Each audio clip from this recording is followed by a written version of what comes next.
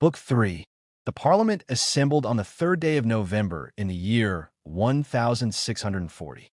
Though the writs for elections had been issued only a short time before, the attendance was fuller than many had reasonably expected. At the first meeting, not many members were absent. Yet from the very beginning there hung over the assembly a sad and melancholy aspect, as though some shadow had fallen across it, foretelling events unusual and unnatural. The king did not proceed to Westminster with his accustomed splendor. He did not ride in his usual majesty, surrounded by the full pomp of royal ceremony. Instead, he went privately by water in his barge to the Parliament stairs at Westminster. From there he passed to the church, almost as though he were attending merely the return of a parliament that had been prorogued or adjourned, not the opening of one called in so grave and pressing a season. There occurred at this time an untoward and unprecedented accident, which broke many of the king's measures and disordered his service in a manner beyond easy repair. From a moment the calling of a parliament had been resolved upon, the king had intended that Sir Thomas Gardiner, Recorder of the City of London, should be chosen Speaker of the House of Commons. The Recorder of London was the chief legal officer of the city, a man accustomed to public speech and authority. Sir Thomas Gardiner was esteemed a person of gravity and quickness of understanding. He possessed a presence marked by authority and a certain gracefulness, and in all respects appeared equal to the service required of a speaker, whose task was to preside over the House of Commons and maintain order and dignity. There had been little doubt that he would be elected as one of the 4 representatives for the City of London, for the city had very rarely rejected its recorder on such occasions. To ensure his election, diligence had also been used in other places, so that, should the city fail him, he might be chosen elsewhere.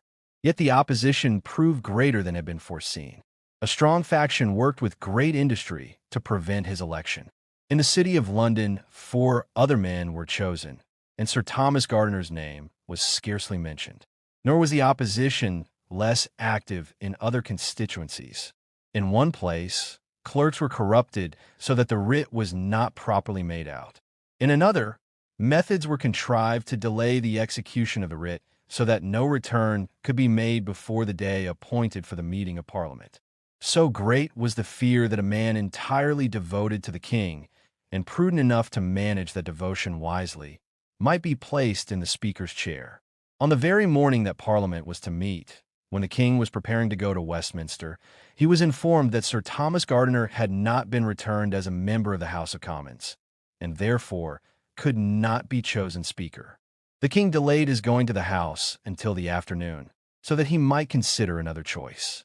Upon examining the returns made into the Crown Office, there were found not many lawyers of eminent name, though many who were then little known would afterwards prove to be men of great consequence. At that moment, there appeared few with long experience in former parliaments. Men of the legal profession had commonly been judged most fit for the office of Speaker because of their knowledge of law and custom. To depart from that practice in so unsettled a time was thought hazardous. After such deliberation as the shortness of time allowed, the king fixed upon Mr. William Lenthall, a bencher of Lincoln's Inn. A bencher was a senior member of one of the Inns of Court, those ancient societies in London where barristers were trained. Mr. Lenthall had a competent legal practice and bore no ill reputation for his affection to the established government of both church and state. Yet he accepted the charge with reluctance and difficulty, rather prevailed upon than persuaded. It soon appeared that scarcely a worse choice could have been made among those then returned. Mr. Lenthall was of a narrow and timorous disposition. He lacked experience in the broader affairs of the kingdom, being acquainted chiefly with the laborious details of his profession, in which his principal aim had been to make himself wealthy. He did not possess the strength to preserve his own dignity in the chair, nor the firmness to restrain the license and excess of others. His weakness, in time, would contribute as much to the growing mischiefs as the malice of those who most deliberately contrive them. That afternoon, the king addressed both houses. With less majesty than the occasion perhaps required, he recommended to their wisdom the distracted condition of the kingdom. He invited them to apply such reforms and remedies as they should judge fit. As a rule for their councils, he proposed that all things might be reduced to the practice of the time of Queen Elizabeth I, who had reigned from the year 1558 until the year 1603, a period often remembered for stability in religion and government. No sooner had the House of Commons returned to their chamber than they chose Mr. Lenthall as their speaker. 2 days later, with the customary ceremonies and formalities, he was presented to the king, who declared his acceptance. Thus both houses stood ready to begin their work. Before they even assembled in full debate, a remarkable elation was observed in the countenances of many members. The same men who 6 months earlier had seemed moderate in temper, wishing that gentle remedies might be applied and that wounds not be laid too open to the air, now spoke in a different tone. They had once expressed a desire to cure what was amiss without making too strict an inquisition into causes and origins. Now they declared that they must be of another temper. They said that they must not only sweep the house clean below, but also pull down the cobwebs that hung in the upper corners, lest they gather dust and foul the house again. They declared that they had an opportunity to make their country happy by removing all grievances and by pulling up the causes of those grievances by the roots, if only every man would do his duty. Their discourse was sharp and resolute. It became evident that bold and warm counsels would find a better reception than those of moderation. On the first day that they could enter upon business, Mr. John Pym rose in the House. John Pym was a leading member of the House of Commons and long known for his opposition to certain royal policies. In a long and carefully formed speech, he lamented what he described as the miserable state and condition of the kingdom. He aggravated every particular that had been done amiss in the government. He charged that these actions had been done and contrived maliciously and with deliberation, in order to change the whole frame of the government and to deprive the nation of its liberty and property, which he declared to be the birthright of Englishmen according to the laws of the land.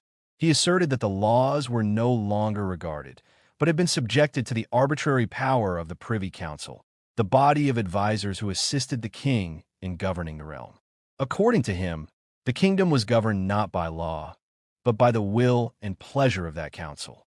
Yet, even as he spoke these heavy accusations, he declared that these calamities had fallen in the reign of a pious and virtuous king, one who loved his people and was himself a lover of justice.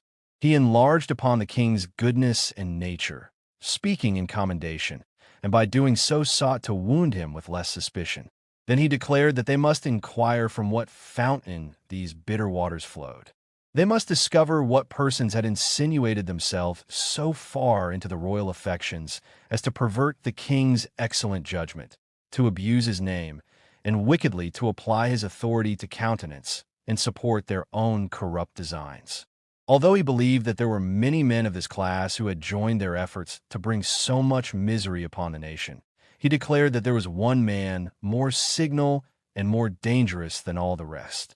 This man, he said, was of great intellectual ability and deep contrivance, and of unwearied industry in bringing whatever he designed to pass.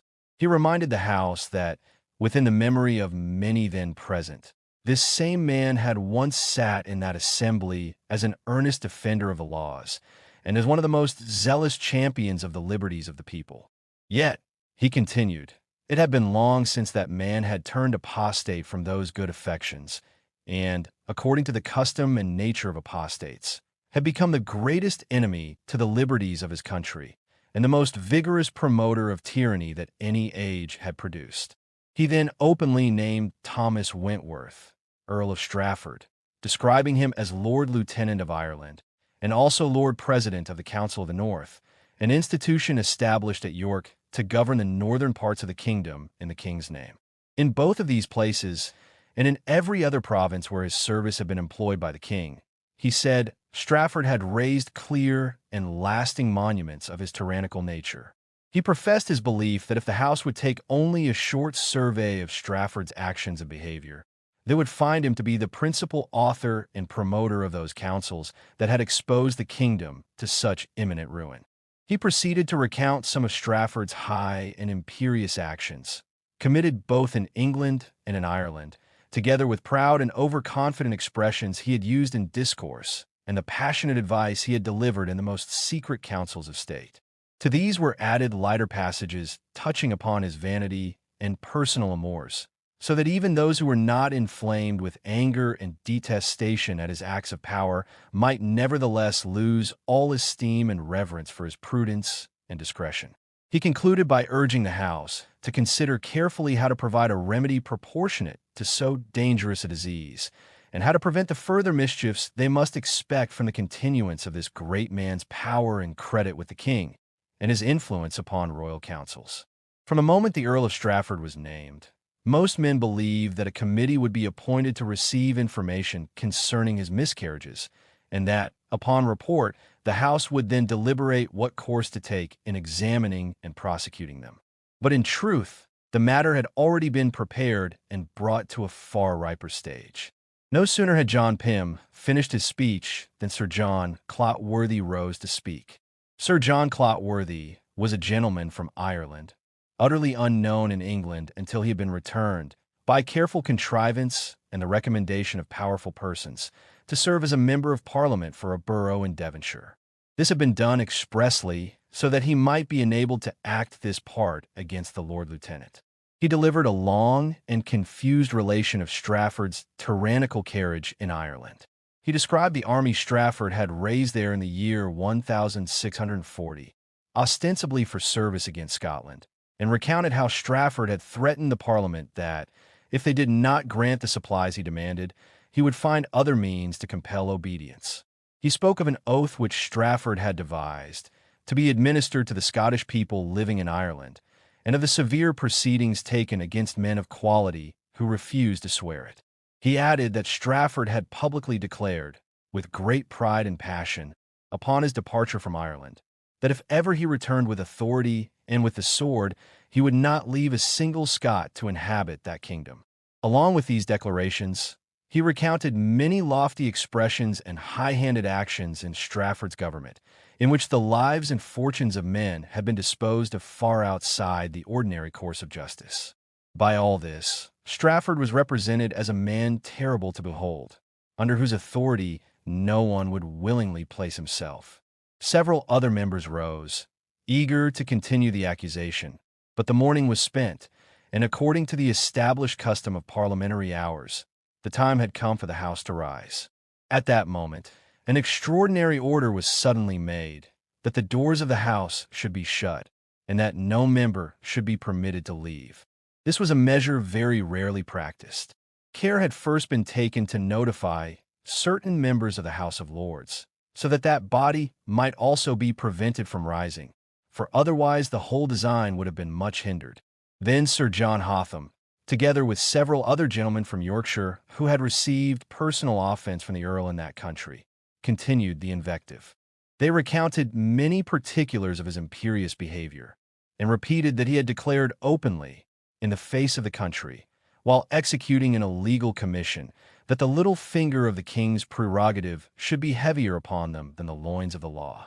Though it was later shown that this expression bore a contrary sense, it greatly inflamed the passions of the House and deepened the prejudice against him. After many hours spent in bitter accusation, tracing the course of Strafford's life both before his coming to court and after, it was at last moved, according to a secret resolution already taken, that he should be forthwith impeached of high treason. No sooner was this proposal spoken than it found universal approval and consent from the whole House of Commons.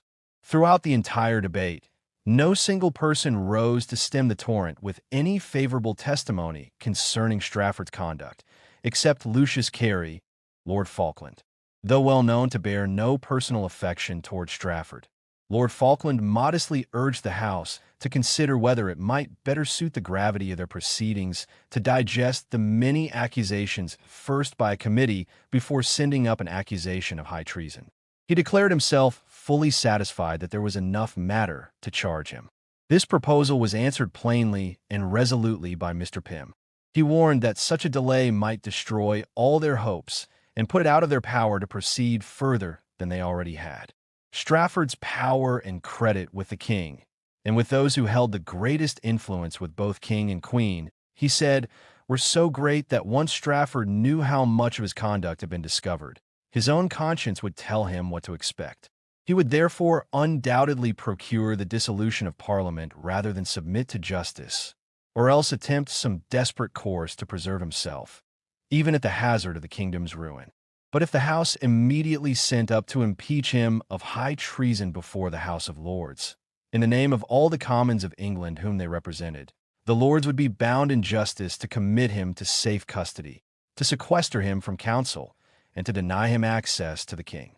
Then, he said, they might proceed against him in the usual legal form, with all necessary speed. In those tense and fateful days, when suspicion hung heavily over the kingdom of England, there were still some men who hesitated. Some members of the House of Commons, the elected chamber of Parliament representing the people of England, quietly questioned whether the accusations against Thomas Wentworth, the Earl of Strafford, truly amounted to high treason.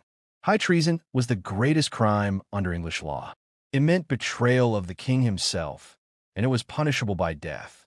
These cautious men wondered whether the many accusations being whispered, even if proven true, would legally justify such a terrible charge. They hesitated, not out of love for Strafford, but out of concern for justice and the law. But the leaders of the House of Commons had prepared their answer. They argued forcefully that the House of Commons was not the judge in this matter. They explained that their role was not to determine guilt or innocence. Their duty was only to accuse. The judgment, they reminded everyone, belonged to the House of Lords, the upper chamber of Parliament, composed of noblemen such as dukes, marquises, earls, viscounts, and barons. These noble peers would act as judges in any trial of one of their own rank. The Commons declared that they had uncovered a vast and terrifying pattern of crimes. They insisted that this collection of offenses, when taken together, formed an enormous and dangerous threat to the kingdom. It was their duty, they said, to present these accusations before the House of Lords so that proper judgment could be made. These arguments were delivered with urgency and conviction. They were presented as necessary for the protection of the nation itself. And the House of Commons responded, without hesitation, without visible opposition, without any recorded contradiction. They voted unanimously. They declared that Thomas Wentworth, the Earl of Strafford, would be accused of high treason, along with many other serious crimes and abuses of power. They demanded that he be immediately removed from his position in the King's Council, the inner circle of advisors who guided royal decisions. They demanded that he be placed in secure custody, held under guard, until his trial could begin. To carry out this historic and dangerous mission, they selected one of their most powerful and feared leaders, John Pym, a senior member of Parliament and one of the strongest opponents of the king's policies. The decision was made. The doors of the House of Commons were opened, and in a dramatic and symbolic gesture, most of the members rose and followed John Pym as he left the chamber. Together, they walked toward the House of Lords. It was about 3 o'clock in the afternoon. At that very moment, Thomas Wentworth himself, the Earl of Strafford, was at home. He was ill and weak. His health had been failing, and he had not left his house that morning. But when he heard that Parliament was still in session, he made the decision to go. Some believe that he intended to accuse his enemies first. Some believe he planned to charge William Fiennes, Lord Say, and others with secretly encouraging the Scottish army to invade England. If that was his plan, he was too late. Strafford entered the House of Lords, the highest court in the kingdom, with a nobility gathered beneath royal authority.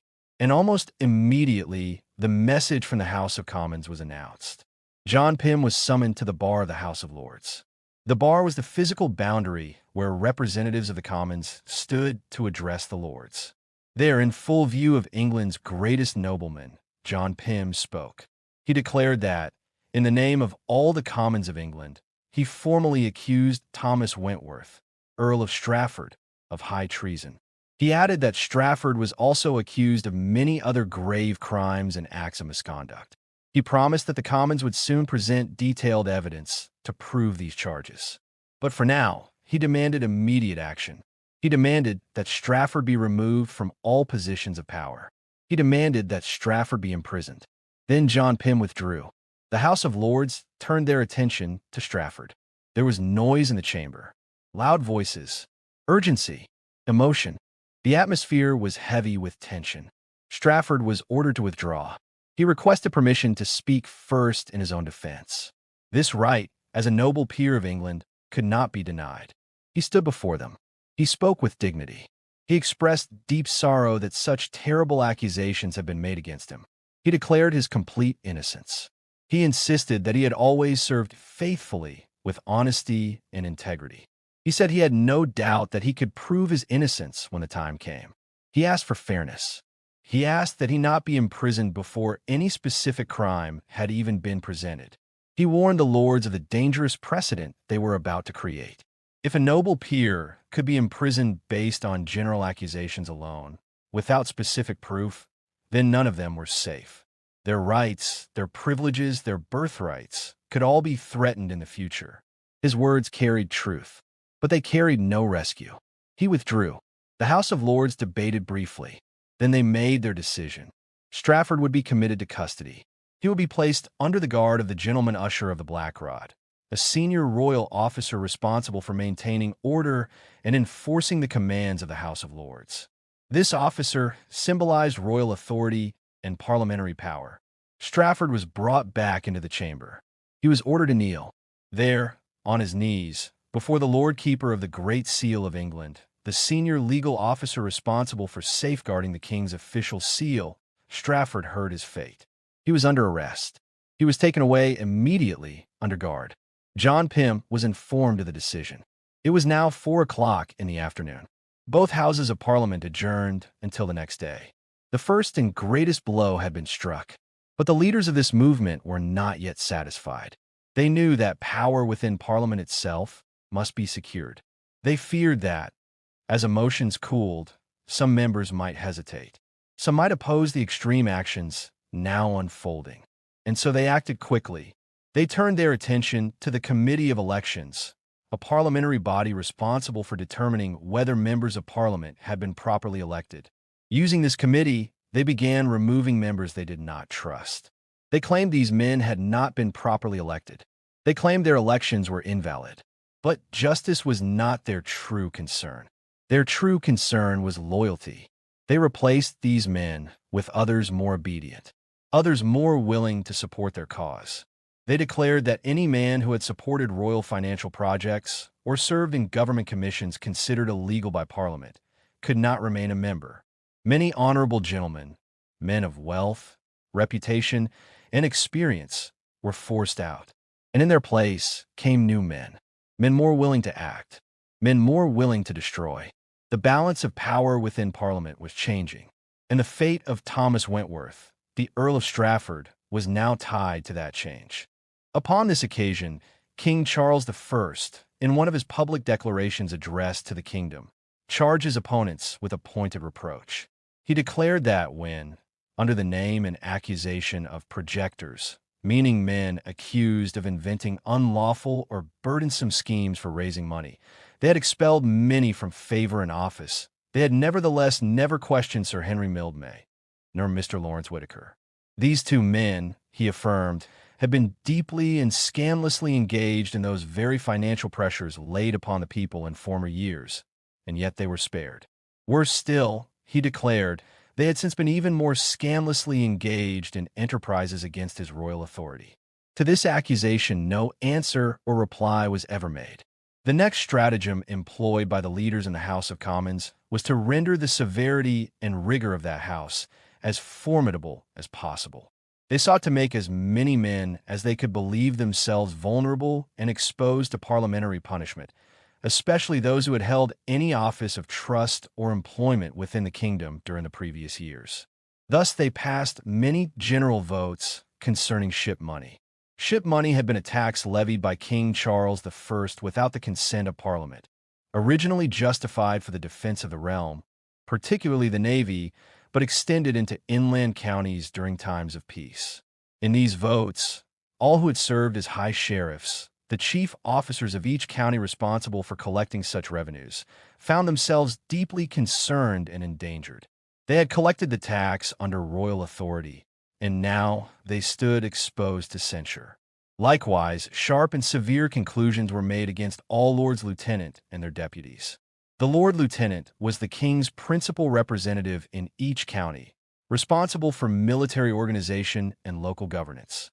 These posts were generally held by the prime gentlemen of quality and influence throughout the counties of England.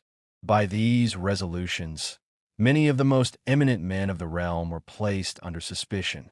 Then attention was turned toward the proceedings in the Court of Star Chamber and at the council table.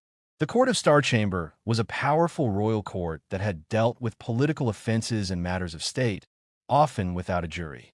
The council table referred to the Privy Council, the body of advisers closest to the king, where many administrative and judicial orders were issued.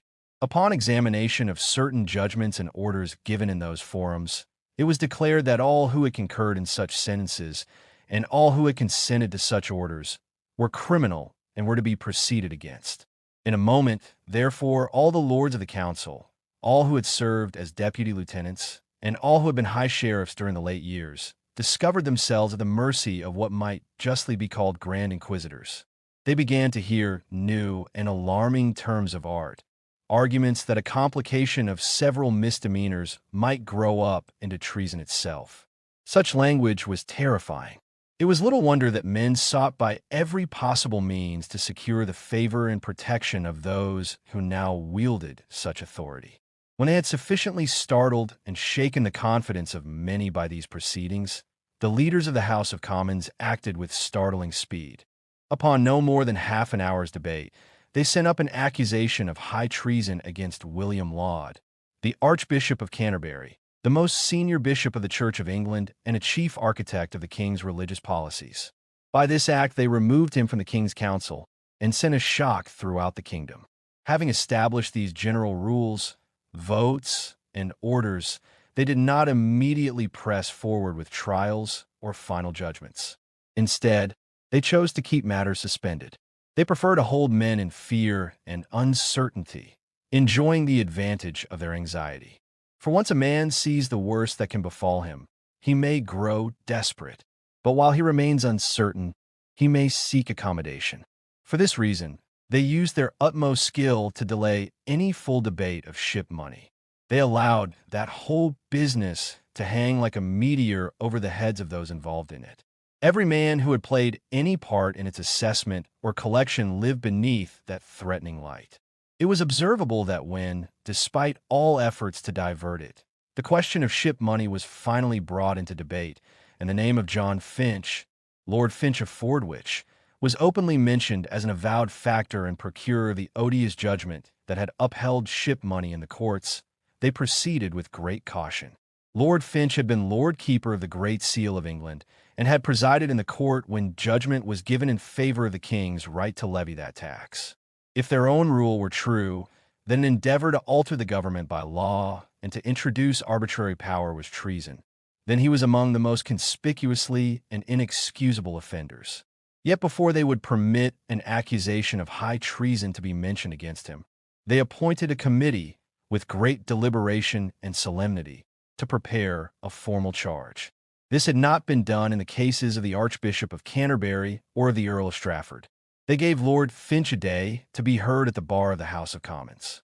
By this, contrary to ordinary practice, he was allowed to take notice of what was being handled in the House concerning himself. When they perceived that by their own rules he would likely be accused of high treason, they prolonged the debate so that the House of Lords, the upper chamber of Parliament, had already risen for the day. Therefore, the formal accusation could not be carried up to them until the next morning. But before that time arrived, the Lord Keeper, having been well informed of all that had passed, withdrew himself and soon fled into the Dutch Republic, known commonly as Holland. In his place, Edward Littleton, who had been Chief Justice of the Court of Common Pleas, was made Keeper of the Great Seal of England. At about the same time, Sir Francis Windibank, one of the principal secretaries of state and also a member of the House of Commons, was accused of many transactions on behalf of Roman Catholics of various kinds. He was indeed regarded as their extraordinary patron. While he was present in the House, several warrants under his own hand were produced. These warrants authorized the discharge of prosecutions against priests and the release of priests from prison. Since the laws of England at that time imposed severe penalties upon Roman Catholic clergy, this was treated as a grave offense. According to custom, while the matter was debated, Sir Francis Windibank was ordered to withdraw. He went to the usual place, the committee chamber. Immediately afterward, the House of Commons went to a conference with the House of Lords on another matter. When they returned, they did not resume the debate concerning the secretary. After considering other business, they rose at their usual hour. Sir Francis Windibank was therefore free to return to his own house. From there, observing the disposition of the House and knowing full well what evidence could be brought against him, he did not choose to trust himself further in such company. That same night, he withdrew himself from any place where inquiry might find him. Soon news arrived that he had landed in the Kingdom of France. Thus, within less than 6 weeks, for no more time had yet elapsed, these formidable reformers in Parliament had caused the two greatest councillors of the kingdom, William Laud, Archbishop of Canterbury, and Thomas Wentworth, Earl of Strafford, whom they most feared and therefore most hated, to be removed from the king and imprisoned under accusations of high treason. They had frightened away the Lord Keeper of the Great Seal of England and one of the principal secretaries of state into foreign lands for fear of similar charges. And they had prepared all the lords of the council and many of the principal gentlemen throughout England, especially those who had served as high sheriffs and deputy lieutenants, to expect whatever measure of punishment their future conduct might draw upon them for past actions. By these means, they ensured that little vigorous resistance or open opposition would likely be found against their further designs. I was never able to discover the true cause why they allowed Secretary Windibank to escape from their justice. This was Sir Francis Windibank, who served as one of the principal secretaries of state under King Charles I. A Secretary of State was among the highest officers of the Crown, entrusted with correspondence, royal commands, and the daily machinery of government. In contrast, regarding the Lord Finch, whose full name was John Finch, later created Baron Finch, it was clear that he stood in their favor, and they would willingly have preserved him in his office. Yet Windibank faced more substantial and more dangerous accusations than many others whom they later pursued with relentless severity. Against him, there existed testimony of offenses that lay plainly within the reach of the law. Indeed, more direct evidence than had been brought against any person accused since the opening of that Parliament in November of the year 1640. Some of those charges might even have amounted to capital crimes, offenses punishable by death. Had they pressed the matter fully, the gravest penalty known to English law might have followed, and thus the fierce appetite for punishment, which had begun to reveal itself in that assembly, might have found satisfaction. The accusations were not trivial. Windibank had frequently written letters of intercession in his own name, and had also conveyed what he described as the king's pleasure on behalf of Roman Catholics, then commonly called papists and priests. These letters were addressed to judges and to other ministers of justice, urging leniency or intervention. At a time when suspicion of Roman Catholic influence was intense, such actions stirred deep resentment. The memory of earlier religious conflicts and the fear that Protestant England might be undermined from within gave these acts a dangerous color. More than this, he had granted protections under his own authority to certain priests, directing that no one should molest them. It was further alleged that he had harbored priests in his own house, knowing them to be such, by a statute enacted in the 29th year of the reign of Queen Elizabeth I. That is, in the year 1587, such conduct was declared felony. Under that law, sheltering a Catholic priest who had entered the realm contrary to statute could bring severe punishment. There were also warrants bearing Windibank's own hand for the release of priests who had been confined in Newgate Prison. Newgate, situated in the city of London, was one of the principal prisons of the kingdom, notorious for harsh conditions. Some of these priests had already been attainted of treason, meaning they had been legally convicted and condemned and sentenced to the terrible punishment prescribed for traitors, to be hanged, drawn, and quartered. According to the strict letter of the statute, Lawyers maintained that such interference with justice could have brought severe penalties upon Windibank himself. Among the stories carried into the House of Commons was one that, for a moment, introduced an uneasy mirth into otherwise grave proceedings. A royal messenger, his name, as I recall, was Newton, was chiefly employed in apprehending priests. One day, he came to Secretary Windibank in his garden and informed him that he had captured a priest, a man active and industrious in his calling, and asked to which prison he should carry him. The secretary sharply rebuked him. He demanded whether the messenger would never abandon what he called his bloodthirsty humor.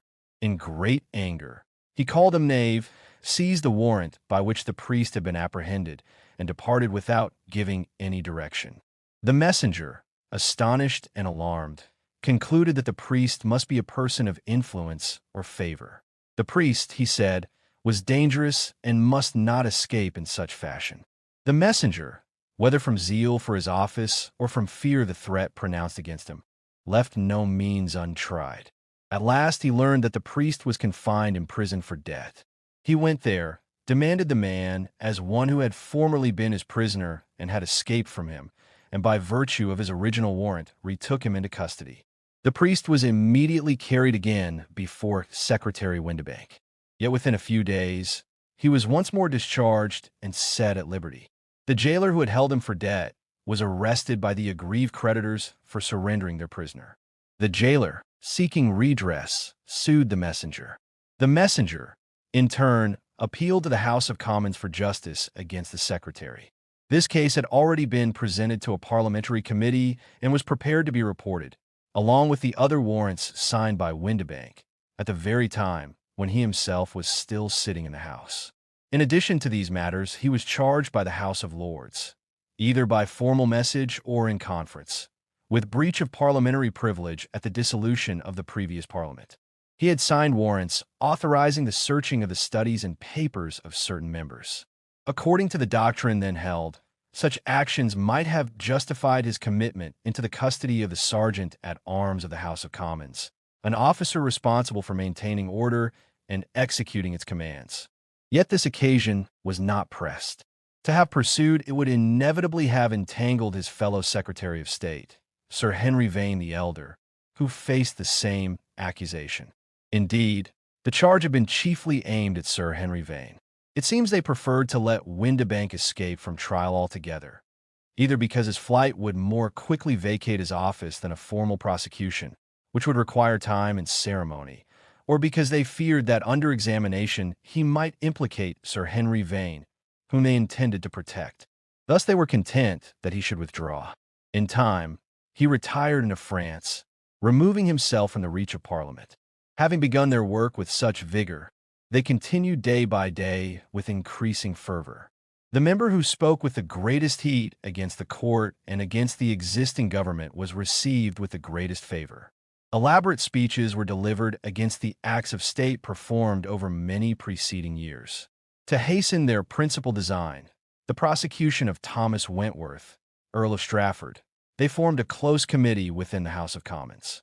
Thomas Wentworth, created Earl of Strafford, had been one of the king's most powerful and resolute ministers. A close committee meant a small, select body of members bound to secrecy, entrusted with preparing the heads of accusation against him. Such a procedure had rarely, if ever, been employed before in Parliament. To strengthen their hand, they sent a message to the House of Peers, requesting that the Lords also appoint a select committee. This committee of peers was to examine, upon oath, witnesses produced by the Commons Committee, and to do so in their presence and upon interrogatories framed by them. Though without precedent, the Lords readily consented and named men who understood well the gravity and direction of the undertaking. Meanwhile, petitions were presented daily. Individuals who had suffered severe sentences in the Court of Star Chamber, a prerogative court known for its authority to impose heavy fines and corporal punishments, came forward with grievances. Others complained of commitments ordered by the Lords of the Privy Council. Accusations were directed against Lords Lieutenant of Counties and their deputy lieutenants, officers appointed to oversee local militia and maintain order, for having levied money to conduct and clothe soldiers and perform other actions of a military character. Such practices have been carried out since the reign of Queen Elizabeth I, who governed from the year 1558 until the year 1603, and had continued through her reign as accepted custom. Sheriffs, too, were attacked for collecting ship money, a levy imposed by royal authority to fund naval defense, but deeply resented as unlawful taxation without parliamentary consent. Thus, with every passing day, the air within Parliament grew heavier. Accusations multiplied, committees labored in secrecy, petitions poured in, and the prosecution of the Earl of Strafford advanced with determined and gathering force.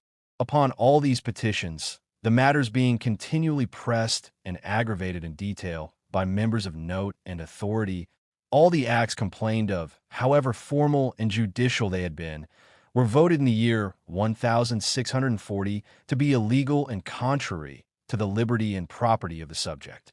This was done without so much as hearing the sentences or judgments read. It was further voted that all who had been guilty of such proceedings should be prosecuted for their presumption and should also pay damages to the persons who had been injured. By these general votes, all passed within a very short time after the sitting of the Parliament. The House rendered itself so formidable that many men of the highest rank found themselves struck with fear. All privy councillors were alarmed, both for what they had done at the council board and for what they had done in the Star Chamber, a court which had indeed pronounced many notable sentences, though often with excess and punishment. All Lords Lieutenant, who were for the most part also privy councillors, and all members of the House of Peers, felt themselves endangered. Beyond them, all deputy lieutenants, and all who had served as sheriffs since the first issuing of writs for the collection of ship money were likewise exposed. Many of these were members of the House of Commons itself. All such men now found themselves comprehended under one or another of these sweeping votes, and liable to be proceeded against upon the slightest provocation. By this means they were kept in such awe, both in the upper house and in the lower house, that they behaved as if they were perpetually on their good behavior. They dared not express dislike, much less offer opposition, to anything that was proposed. All persons who had been imprisoned for sedition by the Star Chamber, after the most solemn examinations and grave deliberations, were immediately set at liberty, so that they might prosecute their appeals in Parliament. Meanwhile, though there were two armies lying within the bowels of the kingdom at an immense and ruinous expense, care was taken only to provide money for their pay. There was not the least mention that one army should return into Scotland, nor that the other should be disbanded, so that this vast expense might cease. On the contrary, frequent insinuations were given that many great matters were first to be accomplished before the armies could be disbanded. Only one demand was pressed upon the king, that all Roman Catholics should be immediately removed from his army. This the king could not deny, and accordingly several officers of good reputation were at once dismissed. It will not be improper, nor foreign to this present discourse, to describe at this point the temper and constitution of both houses of Parliament. By understanding this, it will be less surprising that so prodigious an alteration was made in so short a time, and that the crown fell so low that it could neither support its own dignity nor protect those who appeared faithful to it. In the House of Peers, the chief contrivers and designers were, first, Francis Russell, Earl of Bedford. He was a man of wisdom and possessed of so great and plentiful a fortune that he had no desire to overthrow the government. It soon became evident that his purpose was only to make himself and his friends powerful at court, not at all to weaken the authority of the court itself. Next was William Fiennes, Viscount Say and Seal, a man of a reserved and cautious nature, of a moderate and narrow fortune, but of great intellectual ability and the highest ambition. His ambition, however, would not be satisfied merely with offices and preferments unless they were accompanied by alterations and concessions in ecclesiastical matters. For many years he had been the oracle of those called Puritans in the harshest sense of that name, guiding and directing all their counsels and designs. He was a declared enemy to the established Church of England and to many of its most eminent churchmen, with some of whom he had maintained personal and bitter contests. He had consistently opposed all acts of state and all taxes and impositions that were not strictly legal. He had refused, as obstinately and publicly as John Hampden, to pay ship money. Yet Hampden's case had been chosen by the King's Council to be first argued and adjudged, with the intention that the judgment in that case should conclude the entire right of the matter and overrule all other cases. Lord Say would not acquiesce in this. He insisted that his own case should be argued, and he pressed the matter so earnestly, visiting the judges privately in their chambers and publicly in the court at Westminster, that he became extremely burdensome to them. His imprisonment at York in the year 1639, because he refused to take an oath, or rather to subscribe a protestation, denying intelligence with the Scots when the king first marched against them, had greatly increased his reputation. In short, he possessed very great authority among all the discontented party throughout the kingdom, and also enjoyed a good reputation with many who were not discontented, who believed him to be a wise man of a very useful temper in an age of license, and one who would always adhere to the law. Another leading figure was Edward Montague, Lord Mandeville, the eldest son of the Lord Privy Seal. He was a man of great civility, very well bred, and had been early introduced to court life under the favor of George Villiers, Duke of Buckingham, into whose family he had married. He had attended upon the prince during the journey to Spain, and had been called to the House of Peers during his father's lifetime under the title of Lord Kimbolton, an extraordinary mark of royal favor. After the death of George Villiers, Duke of Buckingham, the powerful royal favorite who had long stood at the very center of the court of King Charles I of England, and whose influence had shaped both government and war, there came another change of consequence. His wife had also died. In the shifting aftermath of that loss, Edward Montague, known then as Edward Montague, Lord Mandeville, entered into a new marriage. He married the daughter of Robert Rich, Earl of Warwick. This was no ordinary alliance. The Earl of Warwick was a man deeply distrusted at court. He stood outside the favor of the king and his royal circle. He was regarded as the greatest protector and patron of the Puritans. The Puritans were a powerful religious movement within England.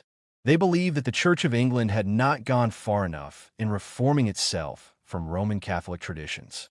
They demanded stricter worship, stricter morality, and stricter obedience to what they believed was the true Protestant faith. Warwick's immense wealth made him their strongest supporter. His great estates, his influence, and his generosity gave protection and encouragement to those who opposed the religious policies of the king and his archbishop. Yet there was contradiction. Though Warwick protected men of strict religious discipline, his own life did not reflect their severe moral standards. His behavior was widely known to be loose and indulgent. He did not live with the rigid discipline the Puritans preached, but his protection was too valuable. His wealth was too great, his generosity too important, and so they overlooked his personal conduct. They accepted his support, even while quietly ignoring his example. This marriage changed Lord Mandeville profoundly. From that moment forward, he withdrew himself from the royal court. He distanced himself from the king's presence. His loyalty cooled. His appearances at court became rare. And when he did appear, his disapproval of its actions was visible. Instead, he turned his attention toward those who shared the religious and political opposition growing throughout the kingdom. There existed among them a kind of brotherhood, a circle of men of rank and wealth, united by shared grievance and shared purpose. They gathered together often. They lived near one another. They maintained constant communication, exchanging ideas, plans, and suspicions. They met frequently at the country house of a wealthy gentleman who lived near Lord Mandeville's own residence. This house became a place of regular assembly, a quiet center of influence where opposition to the king was nurtured and strengthened. Lord Mandeville himself lived beyond his means. His father, cautious and prudent, had limited his allowance. But Mandeville ignored such restraint. He spent lavishly. He entertained generously. He welcomed allies and supporters into his household. To sustain this lifestyle, he fell deeply into debt. Yet this extravagance served a purpose. It built loyalty. It built affection. His natural kindness, his politeness, and his approachable nature made him beloved.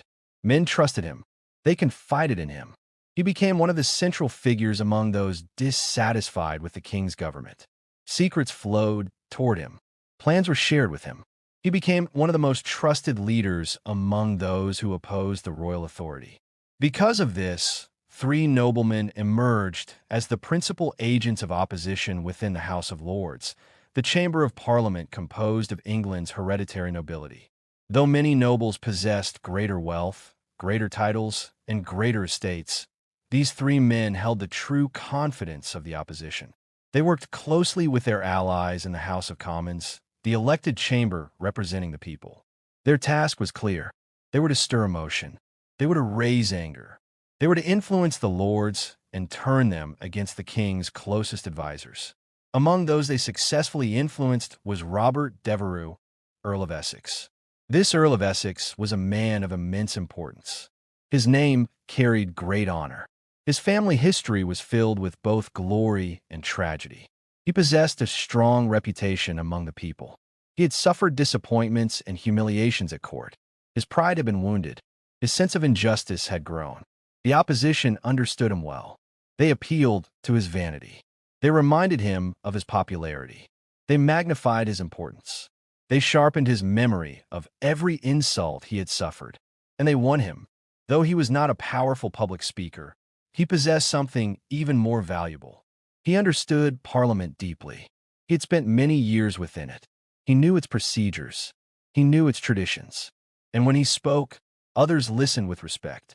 Most importantly, he held deep hostility toward two of the king's most powerful servants. One was William Laud, Archbishop of Canterbury, the highest religious authority in England under the king. Laud had enforced strict religious uniformity and punished Puritan dissent. The other was Thomas Wentworth, Earl of Strafford, the king's most feared political enforcer, who had ruled Ireland with ruthless efficiency and had become the king's strongest defender. Both men were seen by their enemies as symbols of royal oppression.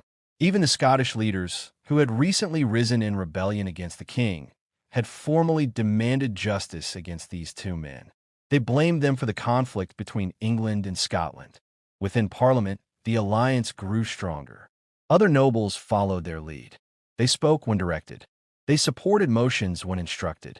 And in the House of Commons, the situation was equally fragile.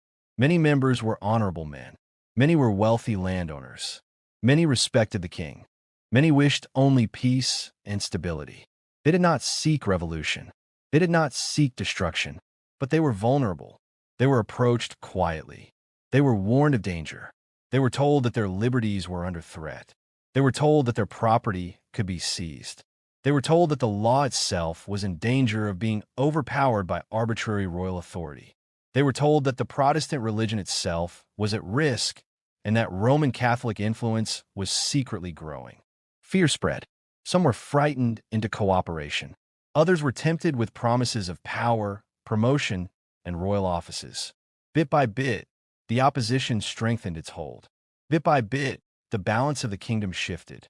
Though many were already corrupted and many more were misled by powerful temptations, it must be understood that the true direction of events did not rest with the wild multitude.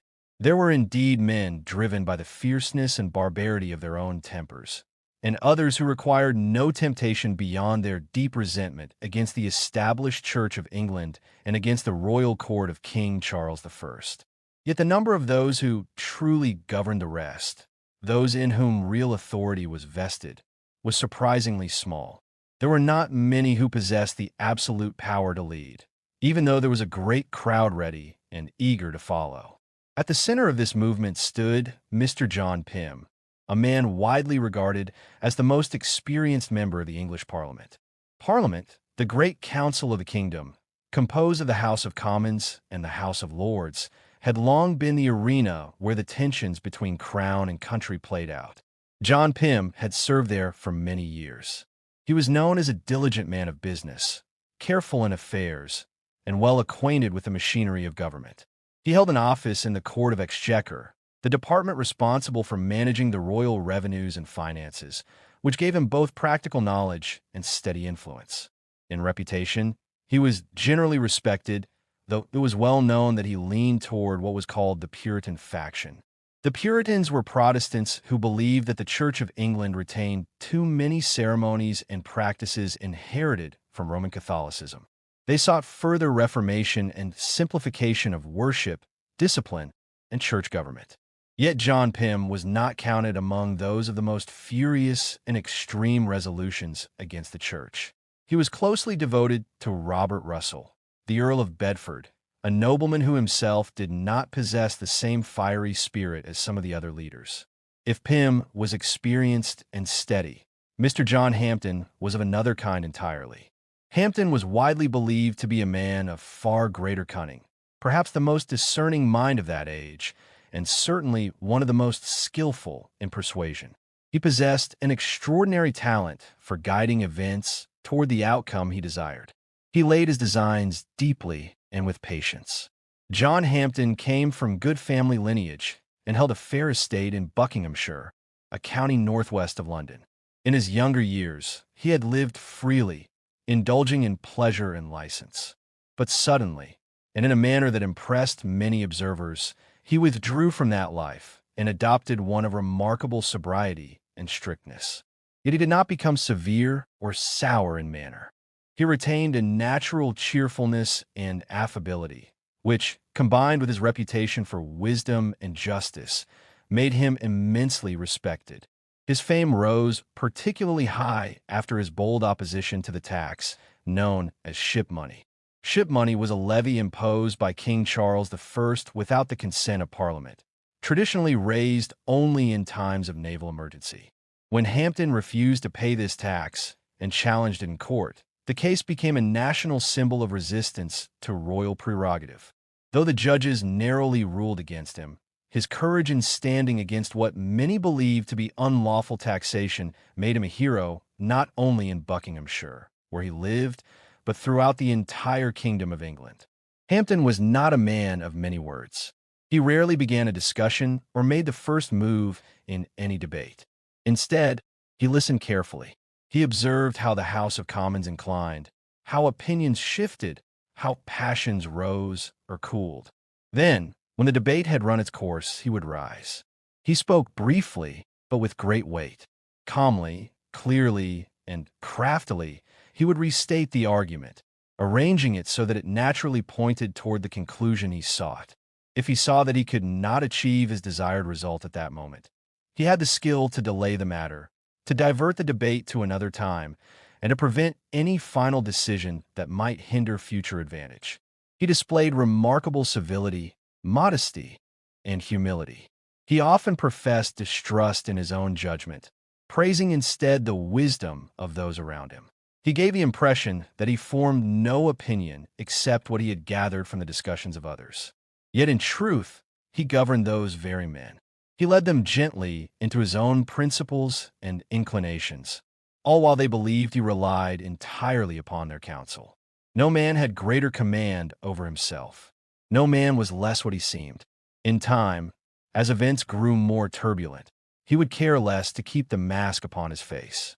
Closely allied with both Pym and Hampden was Mr. Oliver St. John, a lawyer of Lincoln's Inn. Lincoln's Inn was one of the 4 Inns of Court in London, institutions where barristers were trained and from which many of the kingdom's leading legal minds emerged. St. John was known for intelligence and industry, though he had not gained wide recognition in the great law courts of Westminster Hall until the famous case of ship money. In that case, he argued in the Exchequer Chamber on behalf of John Hampden. The Exchequer Chamber was a high court where cases of great constitutional importance were heard. St. John's performance there brought him sudden and considerable reputation. Afterward, he was called to plead in many courts, particularly in causes where the king's prerogative, meaning the special rights and powers claimed by the monarch, was most fiercely contested. He was a reserved man, with a dark and clouded countenance. He was proud and kept company with very few, and those few were men of similar temperament and inclination. Years before, he had been questioned and committed to prison, and even brought before the Court of Star Chamber. The Star Chamber was a powerful and feared royal court that dealt with political offenses and matters touching the authority of the crown. He and others of notable reputation had been accused of circulating a paper that some wished to interpret as seditious, meaning rebellious against lawful authority. Yet it soon became evident that the prosecution would not succeed, and they were discharged. Still, St. John never forgave the court for what he saw as an unjust assault.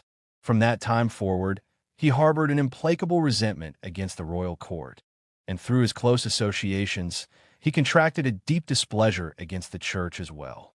He was in intimate trust with the Earl of Bedford, to whom he was in some measure allied, being connected to the house of Bolingbroke. Through Bedford's favor, he was drawn into many affairs in which that nobleman was concerned. It was widely believed that these three men, John Pym, John Hampden, and Oliver St. John, together with three noble lords mentioned elsewhere, formed the inner engine that moved the larger body. They were bound together by intimate trust, consulting closely, shaping direction, and setting the course for others to follow. Yet it was also evident that two younger figures had been admitted into their confidence without reserve. One was Nathaniel Fiennes, the second son of William Fiennes, Lord Say and Seal. Nathaniel Fiennes was a man of learning and considerable ability. He had studied at New College in Oxford, an ancient college of the University of Oxford, where his father had formerly been a fellow. That family claimed kinship with the founder of the college and enjoyed privileges there. After his studies, Nathaniel Fiennes traveled abroad, spending time in Geneva and among the cantons of Switzerland. Geneva was a center of Reformed Protestantism, deeply influenced by the teachings of John Calvin. In those lands, he strengthened the religious convictions with which he had been raised, convictions already inclined against the established Church of England. On his return journey, he passed through Scotland at a moment when rebellion there was only beginning to stir. Few English travelers chose that path, but Fiennes did. There, among the Scottish Covenanters who resisted the king's religious policies, he found a community that shared his convictions. For some time, he was little known in England outside that circle. But when he appeared in Parliament, it soon became clear that he was not only the cherished son of his father, but a man determined to fulfill the expectations long placed upon him. Alongside him stood Sir Henry Vane the Younger, eldest son of Sir Henry Vane the Elder, who held the office of Secretary of State and served as treasurer of the household. The younger Vane, already entrusted with significant responsibilities, including a position as treasurer of the house, was admitted into the confidence of this inner circle. Though still young, he possessed ambition, subtlety, and a restless energy that promised to carry the designs of these men into even bolder and more dangerous paths.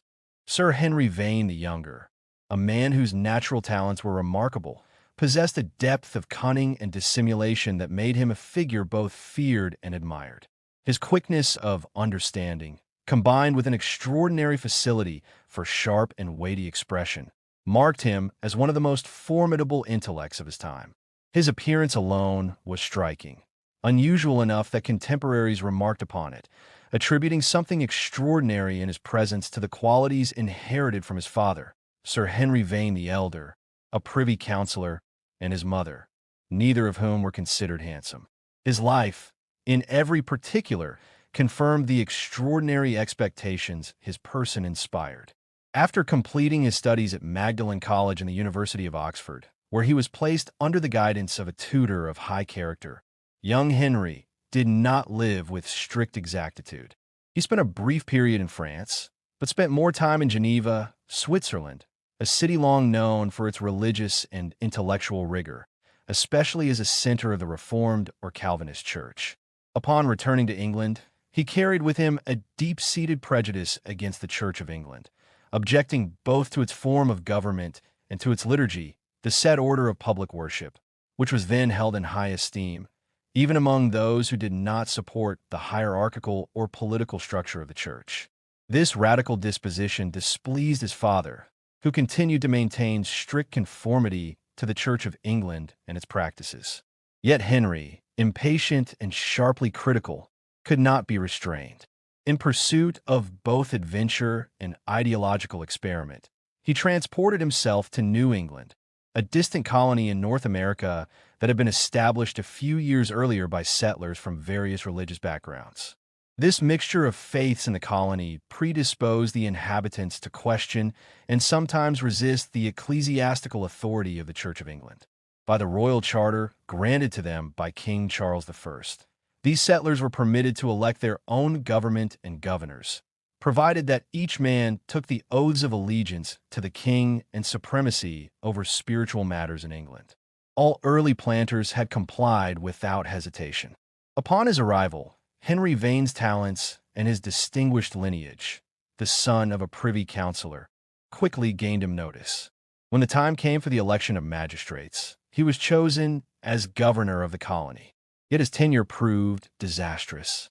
His restless intellect and unquiet fancy stirred doubts and scruples among the settlers, planting seeds of division that had not previously existed.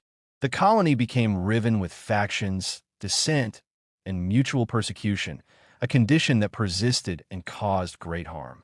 Some settlers, invoking liberty of conscience, withdrew themselves from his jurisdiction entirely, obtaining separate charters from the king that allowed them to establish their communities under different governance and to expand their settlements into territories adjacent to the original colony. Returning to England, Vane appeared to have moderated his more extravagant tendencies. With his father's approval and guidance, he married a woman of reputable family, and through the influence of his father with the Earl of Northumberland, who served as High Admiral of England and was one of the principal naval officers, Henry Vane was appointed jointly with Sir William Russell to the office of Treasurer of the Navy. This was a position of immense trust and substantial profit, in which the two men shared responsibilities and emoluments equally. At first, he seemed composed, satisfied, and amenable to government, appearing to conform to expectations of loyalty. Yet when his father received notification that Thomas Wentworth, recently created Baron of Raby and Earl of Strafford, had claimed the family seat of Vane, a distinction previously hoped for by the Vane family but bestowed upon Strafford, likely as a slight, the son's thoughts turned inevitably to revenge. The slight fanned resentment into determination, and he allied himself closely with John Pym, a leading member of the House of Commons and a prominent critic of the king, along with other discontented or seditious men. Vane contributed intelligence, correspondence, and insight that would be instrumental in the plotting against the Earl of Strafford. He became fully trusted by those orchestrating Strafford's downfall, privy to their secret designs, while carefully communicating his own thoughts to very few. Another influential figure was Denzil Hollis, the younger son of the Earl of Clarendon. Hollis had earned widespread respect for his previous opposition to the court and to George Villiers, Duke of Buckingham, during the Parliament of the fourth year of King Charles I's reign. The last Parliament convened before the Short Parliament of April 1640. Hollis' long imprisonment and the rigorous prosecutions he had endured imbued him with a memory of resentment and a determined vigilance. Though Hollis did not participate in the counsel or prosecution of Strafford, to whom he was connected by marriage to his sister, he remained a trusted and valued participant in the broader strategies of those opposed to royal authority. Other men of prominence included Sir Gilbert Gerard, Lord Digby, members of Parliament such as John Strode and John Haslerigg, and northern gentlemen who were particularly incensed by Strafford's power, fearing for their own security under royal authority. Among them were Sir John Hotham, Sir Richard Cholmondeley, and Sir Anthony Stapleton. Even some popular lawyers, initially unaware of the deeper conspiracies, gradually became implicated in the designs of the more seasoned plotters.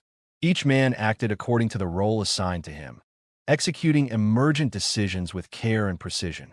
Meanwhile, the larger body of the House of Commons looked on in astonishment and amazement. The intensity of passion, the fury of debate, and the calculated orchestration of faction left many members silent and paralyzed.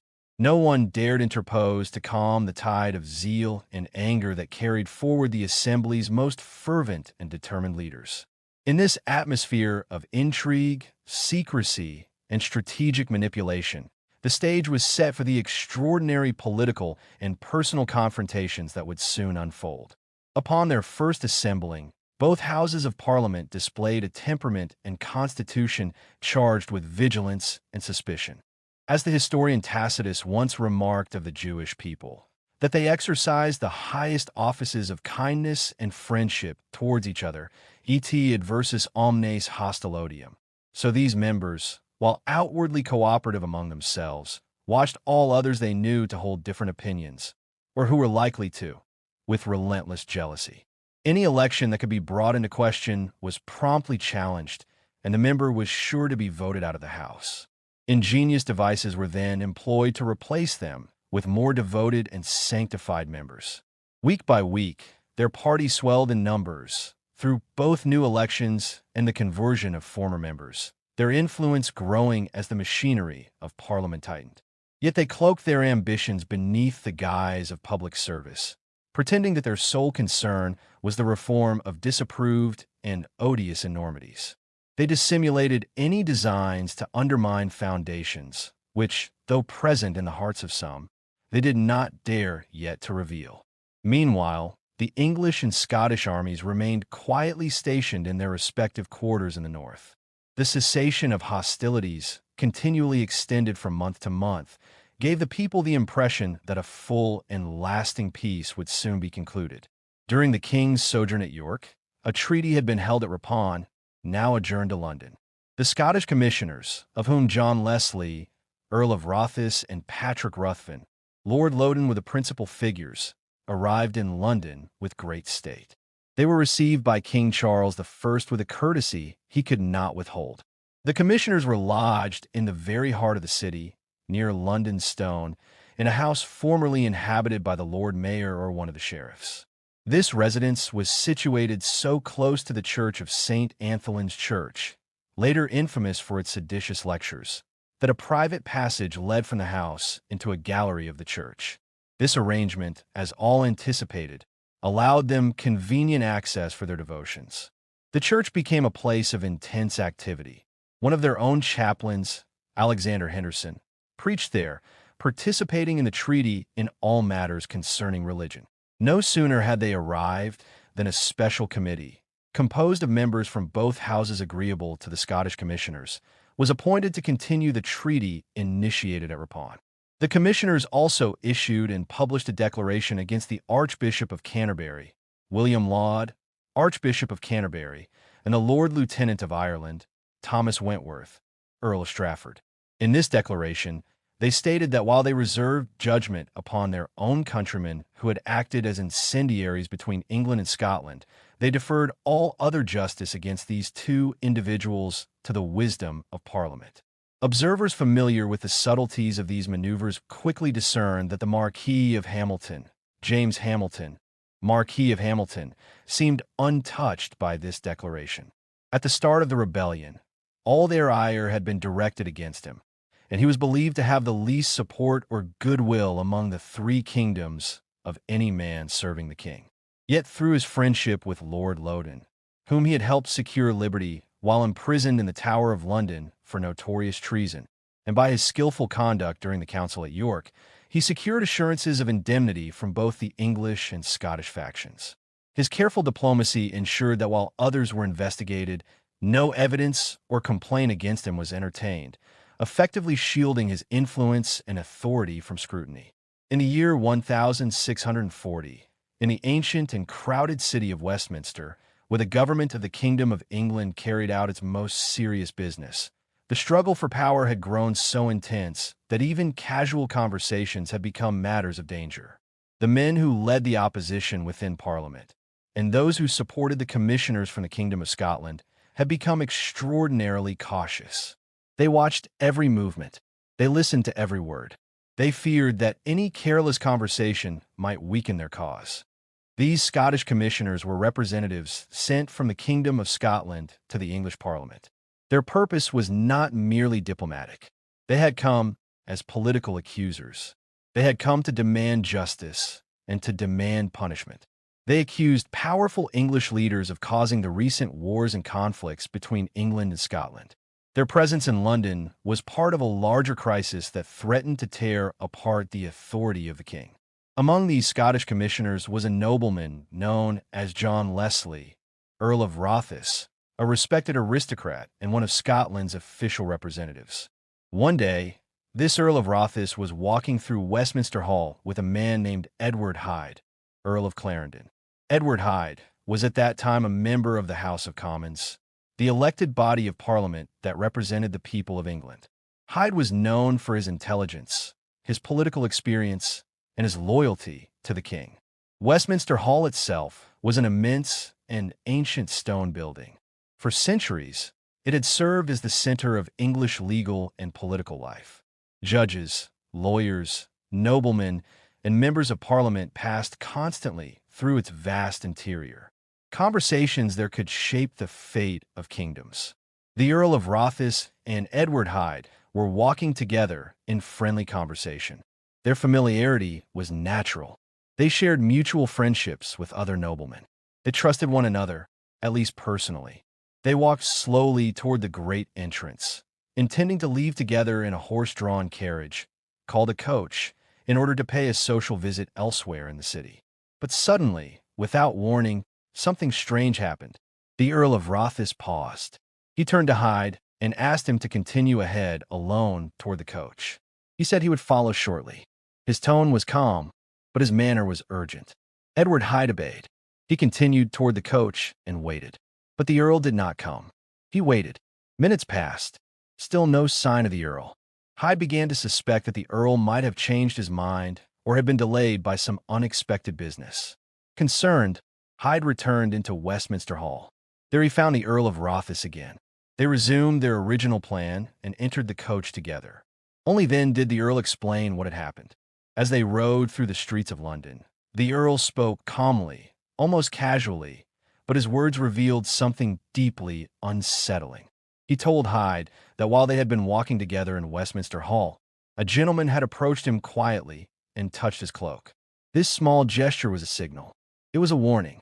The Earl had separated himself from Hyde in order to hear what the man had to say. The gentleman warned him that Edward Hyde was considered the greatest enemy of the Scottish nation within the English Parliament. He warned him to be extremely careful. He warned him not to share any important information with Hyde. He warned him not to trust him.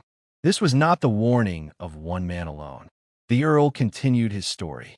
Before he could even leave Westminster Hall, 4 or 5 other important and influential men had approached him separately. Each had delivered the same message. Each had warned him against Edward Hyde. Each had urged him to avoid any familiarity or confidence with him. This was not coincidence. This was organized suspicion. This was evidence of a powerful political faction operating with discipline and coordination. Yet the Earl of Rothis spoke of these warnings lightly. He laughed. He treated them as amusing signs of excessive caution. He showed no hostility toward Hyde. He did not break their friendship, but the meaning was unmistakable. The political struggle had become so severe that even walking beside the wrong man could provoke alarm. The leaders of this movement were careful, observant, and relentless. They understood the importance of secrecy. They understood the danger of divided loyalties. They guarded their plans fiercely. Such men were unlikely to fail in their objectives. At the same time, the Scottish commissioners themselves were receiving extraordinary treatment in London. They were welcomed with great honor and respect. They were given fine houses in the heart of the city. They were entertained generously. They were treated almost as honored allies rather than foreign accusers. Both Houses of Parliament, the House of Commons and the House of Lords, showed them remarkable courtesy. An official order was even made that the Scottish commissioners should be addressed with the respectful title, "Our Brethren of Scotland." This phrase was deeply symbolic. It suggested unity. It suggested brotherhood. It suggested that England and Scotland were partners rather than rivals. Public speeches praised friendship between the two nations. Public gestures emphasized peace and cooperation. Churches in London became places of intense attention. Crowds gathered in great numbers to hear sermons delivered by Scottish ministers, including Alexander Henderson, a leading religious figure among the Scottish Presbyterians. These Presbyterian ministers preached strict Protestant teachings. They condemned religious practices they believed were too close to Roman Catholic traditions. People filled the churches from early morning. They waited for hours to hear these sermons. The influence of the Scottish religious leaders spread rapidly among the people of London. But beneath this appearance of unity and friendship, something far more dangerous was unfolding. The Scottish commissioners presented formal written accusations. These accusations targeted two of the most powerful men in England. The first was William Laud, Archbishop of Canterbury, the highest religious authority in England under the king. He was responsible for enforcing religious uniformity throughout the Church of England. Many Protestants, especially the Puritans and the Scottish Presbyterians, believed he was secretly restoring Roman Catholic practices. The second was Thomas Wentworth, Earl of Strafford, the king's most powerful political servant. He had governed Ireland with absolute authority. He was feared for his strength, his intelligence, and his loyalty to King Charles I. The Scottish commissioners accused these two men of being the chief causes of the conflict between England and Scotland. They called them incendiaries, men who had deliberately set fire to peace. They accused them of creating division. They accused them of causing war. They accused them of bringing suffering upon Scotland. Their written accusations were long, detailed, and filled with anger. These documents were read publicly in both the House of Commons and the House of Lords. At first, Parliament delayed action against the Archbishop of Canterbury, William Laud. He was already imprisoned. He was elderly. Many believed he would die soon, removing the problem naturally. But Thomas Wentworth, the Earl of Strafford, was a different matter entirely. He was strong. He was capable. He was still dangerous. The Scottish commissioners demanded swift justice against him. They even hinted at a threat. They suggested that the Scottish army, which remained in northern England, would not withdraw peacefully until Strafford was punished. This was a direct pressure upon the English Parliament. Fear spread among members of Parliament. They were told that peace between England and Scotland depended upon Strafford's destruction. Soon, Parliament took a fateful step. They created a special committee drawn from both the House of Commons and the House of Lords. This committee was given extraordinary power. Its purpose was to investigate Strafford. It could summon witnesses. It could question him under oath. It could gather evidence in secret. This was a dangerous innovation. It allowed investigators to search through a man's entire life. Private conversations could be examined. Casual remarks could be twisted into crimes. Actions could be reinterpreted as treason. Even innocent words could be turned into deadly accusations. This committee became a powerful weapon, and it was aimed directly at Thomas Wentworth, the Earl of Strafford. The machinery of destruction had begun to move. The second demand that now pressed forward was of even greater boldness. It was proposed that the privy councillors of the kingdom should be examined upon oath and examined specifically concerning matters that had passed at the council table. To understand the weight of this demand, it must be remembered what the Privy Council was. The Privy Council was the inner circle of advisors to King Charles I. It was the body that, especially in the long intervals when Parliament was not sitting, directed the affairs of state. Its members were sworn to secrecy. At that council table were debated matters of war and peace, finance, foreign alliances, and domestic policy. It was there that the king sought confidential advice from those he trusted most. The reason given for this extraordinary proposal was this. The principal ingredient in the charge of high treason against Thomas Wentworth, the Earl of Strafford, was that he had intended to change the very form of government. He was accused of seeking to overturn the settled constitution of England, which was governed by known laws, and instead to introduce a power that was purely arbitrary, resting entirely upon the will of the monarch without restraint of law. Such a design, it was argued, could not be proved merely by public acts. It must be made evident through the advice he gave in private, and through the words he spoke during urgent and secret consultations. Those expressions, uttered in moments of crisis, might reveal the true intent of his heart. But how could such words be discovered? How could they be proved? Only by those who were present when they were spoken, and those present were the privy councillors alone. Specific accusations were already circulating. It was alleged that when the Earl of Strafford was departing from Ireland, where he had served as Lord Deputy, he had declared in council there that if ever he returned again with the sword of authority in his hand, He would not leave a single Scotsman in that kingdom. This was a fearsome threat, especially in a time when relations between England and Scotland were already strained and rebellion was stirring in the north. It was further alleged that upon his arrival in England, when the Lord Mayor of London and certain aldermen had attended the council board to discuss the loan of money to the king, and had not given the satisfaction expected of them, Strafford had acted in a manner shocking to many. He was said to have pulled a letter from his pocket and shown what course the King of France had taken to raise money.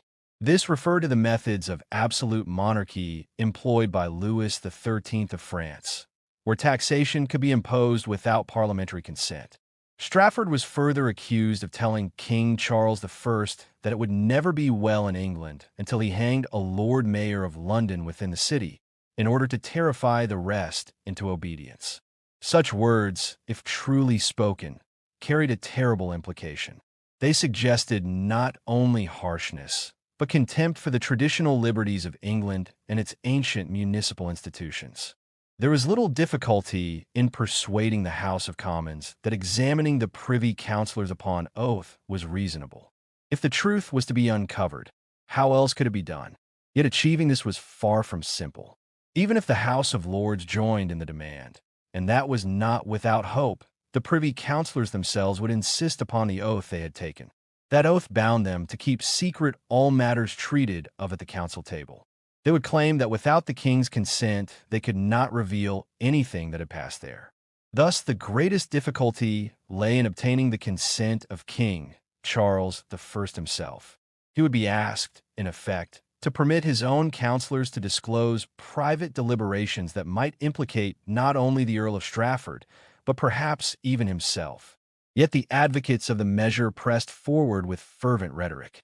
They declared that it must never be safe for any desperate and wicked councillor to propose at that board, which in the absence of Parliament governed the kingdom, courses destructive to the health and very being of the realm.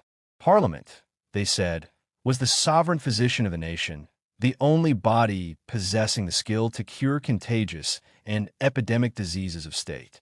Should the public safety be endangered because evidence of corrupt counsel was concealed under a claim of secrecy? God forbid. Armed with this specious and powerful oratory, they requested the House of Lords to concur in the necessary examination of privy councillors.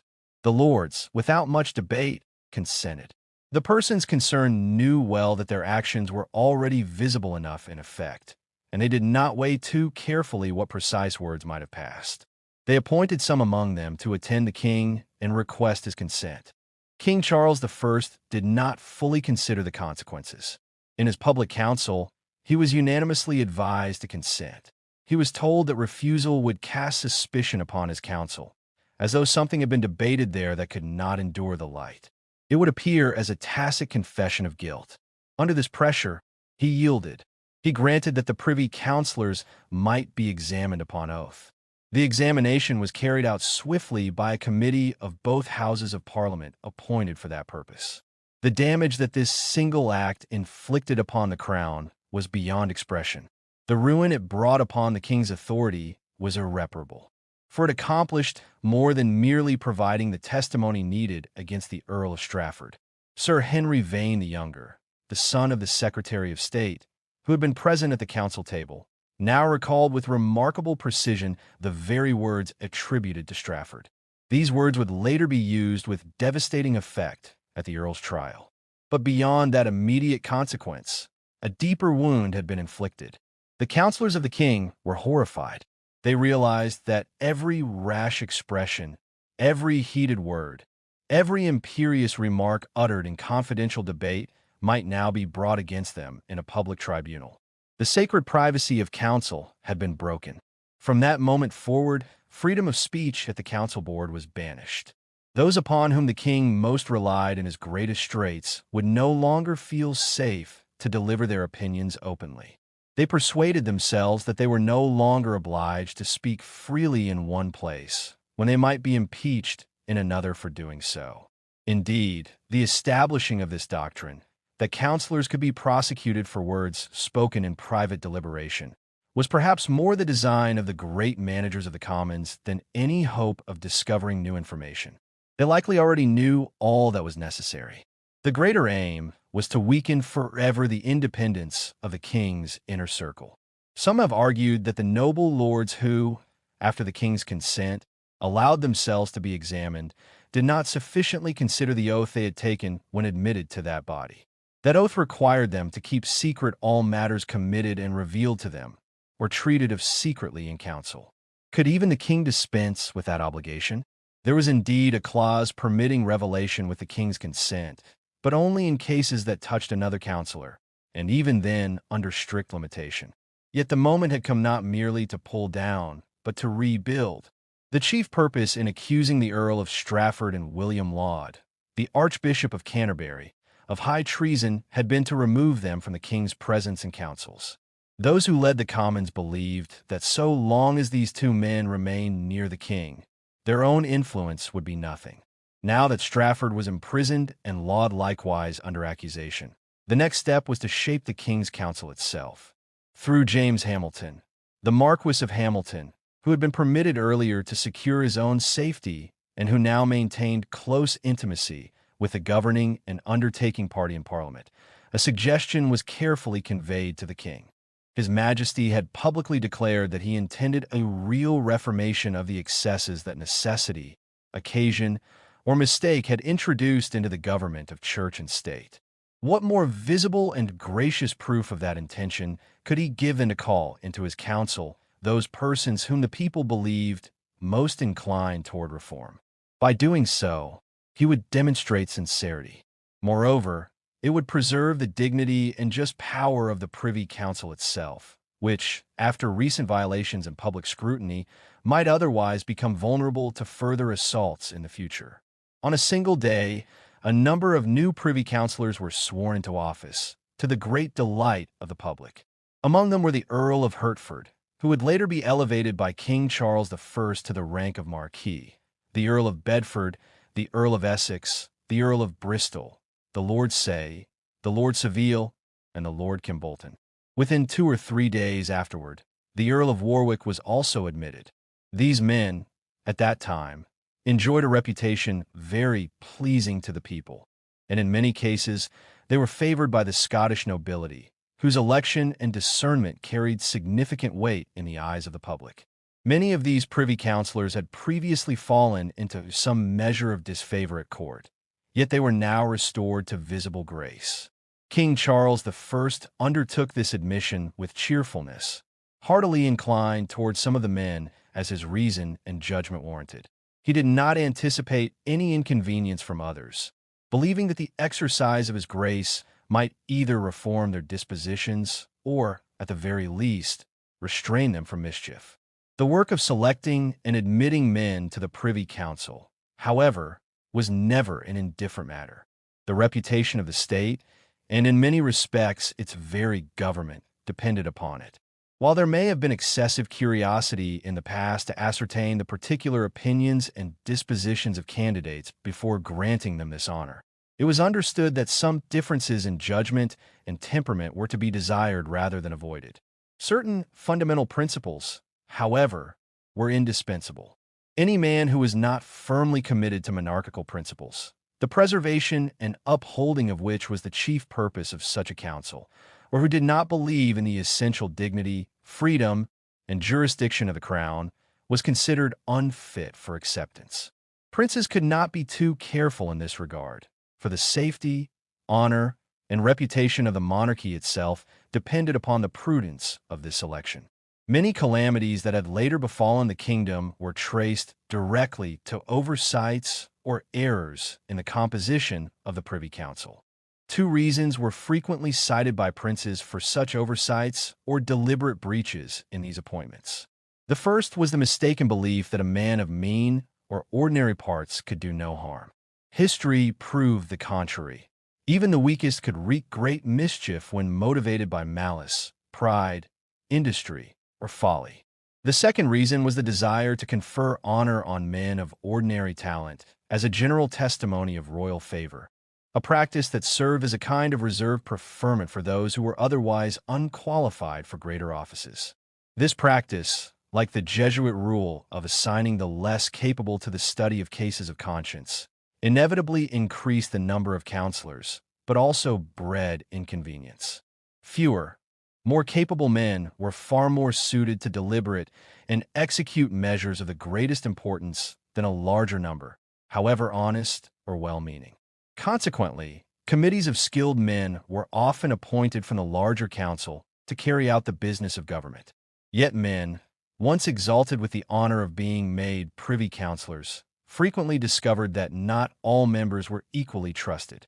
This distinction, however slight, often inflamed resentment, overshadowing the pleasure of their appointment and generating further inconvenience and discontent.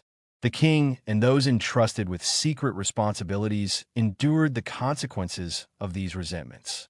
The truth of the matter was that the monarchy of England, fragile and near despair in its current condition, could only be supported by a prudent and steady privy council, attending to the virtue, wisdom, and vivacity of the king. Its integrity and reputation reflected directly upon the monarch, for a king is not esteemed a great ruler when he follows only his own desires, but when he draws upon the counsel, diligence, and faculties of the wisest men. While it was always necessary to admit men of great power, who might not labor to improve their talents, the overall number of counselors could not be too great. The capacities and qualities of each member mattered. The most essential were those fit for business, whether in judgment, execution, or integrity, for the welfare of the kingdom depended upon both their ability and their honor. This digression, much longer than originally intended, ceases to appear impertinent when one considers the enormous disservice suffered by King Charles I through the swearing in of certain lords as privy councillors. For instead of applying themselves to their appointed provinces and striving to preserve and defend the jurisdiction entrusted to them, these men saw themselves as elevated by their parliamentary reputation rather than by the king's favor or esteem. They resolved to maintain chiefly the grandeur of their offices, believing their own greatness dependent upon the prestige of their positions. When the king sought their advice on matters of the highest importance, decisions pressing upon him daily, the new privy councillors boldly declared that they could give him no counsel in matters pending in the two houses of Parliament unless it aligned with the sense of the houses themselves. They called these houses his Great Council, insisting he was to guide himself entirely by their wisdom. This doctrine, though absurd and dangerous, was urged insipidly by some and accepted supinely by others. In consequence, the king, in a moment when his judgment and prudence were most necessary, found himself bereft of all public assistance and advice. Matters of state, which demanded careful deliberation to discern what to grant and what to deny, were now filtered through men who equated obedience to their will with royal counsel. In effect, they told the king he must do whatever they desired. In truth, the duty of a privy councillor was, and had always been, to provide faithful and free advice to the king upon all matters concluded in Parliament requiring his royal assent, as well as any other subjects of governance. A privy councillor was bound to dissuade the king from consenting to that which might harm the crown, or at least to make such prejudice evident, even if, as a private citizen, he might wish the matter approved. By the established constitution of the kingdom and the constant practice of former times, bills, once passed by both houses, were delivered by the clerk of the Parliament to the clerk of the crown, and thence to the attorney general. The king, seated in council, would read them and receive from his councillors full consideration of any alterations necessary to safeguard the crown. Following their counsel, he would enact some bills into law and respite those he deemed unfit for assent. This procedure ensured that royal assent remained a distinct and essential part of legislation, a safeguard for both the understanding and conscience of the monarch. In the House of Lords, the leading voices were the Robert Devereux, Earl of Essex, the Edward Russell, Earl of Bedford, the Robert Rich, Earl of Warwick, alongside the Lord Say and Kimbolton, attended by Lord Brooke, Thomas Wharton, Lord Wharton, and William Paget, Lord Paget.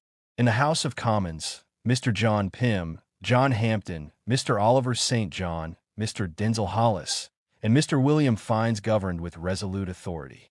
They were surrounded and supported by Mr. Richard Strode, Sir John Hotham, Sir Walter Earle, the young Sir Harry Vane, and others whose loyalty and energy were directed entirely by the influence and interests of the principal leaders.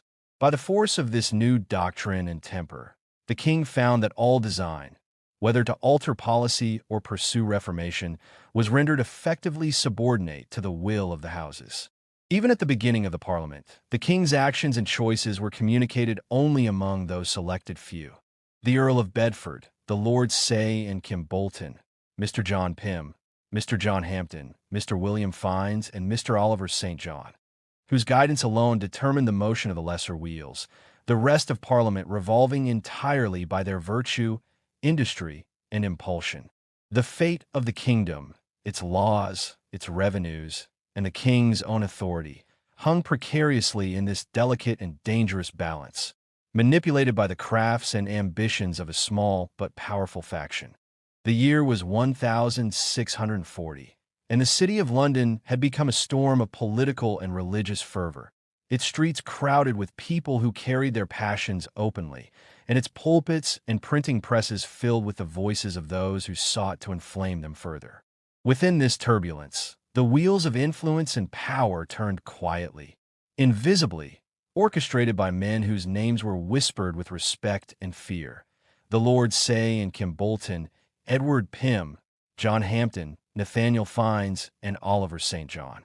These men, all of notable rank or influence in the House of Commons, guided the currents of opinion and action not merely by argument, but by the sheer force of their character and the subtle impulse of their authority. In order to make the agitation within the Parliament appear natural, as though it reflected the sentiments of the people themselves, extraordinary license was granted in both preaching and publishing. Any scandalous pamphlet against the Church of England, whether old or newly composed, could be distributed freely. Parishioners, encouraged by these pamphleteers, submitted petitions against their own pastors, enumerating supposed misdemeanors and objectionable behaviors. Most of these charges were trivial or even absurd. Complaints about bowing at the name of Jesus or requiring communicants to approach the communion rails to receive the sacrament. These simple gestures, integral to the rights of the Church of England, were twisted into evidence of tyranny and corruption. These petitions and articles were received with delight in Parliament. They were immediately referred to the Committee for Religion, presided over by Mr. White, a learned lawyer whose personal loyalty to the Church was questionable. Under his guidance, both petitions and accompanying accusations were printed and publicly circulated, a license never before granted, allowing them to reach the populace and stir their resentment. By this method, the people were inflamed, believing that even men of learning and virtue in the clergy were corrupt, scandalous, and deserving of public censure. The city of London itself became the stage for this drama of rebellion and outrage. It was the sink of all the ill humors of the kingdom, a place where disgraced and previously punished individuals now returned triumphantly to assert influence. Among these were three remarkable men, once humiliated and publicly punished, yet now celebrated for their audacity and dissent.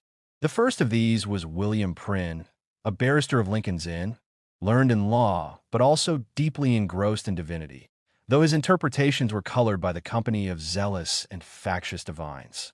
His intellect, ambition, and pride combined with a bitter and venomous disposition, turning him into a relentless critic of both church and state. The third was Henry Burton, a minister who had once served in close attendance to the Prince of Wales, the future King Charles, as a closet keeper, tending to the books of devotion and attending to canonical hours. Before the death of King James I, he had taken holy orders, and when the young king ascended, he believed he was entitled to the prestigious position of clerk of the closet.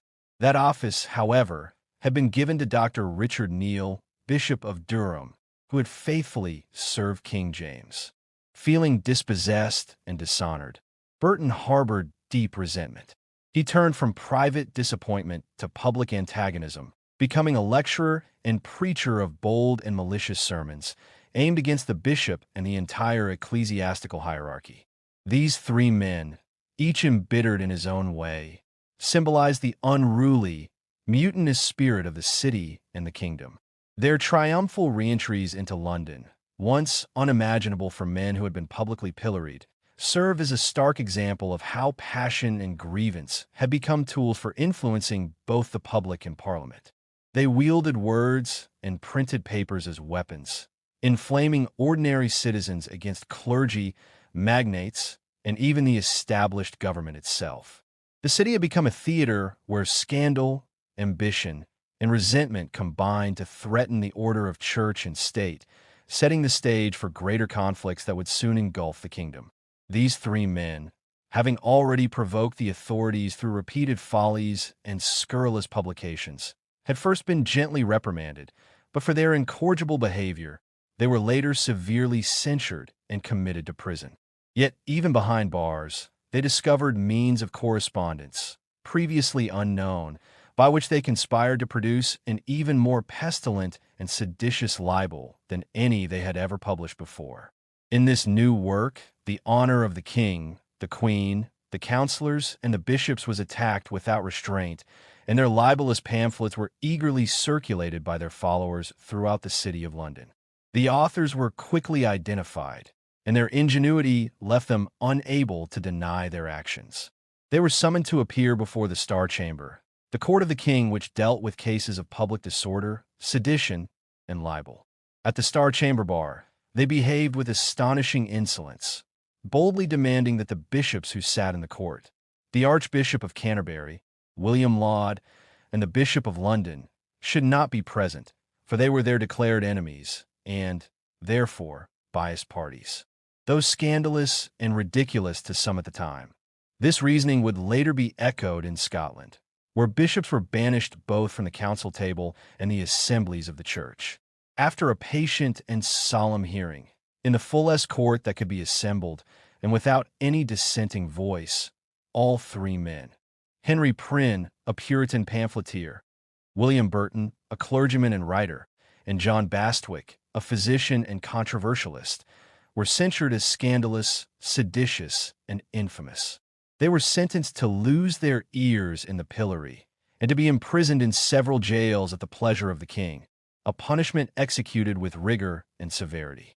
Yet even confinement could not restrain their zeal for libel. Their friends in the city discovered lines of communication with them, and so the wisdom of the state determined that these infectious sores should be removed from the city, where their influence was contagious. By order of the Lords of the Council, Henry Prynne was sent to Mont Orgueil Castle on the island of Jersey, John Bastwick to the Isles of Scilly, and William Burton to Castle Cornet on the island of Guernsey. They remained there, largely disregarded and, it seems, unpitied for 2 pressing years until the beginning of the present Parliament in 1640. Shortly thereafter, petitions were presented to the House of Commons by their wives and friends. These petitions pleaded for relief from the heavy censures and long sufferings of the men, requesting that the justice and severity of their sentences might be reviewed. They further asked that the prisoners be brought from their remote and desolate places to London so that they might attend to their own affairs. The process of summoning them from prison required great deliberation. Though many who held no personal kindness for the men nonetheless felt compassion, believing they had suffered enough, others were eager to restore and improve their capacity for libel and to give new life to their assaults upon authority. Yet, a sentence from the Star Chamber, a supreme court of the kingdom, was not lightly to be disregarded. When the Lords of the Council ordered that the prisoners be removed from their foreign prisons, these men saw it as a violation of the original sentence and therefore made no objection to returning to the very places to which they had been first committed. Warrants were signed by the Speaker of the House of Commons and sent to the governors and captains of the respective castles, directing them to deliver the prisoners safely to London. Prynne and Burton, though confined on separate islands, arrived together at Southampton, where they were received with extraordinary demonstrations of affection and esteem. Crowds accompanied them, offering liberal gifts and presenting a spectacle of joy and admiration. The journey continued in triumph. At every town through which they passed, people gathered to meet them, accompanying them with acclamations of joy. When they drew near London, thousands of people, on foot and on horseback, met them several miles from the city. More than 10,000 persons escorted them in a Charing Cross, carrying boughs and flowers, strewing the streets with herbs, and proclaiming loudly their delight at the return of these men. Among the cheers of relief and welcome, there were fierce exclamations against the bishops, who had so cruelly prosecuted these godly men. In the same manner, within 5 or 6 days, Dr. Bastwick returned from Scilly, landing at Dover. From there, he traveled toward London, met by the people of Kent, whose zeal and affection mirrored that which the citizens of Hampshire and Surrey had shown to Prynne and Burton. He was conducted to his lodging in London amid similar demonstrations of triumph and devotion, bearing witness to the powerful tide of public sympathy for these persecuted men. In the year 1640, the disorder and frenzy that swept through the people of England was not the simple result of spontaneous anger or popular whim. It was evident, even then, that this insurrection, for it could be called nothing less, was the product of great calculation, cunning, and strategy. Those who orchestrated it sought to test and to display the temper and disposition of the populace, to measure the activity, zeal, and interests of those who called themselves the tribunes of the people, entrusted with the task of showing them. From this point onward, the license of preaching and printing increased to a degree previously unseen. All pulpits, once reserved for the established clergy, were now freely open to schismatical preachers, to those ministers silenced for dissent, who had hitherto lurked in hidden corners or had taken refuge in the New England colonies. The presses, likewise, were at liberty to produce the most invective, seditious, and scurrilous pamphlets that human ingenuity and malice could devise. The ministers of the state, those charged with maintaining order, and the judges of the law, steeped in astonishment and confusion as though in a trance, stood silent and motionless, bewildered by the extraordinary events that unfolded. It was as if, having previously overstepped the bounds of their jurisdiction to excess, they had been enjoined to abstain entirely from exercising any authority. Yet, had the Privy Council, or the learned judges and the King's own council, mustered courage to confront the preaching, printing, and seditious riots that accompanied the triumphs of 3 notorious men, they could have uprooted the seeds of rebellion before they took hold. Instead, neglect allowed these dangerous sprouts to flourish, growing into a full harvest of rebellion and treason. At this point, the turbulence was largely confined to the public sphere.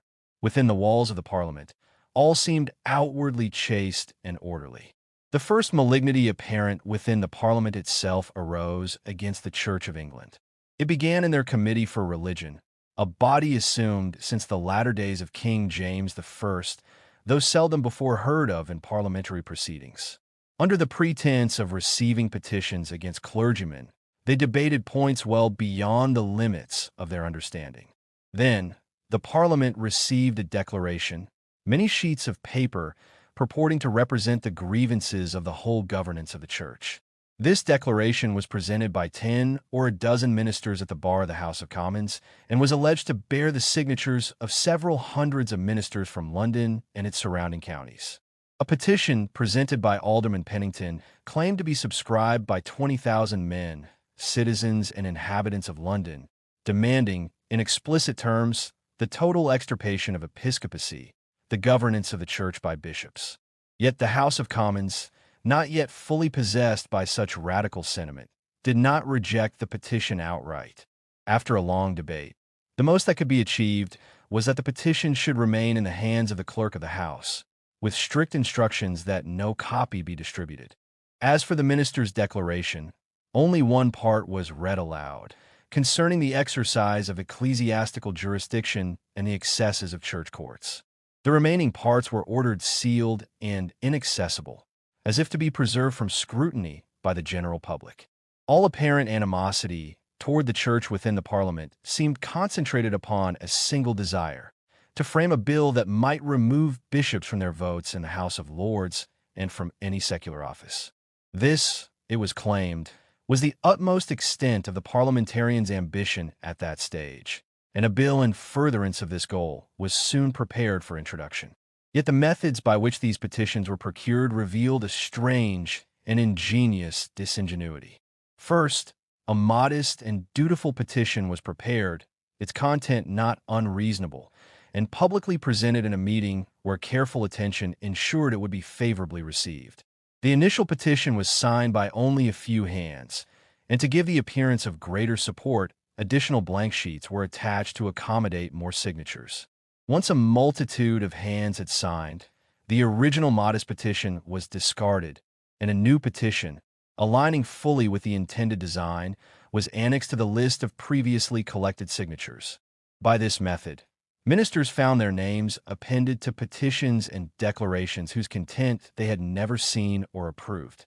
Some ministers of London, whose hands were attached to the petition and declaration, later confessed that they had never read the petition in question before it was presented to the House of Commons. Their original intent had been limited. They sought only exemption from new canons that required oaths, not the radical alteration of church government. When they discovered that their names had been used to support the total reformation of the Church of England, they appealed to Mr. Marshall, the custodian of the petitions, who responded only that those more experienced in public affairs had judged this latter petition more worthy than the first. And so, by craft and cunning, the seeds of ecclesiastical rebellion and parliamentary subversion were sown in the year 1640, setting the stage for conflicts that would soon engulf the kingdom. And when it became evident that they intended, by some public act, to vindicate themselves from the calumny and accusations leveled against them, those upon whom they had relied most heavily were engaged, through threats and promises, to persuade them to sit still and disregard that indirect proceeding. To further facilitate these virulent attacks upon the Church of England, petitions and complaints were formally exhibited against the exorbitant actions of certain bishops, particularly against the bishops of Bath and Wells and Ely, who were accused of exercising their episcopal authority with pride and insolence, provoking the gentry and the inhabitants within their dioceses by insisting upon the new canons. These petitions asserted that the canons represented a palpable invasion by the clergy upon the laws and liberties of the people, an affront intolerable to many. Following the dissolution of the former short parliament, the convocation, or the ecclesiastical assembly of the Church of England, had continued its sittings by special warrant from King Charles I. In a solemn message delivered by Sir Henry Vane the Elder, then Principal Secretary, the king required the clergy to proceed in making canons for the better peace and quiet of the church. Yet, aware of the bitterness harbored against them, and with many old pamphlets revived and circulated after the Scottish commotions, the chief of the clergy requested that the opinions of the judges be formally declared, to determine whether it was lawful for them to sit and enact canons while Parliament was dissolved, and to confirm other disputed parts of their jurisdiction. All the judges of England, after careful deliberation in the presence of the King's Council, affirmed the power of the convocation to make canons and to exercise the questioned jurisdiction. With this endorsement, the clergy proceeded to compose a body of canons, which they presented to the king for his royal approbation.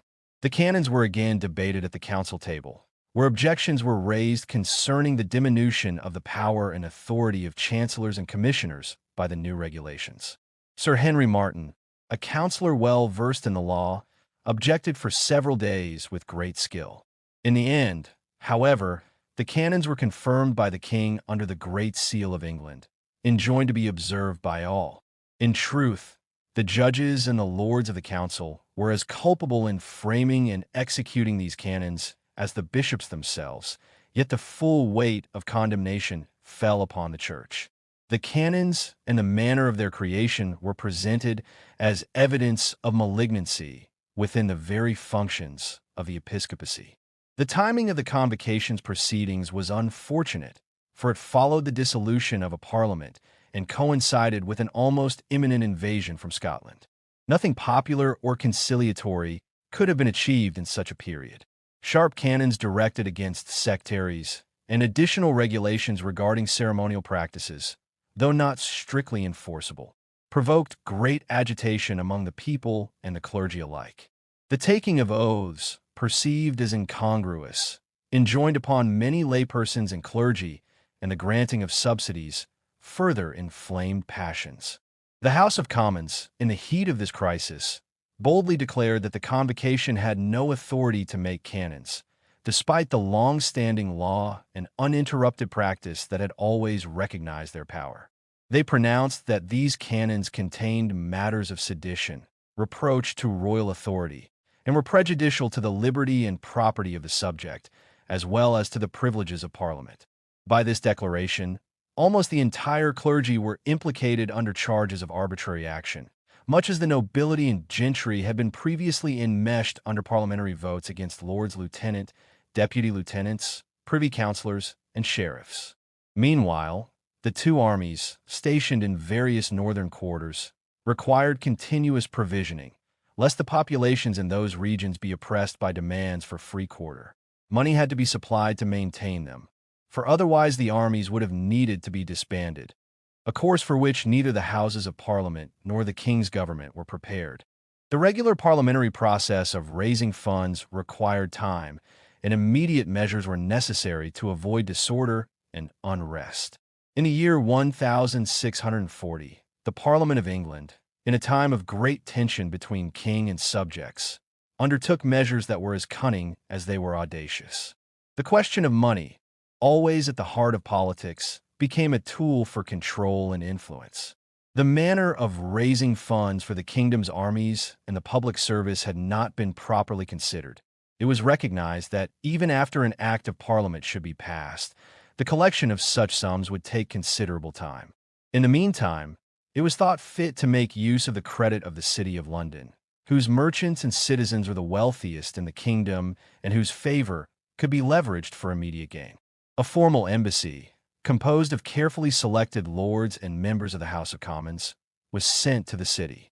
These men carried with them not only the authority of Parliament, but also their personal reputations, so that their words and presence would persuade the citizens as much by personal interest as by civic duty.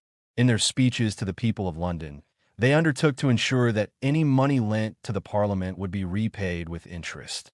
This was the first introduction of what came to be known as the public faith, a system in which the trust of citizens could be invoked to raise sums of money for purposes that were, at times, extraordinary and unprecedented. This expedient succeeded repeatedly, twice or three times, raising sums sufficient to carry on Parliament's affairs and keep the machinery of government in motion. The sums borrowed were rarely enough to discharge the debt owed to the armies, but they enabled the forces to be paid for their quarters and provisions. It was thought necessary, in fact, to maintain a considerable debt, lest the armies appear too ready to disband and lose their leverage. The managers of these financial schemes also had another design in commerce with the city, to recommend measures to the Parliament that would advance the designs of the party, empower and influence proceedings against those they called delinquents or opponents of the current political and religious reforms. By setting this traffic in motion, they enhanced the reputation and activity of their allies in London. When the election of the Common Council men approached, which occurred every year before Christmas, the new members chosen were carefully selected for their opposition to the king and their disaffection toward the Church of England. Substantial and respectable citizens, loyal and conservative in their inclinations, were largely excluded. In their place came men of lesser estate but of zealous opposition, making the temper of the city visibly alter, and through it, affecting the government itself.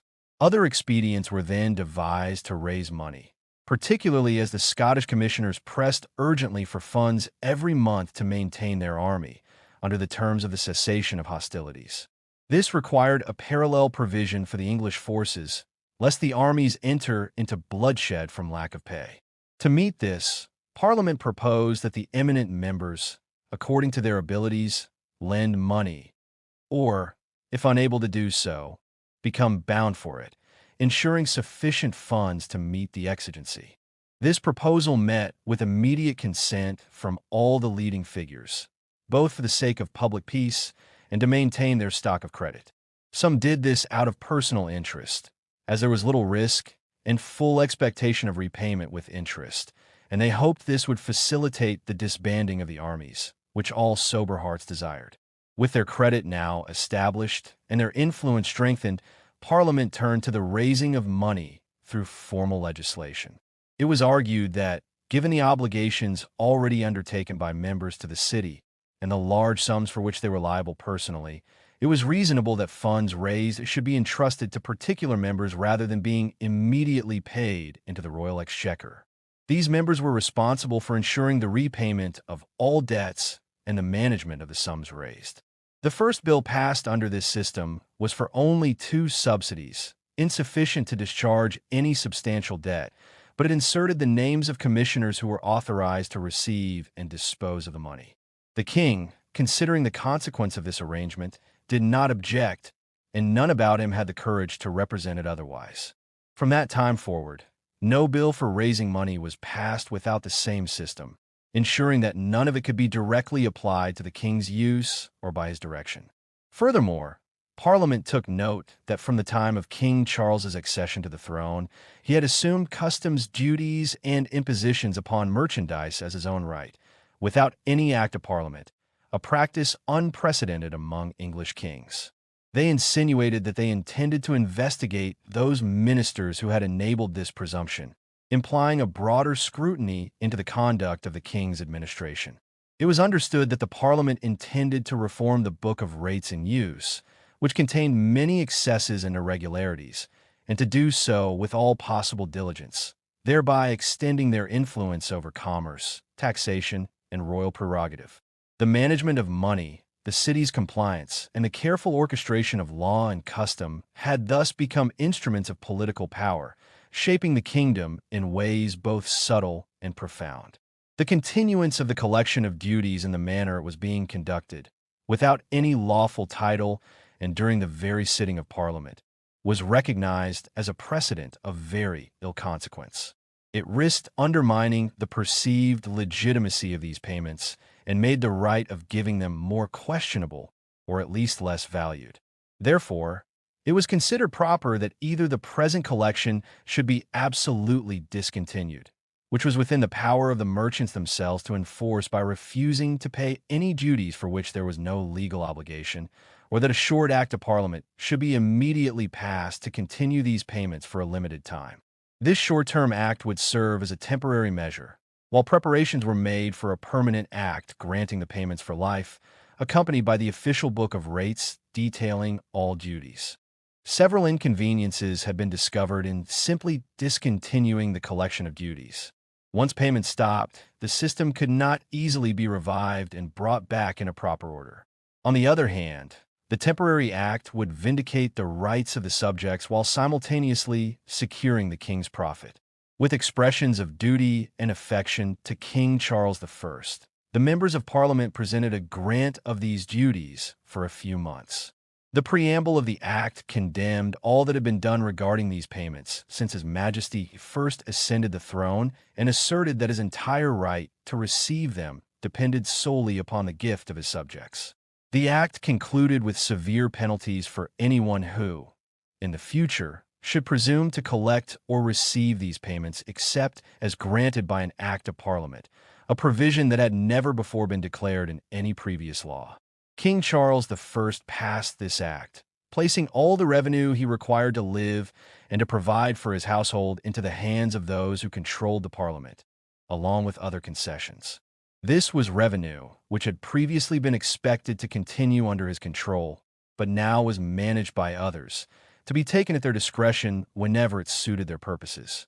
Although no actual money had yet been delivered to the king or received by his ministers, subsidies had been formally raised upon the people according to the procedures of Parliament. It was necessary that the people receive some formal law in return to reassure them as they were being charged with the payment of so many subsidies. Under these circumstances, alongside the bill for subsidies, another bill was sent to the House of Lords to establish a triennial parliament. Both bills quickly passed the House of Lords and were transmitted to the king. The bill for a triennial parliament, while grounded upon statutes from the reign of King Edward III, contained clauses that were seen as derogatory to monarchical principles, granting the people authority to assemble if the king failed to summon them. Nevertheless, King Charles I, sincerely intending to make such parliamentary conventions frequent, enacted both bills together, much to the apparent joy and satisfaction of both houses. In the midst of these developments, the departure of Lord Finch from the position of Lord Keeper created several vacancies in the government. The Great Seal of England, a symbol of authority used to formalize official documents, was given to Sir Edward Littleton, then Chief Justice of the Court of Common Pleas. Sir Edward Littleton was a man of grave and comely presence, but his mastery lay in his learning of the law. He had been recommended for the position by two great ministers, who had previously brought him into the Privy Council while he served as Chief Justice, a move that had provoked the jealousy of Lord Finch. Sir Nicholas Banks, the Attorney General, grew weary of the relentless inquiries into the king's grants and welcomed his promotion as a reprieve from the intense scrutiny. Sir Edward Herbert, the Solicitor General, who had sat all this time in the House of Commons, had been intimidated by the temper of the Parliament and carefully applied himself to Mr. John Hampden and two or three others, without opposing or crossing them, anxious above all to survive the political firestorm. In such circumstances, the office of Attorney General, which in ordinary times would have been highly coveted, became all the more desirable as a place of safety and security. And so, in those turbulent days of the year 1640, the movements within the court and the House of Commons were orchestrated with a careful, almost conspiratorial precision.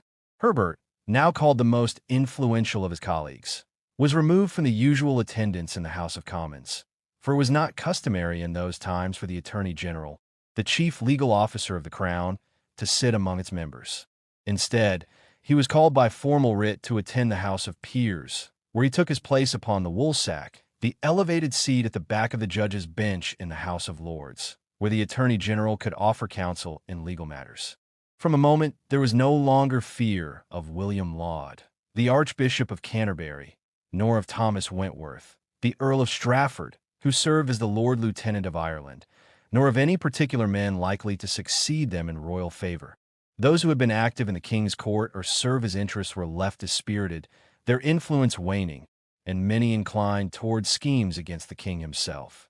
The great patriots of the realm, those who considered themselves champions of the public good, perceived a singular opportunity.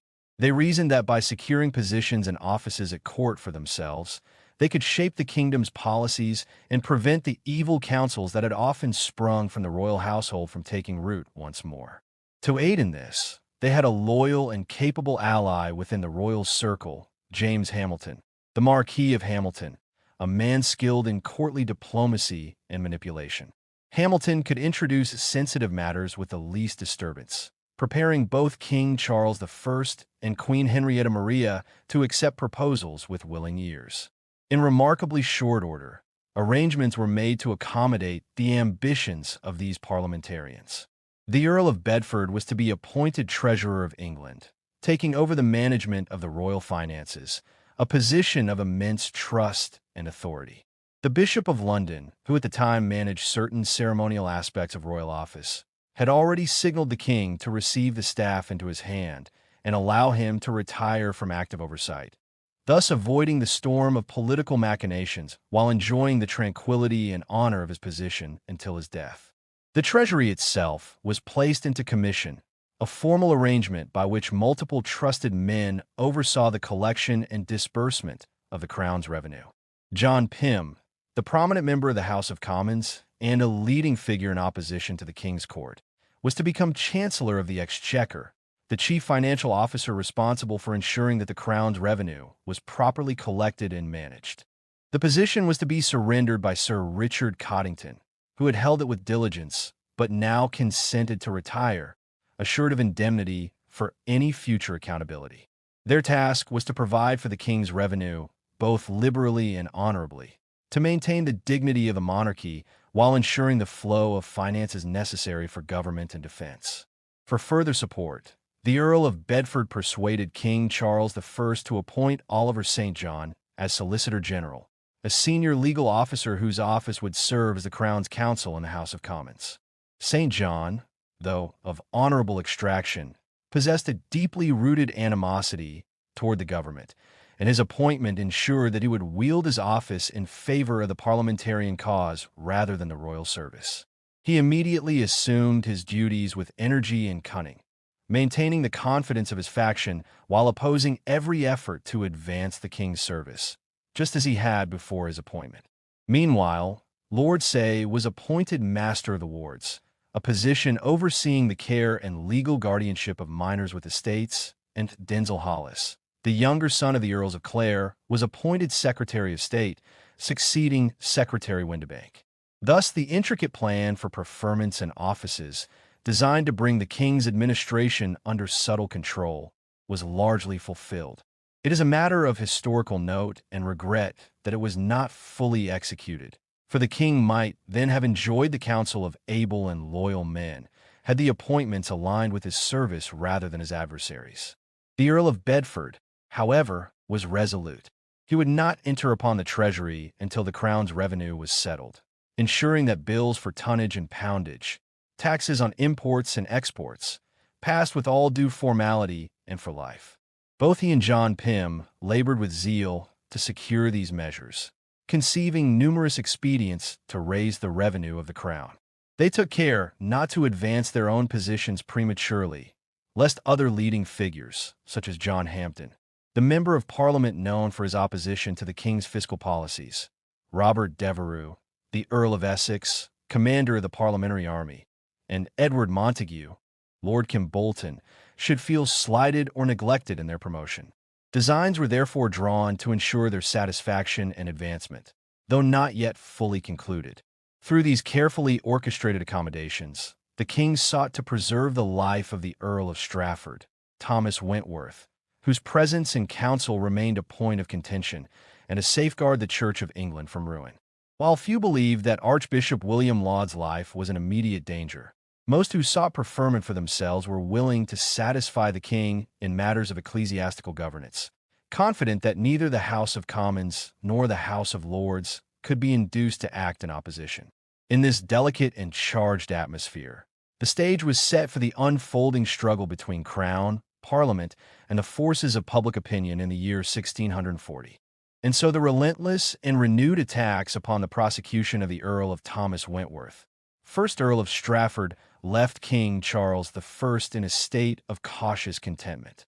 He saw, as other pressures weighed upon those around him, that the execution of certain promotions and appointments should, for the present, be suspended.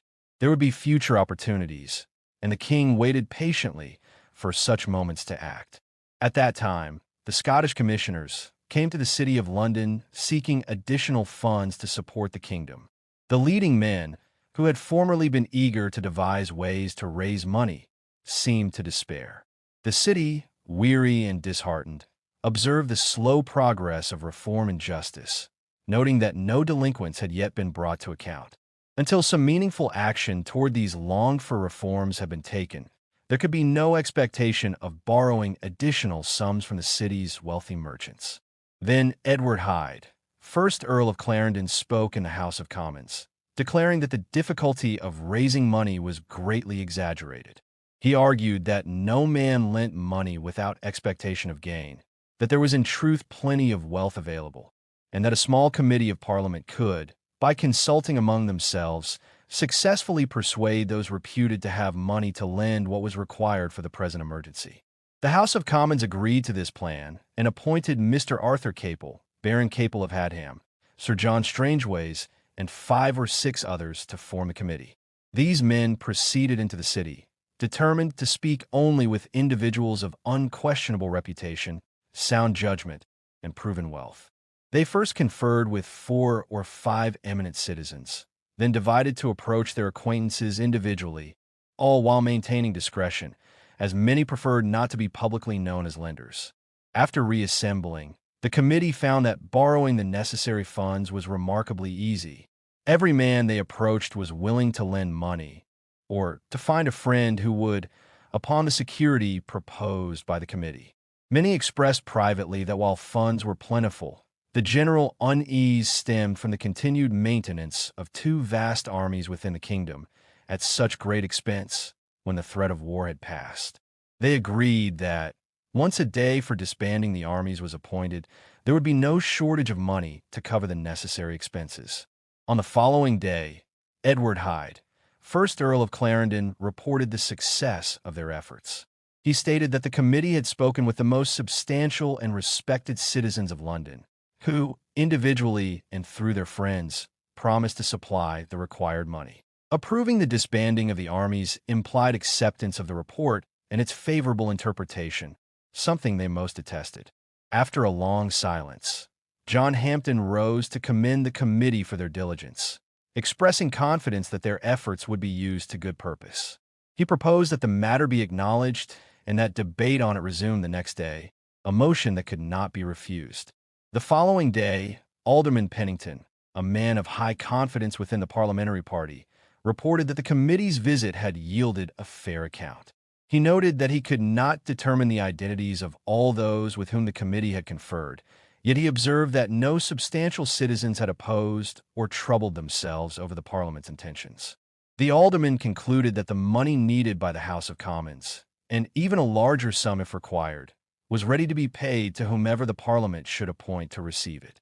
By the beginning of March 1641, the stage was set for the trial of Thomas Wentworth, the 1st Earl of Strafford, a man who had spent nearly 3 months in prison under the accusation of high treason.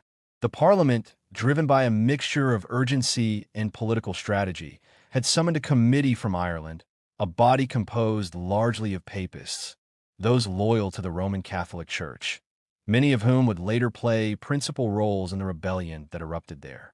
This Irish committee was received with great kindness in England and quickly added its influence to the prosecution of the Earl of Strafford. Ireland, it seemed, was as intent upon his ruin as England and Scotland, establishing a correspondence between Westminster and Dublin so close that whatever measures were executed in the House of Commons in London were almost immediately mirrored across the Irish Sea. Even Sir George Ratcliffe, a man accused of high treason under the pretense of being a confederate with the Earl in his alleged crimes, was summoned to England. In truth, the charge served to prevent him from testifying in Strafford's defense. Likewise, most of the other persons who had been entrusted with Strafford's counsels, and who alone could make his actions and reasoning clear, were accused in Ireland of high treason. They were charged under the sweeping general impeachment of endeavoring to subvert the fundamental laws of that kingdom and to introduce an arbitrary power. This tactic served to secure their removal from councils and positions of influence, a strategy identical to that applied in England, and it laid the seeds that would soon, within a year, erupt into rebellion in Ireland. Considerable time was spent deliberating the manner and place of Strafford's trial, for the Parliament found no precedent to fit their extraordinary case. Should it be held in the House of Lords, the upper chamber of the English Parliament, or elsewhere? The room had to be large enough to accommodate accusers, witnesses, judges, and spectators. There was debate over who should prosecute, whether members chosen from the House of Commons or the King's Council. The role of the bishops, 24 in number, was considered carefully, as many were thought too tender-hearted in matters of blood and could potentially disrupt the proceedings or strengthen dissent. Questions were also raised about the new peers, those created since Strafford's accusation, whether they should have a voice as judges. Even the minor details became matters of contention, whether commoners should sit uncovered in the hall, and whether any members of the House of Commons could be examined on Strafford's behalf. The Earl had sent a list of names, requesting an order to allow such testimony, reflecting the complexity and personal nature of the trial. After extensive debate, it was agreed that the trial would be held in Westminster Hall, the great ceremonial and judicial hall of London, where seats would be arranged for the entire House of Commons, including the Speaker, to observe. This concession ensured that no procedural oversight could derail the prosecution. For the presentation of evidence, the Parliament did not trust the King's Council, who were neither privy to the secret evidence nor likely to press it vigorously. Instead, the committee that had prepared the charges was empowered to prosecute in the name of all the Commons of England, ensuring total control over the proceedings. The bishops, after much bitter invective, referred their judgment to the House of Lords, citing an old canon. clericis non debet interis sanguini, meaning that a clergyman should not be involved in the shedding of blood. This was not because they trusted the law or reason, but because they had a friend among the bishops who promised to protect them from further trouble.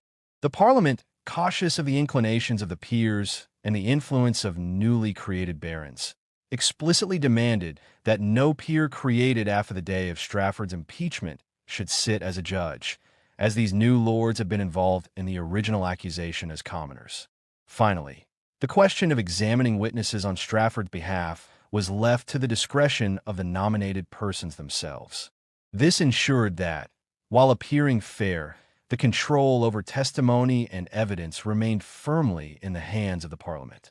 Every decision, every procedural nuance, was crafted with careful calculation, reflecting the high stakes, the tension, and the extraordinary drama of the impending trial of one of England's most powerful and embattled statesmen. The proceedings in Westminster Hall were arranged with meticulous care to impress upon all present the gravity of the moment.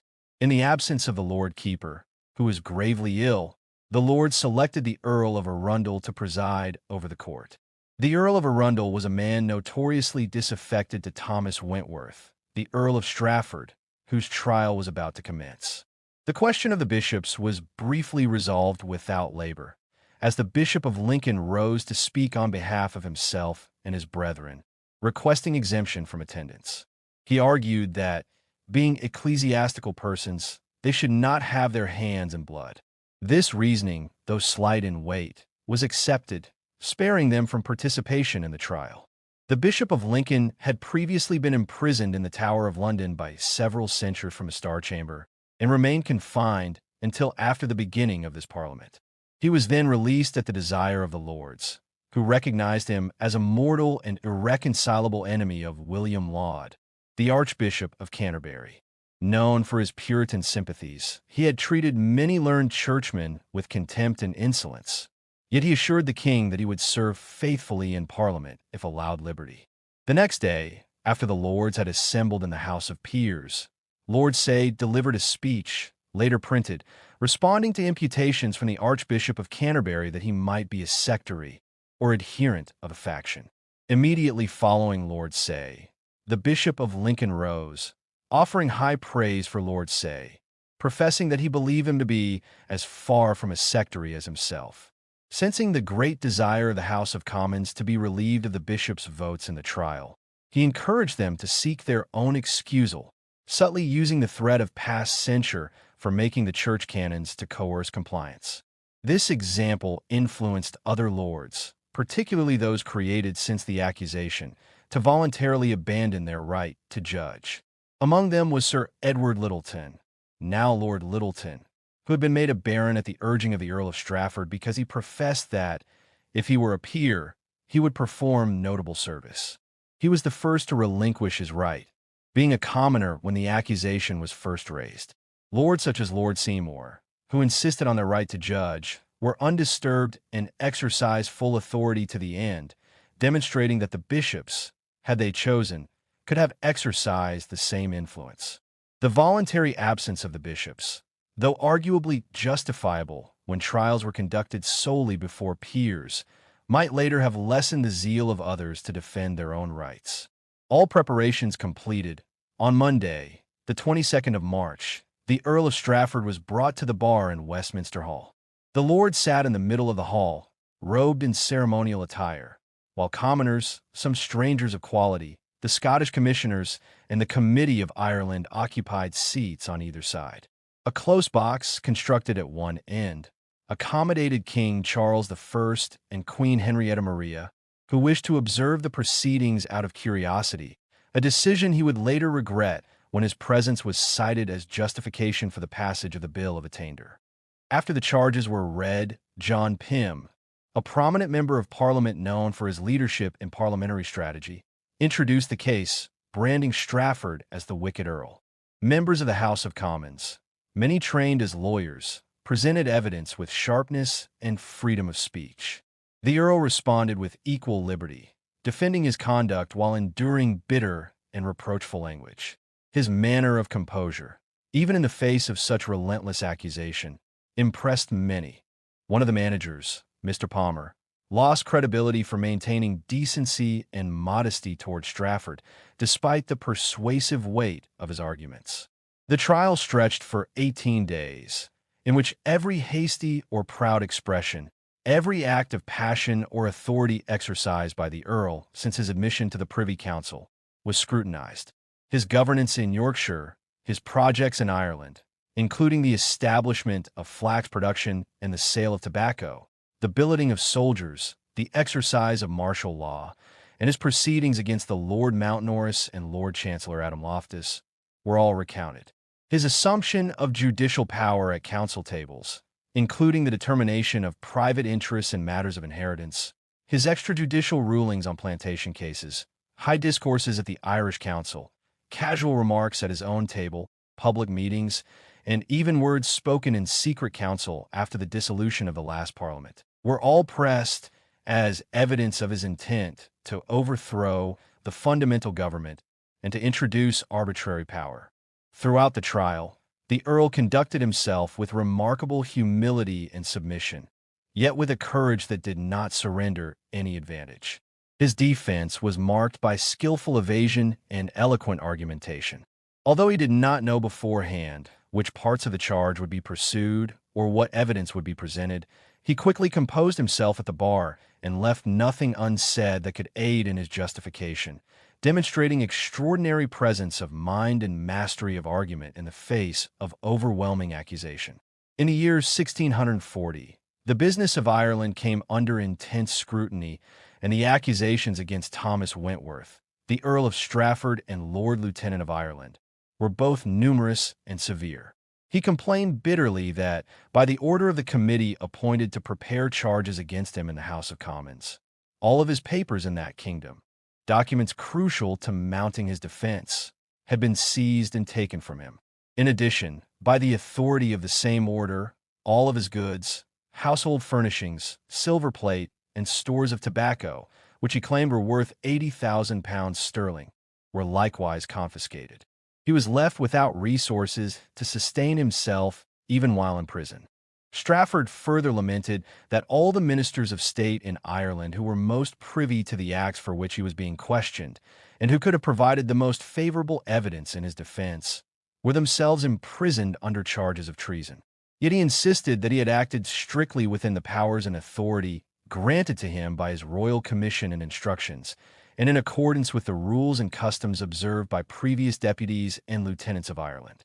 He defended his management of the monopolies on flax and tobacco, arguing that the cultivation and trade of flax promoted a most beneficial industry and good husbandry previously unknown in the kingdom, while the tobacco monopoly had brought over £40,000 sterling into the royal treasury, advancing commerce without harming the subjects of the realm. Charges were also brought against him for billeting soldiers, forcing them to be housed in private homes, which had been labeled as treason by a statute passed in Ireland during the reign of King Henry VI. He countered by proving that the practice of billeting soldiers and the exercise of martial law had always been customary for the lieutenants and deputies of Ireland, citing the testimony and acknowledgement of Richard Boyle, the Earl of Cork, and John Wilmot, Lord Wilmot, both of whom confirmed that such practices were long-standing and sanctioned. Strafford further argued that the statute of King Henry VI concerned only inferior subjects, making it penal for them to billet soldiers, not for a supreme commander or deputy, and that any doubt had been settled by the Act of Sir Edward Poynings in the 11th year of King Henry VII, which repealed any such penalties. Even if the law remained technically in force in Ireland, he argued, it did not apply in England, and he could not be tried there for these acts. He went on to assert that the council table in Ireland, the Privy Council of that kingdom, had long possessed extensive legal jurisdiction, established by fundamental customs, and had always determined matters of similar nature, including disputes over plantations, with a council of judges and upon clear titles of the crown. He contended that the disposition of the Irish people required a firm hand, strict governance, and careful control, for loosening these reins would quickly reveal mischief detrimental to the crown. Regarding certain speeches and words attributed to him, some 12 years prior, he defended himself with witnesses of credibility. One off-cited example concerned a statement he allegedly made in the public hall at York, that the little finger of the prerogative should lie heavier upon them than the loins of the law. Strafford demonstrated that he had in fact said the opposite. During discussions of the imposition of knighthood fees, a legal tax, declaring that the little finger of the law was heavier than the loins of the prerogative, the former exacting a far greater burden than any exercise of royal prerogative. He expressed hope that no indiscretion, unskillfulness, passion, or pride of words should be deemed treason, and for any minor misdemeanors he professed his readiness to submit to justice. Even the charges arising from his dealings with Lord Mountnorris and the Lord Chancellor were minor in nature, though the consequences were severe. A servant of the Earl of Strafford, named Annesley, a kinsman of Mountnorris, had accidentally or negligently dropped a stool upon Mountnorris's foot, provoking him to strike the servant lightly with a small cane. The incident, mentioned casually at a dinner where the Lord Mountnorris and the Lord Chancellor were present, became the subject of a council of war summoned by Strafford. Lord Mountnorris, an officer of the army, charged Strafford with sedition and stirring soldiers against him based on these words. Strafford, caught by surprise and uncertain of the proceedings, faced immediate consequences. He was deprived of his office as vice-treasurer, stripped of his foot company, committed to prison, and sentenced to lose his head. The offices and company were quickly reassigned, and Strafford remained imprisoned until the king, in a rare act of mercy, sent a pardon which spared his life while allowing all other parts of the sentence to be executed. To contemporaries, this seemed an extraordinary course of proceeding. In a time of full peace, a peer of the realm and a member of the king's privy council could be summoned before a military council, subjected to swift judgment, deprived of office and fortune, and threatened with death for a word or expression capable of many interpretations.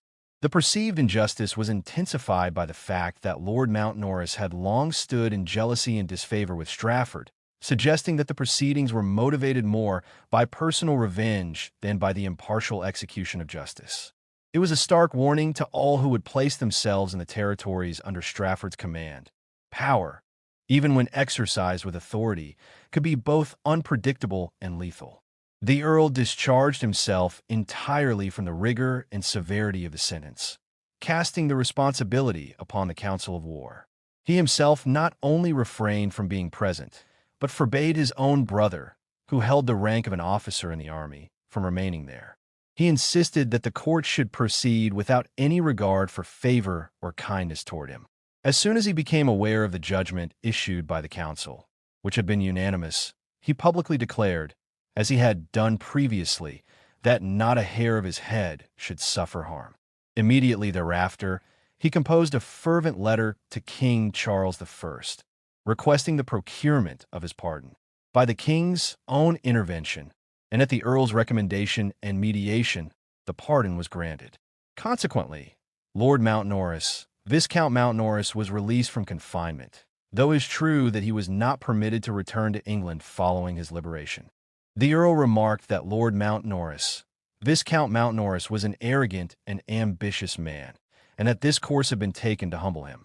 He suggested that the same method could be used to reform him further, so long as it caused no more prejudice than had already occurred. Those who observed, however, offered another perspective. Lord Mountnorris, Viscount Mountnorris, was a man of great industry, activity, and experience in the affairs of Ireland. Rising from a humble and obscure beginning, as an inferior servant to Lord Chichester, he attained the rank of Viscount, became a privy councillor, and accumulated considerable revenue from lands and offices. By servile flattery and careful application, he had ingratiated himself with deputies upon their arrival, highlighting the defects and oversights of their predecessors, and positioning himself advantageously in the network of influence and trust. This pattern began with his service under Lord Chichester and continued under Lord Grandison, Viscount Grandison, and Lord Falkland, Viscount Falkland, who succeeded. Through this system, he secured admission and trust with the Earl of Thomas Wentworth, first Earl of Strafford when the latter first assumed government. This created a dilemma. Either the Deputy of Ireland must remove Lord Mountnorris during his tenure, or Lord Mountnorris would undermine the deputy as soon as his commission ended. Many regarded the outcome with less concern than it deserved, given the intricate balance of power involved. The case of the Lord Chancellor appeared, to common understanding, to be an act of lesser violence, for it did not threaten life directly, and had at least some semblance of formal procedure. The dispute arose from an attempt to compel the Lord Chancellor to settle a greater portion of his lands upon his eldest son than he wished, and beyond what the law could compel. The Earl, acting upon a written petition presented by the wife of that son, pressed the matter until the Chancellor refused. He was imprisoned, and shortly thereafter, the Great Seal, which he had held with high reputation for over 20 years, was removed. Letters of familiarity and affection from the Earl to the lady, discovered after her death, were exposed to the public, not for their relevance, but to cast prejudice upon the Earl's character. The Earl maintained that, whatever passion or injustice might be discerned in the proceedings, there was no treason in his actions. He had reason to believe he acted justly, as the matter had been reviewed by the King and the Privy Council on appeal from Lord Viscount Ely, following a solemn hearing that extended for several days, which confirmed the sentence. Yet, many believe the Earl's conduct demonstrated excessive exercise of power, echoing the same patterns observed in the case of Lord Mountnorris. The Lord Chancellor, experienced, subtle, and prudent, had always been exacting toward former deputies and resistant to their full authority. He viewed himself, during his tenure, as nearly equal to the highest officer in the kingdom, with expectations for years of unchallenged superiority. The most solemn charge alleged against the Earl, and central to the accusations of treason, was a statement in the Committee of State, also called the Cabinet Council, following the dissolution of the former Parliament. Sir Harry Vane testified that, when the King, frustrated by the lack of expected subsidies, sought guidance from the committee, the Earl advised him, "Sir, you have now done your duty, and your subjects have failed in theirs. Therefore, you are absolved from the rules of government, and may supply yourself by extraordinary ways. You must prosecute the war vigorously. You have an army in Ireland, with which you may reduce this kingdom." This counsel, given in the shadow of parliamentary failure and national tension, would be remembered as a defining moment of audacious authority. The examination of witnesses in the trial of Thomas Wentworth, the first Earl of Strafford, revealed the stark tension and drama that marked every moment of the proceedings. The Earl of Northumberland, called to confirm the charges, could only recall that the Earl of Strafford had once said, "You have done your duty and are now absolved from the rules of government." Yet he could remember nothing about the army in Ireland or the subjugation of the Kingdom of England. The Lord Marquis Hamilton, the Lord Bishop of London, and the Lord Coddington, also examined under oath, stated plainly that they had heard none of those words spoken by the Earl. These were the only persons present at that crucial debate, aside from the Archbishop of Canterbury, the highest ecclesiastical authority in England, and Secretary Windibank, the King's principal secretary, neither of whom could be examined or were believed if they had spoken. The Earl of Strafford denied ever uttering the words attributed to him. He pointed to Sir Henry Vane, a prominent member of the House of Commons and a relentless opponent, noting the animosity directed against him. He stressed that none of the other witnesses, equally capable of remembering what was said, had heard a single word about the Irish army or plans to reduce the Kingdom of England. If he had spoken at all, he argued, the discussion concerned Scotland, not England, for which the army had indeed been raised. He concluded emphatically that even if such words had been spoken, they did not constitute treason. Moreover, he cited the statute from the reign of Edward VI, under which one witness alone was insufficient to prove treason, and in this case, there was but a single witness. 17 days were consumed in the progress of this trial, each day thick with strategy and tension. The Earl defended himself with remarkable dexterity and ability, asserting that even if every charge against him were proved, they did not amount to high treason. He appealed to the House of Lords to consider not only the evidence, but the precedent that might be set, warning that displeasure or personal bias should not endanger the privileges of the peerage of England. His counsel, skilled and patient, was heard in Westminster Hall, addressing matters of law with clarity and force. It was a rare instance of impartial legal advocacy, for any accused, no matter how infamous or scandalous, had the right to counsel in the matter of law. Yet even the most basic legal proprieties became a source of conflict. The House of Commons, inflamed with passion and jealousy, expressed outrage that the Earl had been assigned counsel without their consent. Some members, speaking bitterly, claimed it was presumptuous for lawyers to counsel a man accused of high treason, and even suggested that the lawyers should be summoned and punished for contempt. In reality, these lawyers were bound by professional honor and duty to assist their client, and refusal would have been punishable. This dispute, though never formally ordered, served as a warning, a signal to all present of the formidable anger that could be unleashed by the parliamentary majority. Mr. Lane, the Earl's counsel, argued with a calm and unwavering confidence. His central points were grounded in law and precedent. He maintained that Parliament, in its wisdom and care for liberty, had defined treason narrowly. The statute of the 25th year of King Edward III, known as the Prototanibus, enumerated all forms of treason, and no action outside that statute could legally constitute treason. Prior treasons, such as the killing of the king's uncle, his nurse, acts of piracy, and others, had been restrained and abolished by that law. According to this statute, none of the words or actions in the charges against the Earl of Strafford amounted to treason. Furthermore, Mr. Lane cited the first year of the reign of King Henry IV, Chapter 10, which explicitly forbade the declaration of new treasons in Parliament, reinforcing the limitations of the statute of the 25th year of King Edward III. He reminded the Lords that all supposed new treasons enacted during the reign of King Henry VIII had been abolished by the statute of the first year of Queen Mary, Chapter 1, and that another statute of the first year of Queen Mary, Chapter 10, required that all treason trials follow the rules of common law. No trial, no matter how politically charged, could deviate from these legal boundaries. Every argument, every invocation of statute and precedent, every moment of the Earl's defense unfolded in Westminster Hall like a careful dance between law, loyalty, and political calculation. The drama was not only in the evidence, but in the very procedures, the tension between the Houses of Parliament, and the looming shadow of precedent that might reshape the rights of all peers of England for generations. The foundation upon which the impeachment of Thomas Wentworth, the Earl of Strafford, was framed was deeply flawed. It was universally acknowledged that the laws of the kingdom had not been subverted. An endeavor to subvert the fundamental laws and statutes of the realm, even if attempted by force, was not considered treason. Treason had only been defined in such circumstances by a statute enacted in the first year of Queen Mary, Chapter 12, which had long since expired.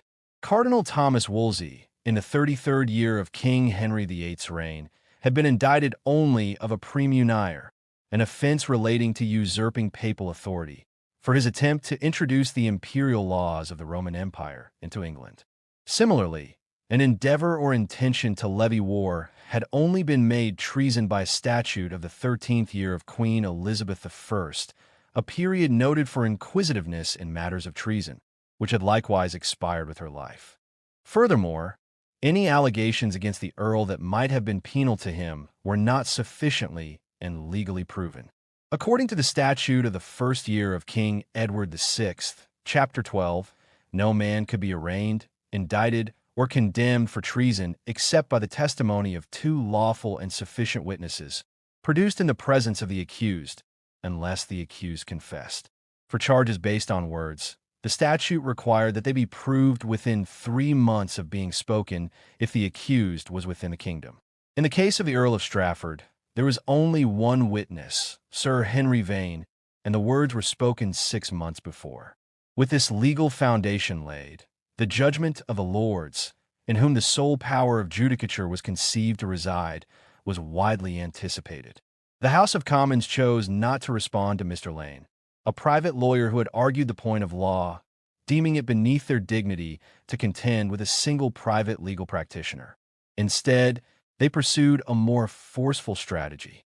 On the following day, Sir Arthur Hazelrig, the brother-in-law of Lord Brooke, an audacious and bold man, brought forth a bill in the House of Commons for the attainder of the Earl of Strafford for high treason. This action had been directed by John Pym, a leading figure in Parliament, to ensure that the procedural machinery of attainder would bypass the need for conventional legal proof. By this point, even men who had previously disliked the Earl and harbored strong passions against him were not fully satisfied with the justice of the impeachment or the manner of the prosecution. The House of Peers, consisting of nearly 120 lords, in addition to the bishops, of whom 80 had been in constant attendance at the trial, were not inclined to assume the full burden of judgment. The bill, however, was received with astonishing alacrity in the House of Commons, immediately read twice, and committed for consideration, an extraordinary procedure for the time, typically reserved for matters of immense consequence or immediate necessity. Those who had initially consented to the impeachment, having done so lightly and assuming that they would only accuse while the Lords judged, now found themselves compelled to act as judges as well. They discovered new reasons to justify their participation, one being that they had gone too far to retreat or abstain. A few days before the Bill of Attainder was formally introduced, a remarkable event occurred. A single witness, Sir Henry Vane, eldest son of the Secretary of State, was positioned to testify to the Earl's words and intentions. Ordinarily, the law required multiple witnesses in cases of treason, but John Pym prepared to render the single testimony sufficient. Several months prior, Pym had visited the young Sir Henry, recently recovered from a severe fever, and, during their discussion of the kingdom's troubled condition under illegal taxes and arbitrary pressures, Sir Henry offered to show Pym something that would reveal the councils likely to bring ruin to the kingdom. Sir Henry revealed a small paper, written in his father's hand, which contained the dates and results of several council discourses, annotated with symbols identifying the speakers. The content was extraordinary in nature, revealing plans and counsel that threatened the stability of the Commonwealth. Sir Henry wished to prevent any copy from being made, fearing it could endanger his father. Yet the information would soon become the foundation upon which the House of Commons would pursue the Earl's attainder. In those turbulent times, Mr. John Pym, a leading member of the House of Commons and a man of considerable influence in the parliamentary opposition, approached with a matter of extreme consequence to the kingdom. Despite there being but one direct witness, Sir Henry Vane the Younger, who had transcribed the original document, Mr. Pym argued that the circumstances of their shared examination and their readiness to swear to the truth of the copy were sufficient to validate its authority. It was no surprise, he explained, that the other figures named in the writing, who had offered counsel now deemed harmful, did not recall the precise words of the conference. Only the Earl of Northumberland, a man noted for wisdom among his peers, had remembered portions of the discussion, though not the entirety. Following this, the young Sir Henry Vane rose, appearing slightly disordered, and confirmed all that Mr. Pym had recounted. He added the personal context of his discovery. During the previous summer, his father had been in the northern regions of England with King Charles I and had entrusted his keys to his secretary at Whitehall, the royal palace in London, instructing that they be given to his son to secure assurances concerning his wife. After examining these evidences, Sir Henry Vane, driven by curiosity, requested the key to a red velvet cabinet that stood alongside the other boxes. Within that cabinet, he discovered the very papers mentioned by Mr. Pym.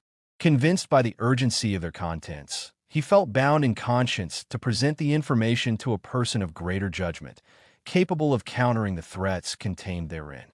He showed the discovery to Mr. Pym, and upon receiving confirmation that the revelation might preserve the kingdom, he consented to the copying of the papers, returning the original once more to its proper place in the cabinet. Young Sir Henry Vane admitted that this act of conscience might ruin his reputation in the eyes of his father, a man of stern natural appearance, but he acted out of duty to his country and moral obligation to prevent disaster. As he concluded his statement, his father rose, visibly unsettled yet composed, acknowledging for the first time the source of his misfortune. He admitted to being amazed at the pressure of interrogatories and suspected discovery, but now recognized the young man as the agent through whom the truth had been revealed, and was certain that responsibility for the resulting calamities would be apportioned accordingly. The scene unfolded with a tension that could be felt across the great hall, where the weight of justice and power pressed upon every word and gesture. It was true that the Earl had been in the north with King Charles I, and that his unfortunate son had married a virtuous gentlewoman, the daughter of a respected member of Parliament then present. To her, justice and honor were owed, obligations that had not yet been fully settled.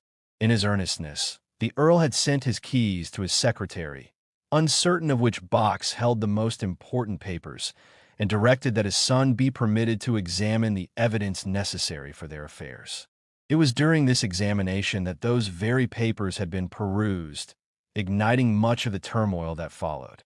After the summons of this Parliament, and the King's return to London, the Earl informed King Charles I that many papers remained in his possession, detailing transactions unlikely to be of further use. He proposed, with the King's consent, to destroy them, fearing that in the wrong hands they might be misused. Many were burned, including the original results of debates, of which copies had been presented as evidence. Beyond this, the Earl could say nothing more than what he had already expressed in examination, which was precisely true. Yet, by what he learned that afternoon, unexpected and astonishing, he realized he had been placed in a perilous position by the very testimony he had thought secure. The exchange between father and son was enacted with such intensity, passion, and deliberate gesture that many in the hall praised the young man's conscience, integrity, and merit. A motion was even made, suggesting that the father be enjoined by the House to reconcile with his son. Yet, for a time, a visible distance persisted between them in public. Observers wondered at the necessity of this account, as it seemed to many both ridiculous and likely to produce scandal and inconvenience, casting shadows upon the reputations of both father and son. None believed it added weight to the former single testimony, and it was never again publicly mentioned to influence judgment. Some perceived a subtler purpose. The revelation seemed calculated to alert Lord Coddington, Baron Coddington, of the danger he faced, urging him to relinquish the mastership of the wards to Lord Say, Viscount Say, who could protect him through obligation. In this reading, the secretary's reputation was to be sacrificed to advance the ambitions of Lord Say. Yet, the more compelling reason for disclosing this history was transparency. The principal information had come from the secretary and some members of the committee preparing charges against the Earl of Thomas Wentworth. First Earl of Strafford had shifted loyalties, making concealment impossible. By framing it as the son's curiosity, rather than the father's malice, they preserved a narrative of propriety. In just a few days, the bill of attainder passed the House of Commons. Some eminent lawyers, men of learning and renown, argued that there was no legal basis to declare the Earl guilty of high treason. Lord Digby, Baron Digby, however, who had served on the committee from the outset and harbored prejudice against the Earl, delivered a passionate speech. He declared he could not consent to the bill, not merely because he was unsatisfied with the law, but because he doubted the facts. The words forming the core of the impeachment were not proven by two witnesses. Indeed, not even one was fully credible. Sir Harry Vane had first denied the Earl had spoken them, then partially remembered, and only on a third examination could he recall the remaining words. Lord Digby recounted many sharp observations that could only have come from someone privy to the committee's deliberations. Questioned thereafter in the House, he defended himself so skillfully that the aggressors turned upon him with implacable rage, prosecuting him relentlessly from that day forward. The bill passed with only 59 dissenting voices out of nearly 200 members and was immediately sent to the House of Lords. It carried the assurance that the House of Commons would be present the following day in Westminster Hall to satisfy the Lords regarding the legality of the proceedings. The Earl was brought again to the bar, the Lords in their robes, and the Commons as before. Mr. Solicitor St. John argued the legal points for nearly an hour. In his defense, he noted two striking propositions. First, that private satisfaction to each man's conscience was enough in a bill of this nature, even if no evidence were presented. Second, he compared the law to hunting. Laws are made for hares and deer, creatures of the chase. Yet no cruelty is imputed when foxes or wolves, creatures of prey, are struck down when found. By this reasoning, he illustrated both the flexibility and the perceived necessity of legal action against those deemed a threat, framing the Earl's case in a starkly dramatic, almost allegorical light. The House of Commons, in its turbulent and fevered proceedings, took actions that seemed at once audacious and barbarous. On one remarkable day, the law itself and human decency alike appeared to fail, for the legal arguments were fallacious, and the cruelty displayed more ruthless than had ever been witnessed by such an audience. To strengthen their case and hasten the passage of a bill, 59 members of the House of Commons, those who had dissented from the act under consideration, had their names written upon pieces of parchment or paper. Over these, in bold and damning letters, was inscribed the word Stratfordians, branding them as enemies to their country. These papers were then fixed upon posts and in other visible places throughout the city of London, a public shaming that constituted a great and destructive violation of the privileges and freedom of Parliament. When complaints were brought before the House regarding this outrageous act, no countenance was given, and no care was taken to discover the perpetrators, leaving the audacity unchecked. Meanwhile, those who managed the designs and strategies of Parliament began to perceive that their friends abroad, upon whom they relied for influence, especially in the orchestration of petitions and for tumultuous appearances in the city, were not fully satisfied. These foreign allies expected zeal in the cause of religious reform, and despite the branding of numerous bishops and other members of the prelatical party, as well as the encouragement of petitions against the Church of England, no visible action was taken to diminish the jurisdiction of the bishops or to grant liberties to the weaker ministers, which had been anticipated from the beginning. The ambition and hopes for advancement at court among certain members had become public knowledge, stirring jealousy and distrust. Yet, those with the most destructive vows against the Church of England never dared to reveal the full extent of their intentions, even to their closest allies, whose authority had provided them with credibility and influence. Their own clergy, whose hands were raised in great numbers to present complaints against ecclesiastical innovations and ceremonies that had been in constant practice since the Reformation, were themselves divided. Whenever they appeared before the House or a committee, unexpected questions revealed the lack of unanimity, not only among the clergy, but also among their lay supporters, who differed in their views on what should be altered. The Earl of Bedford, for instance, desired no alteration in the government of the Church of England.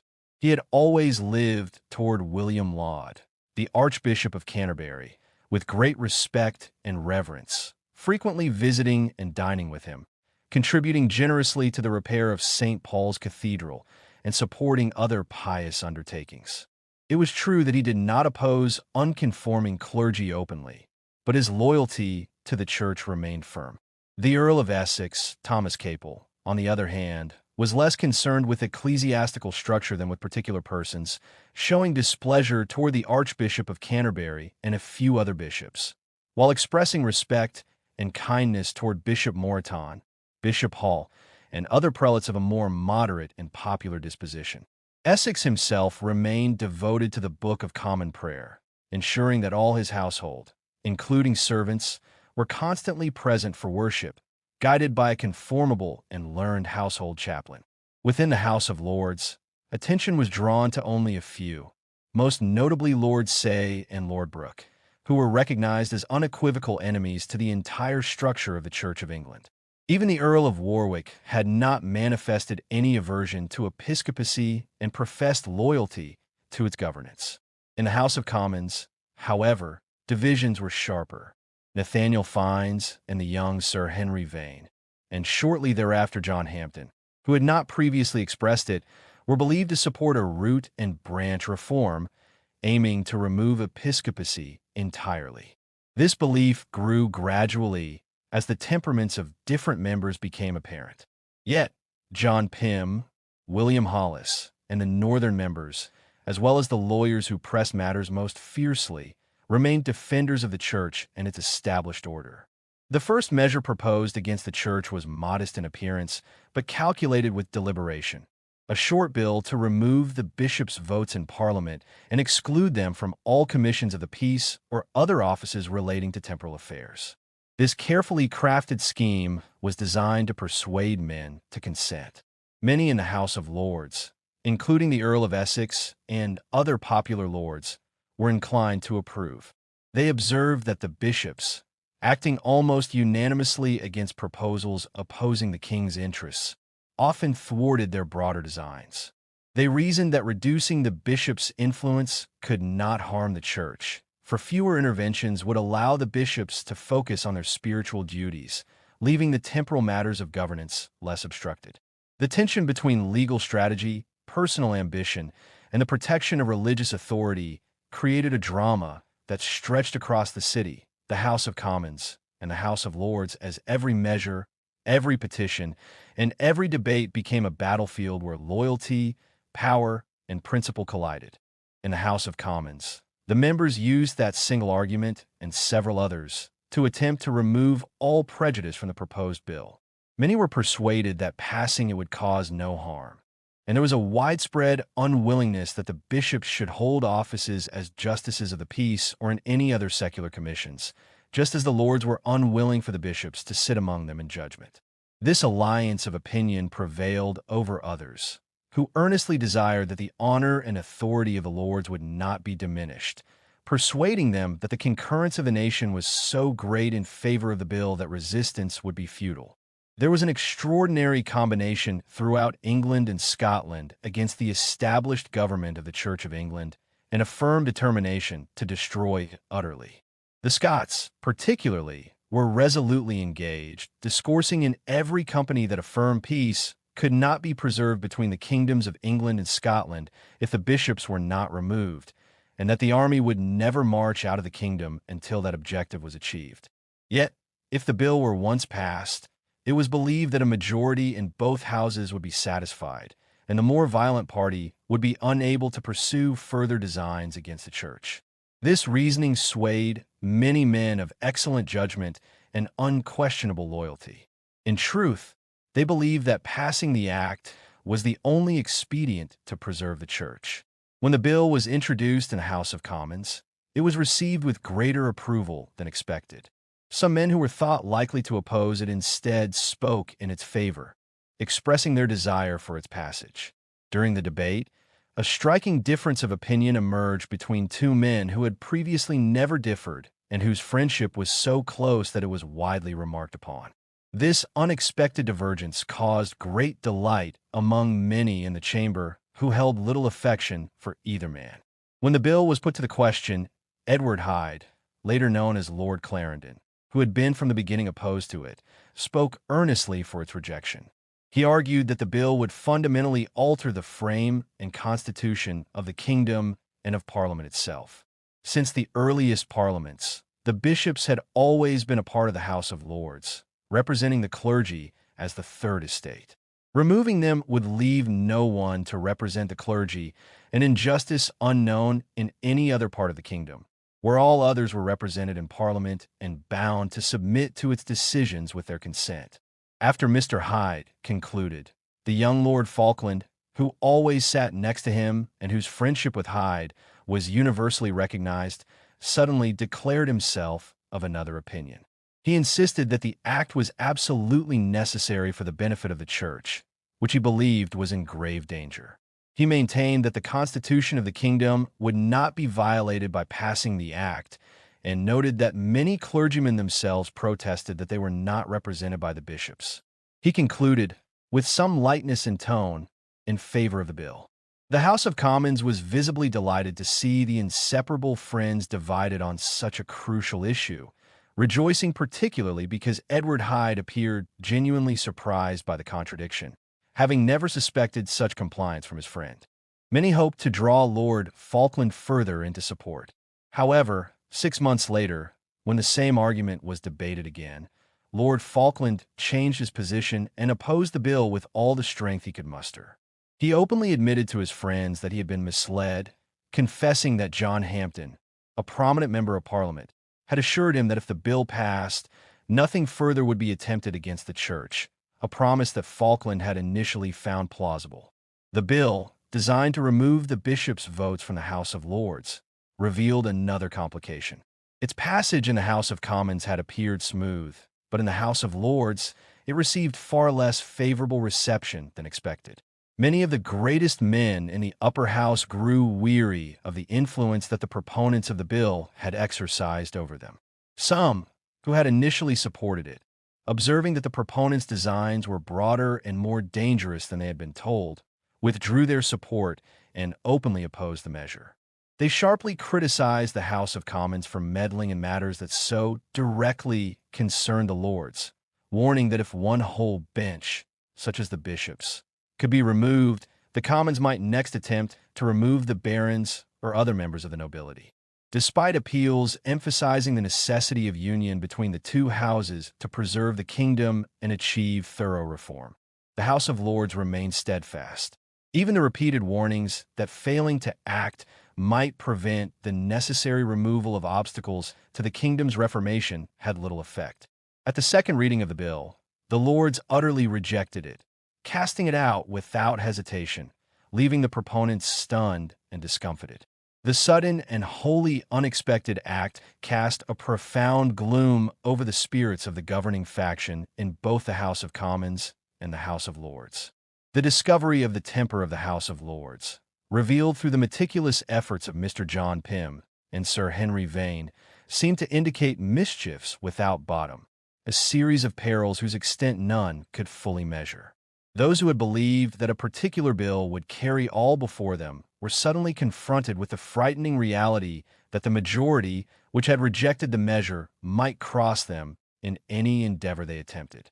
The influence of this revelation stretched far beyond the House of Lords, reaching into the House of Commons and to every corner of the kingdom.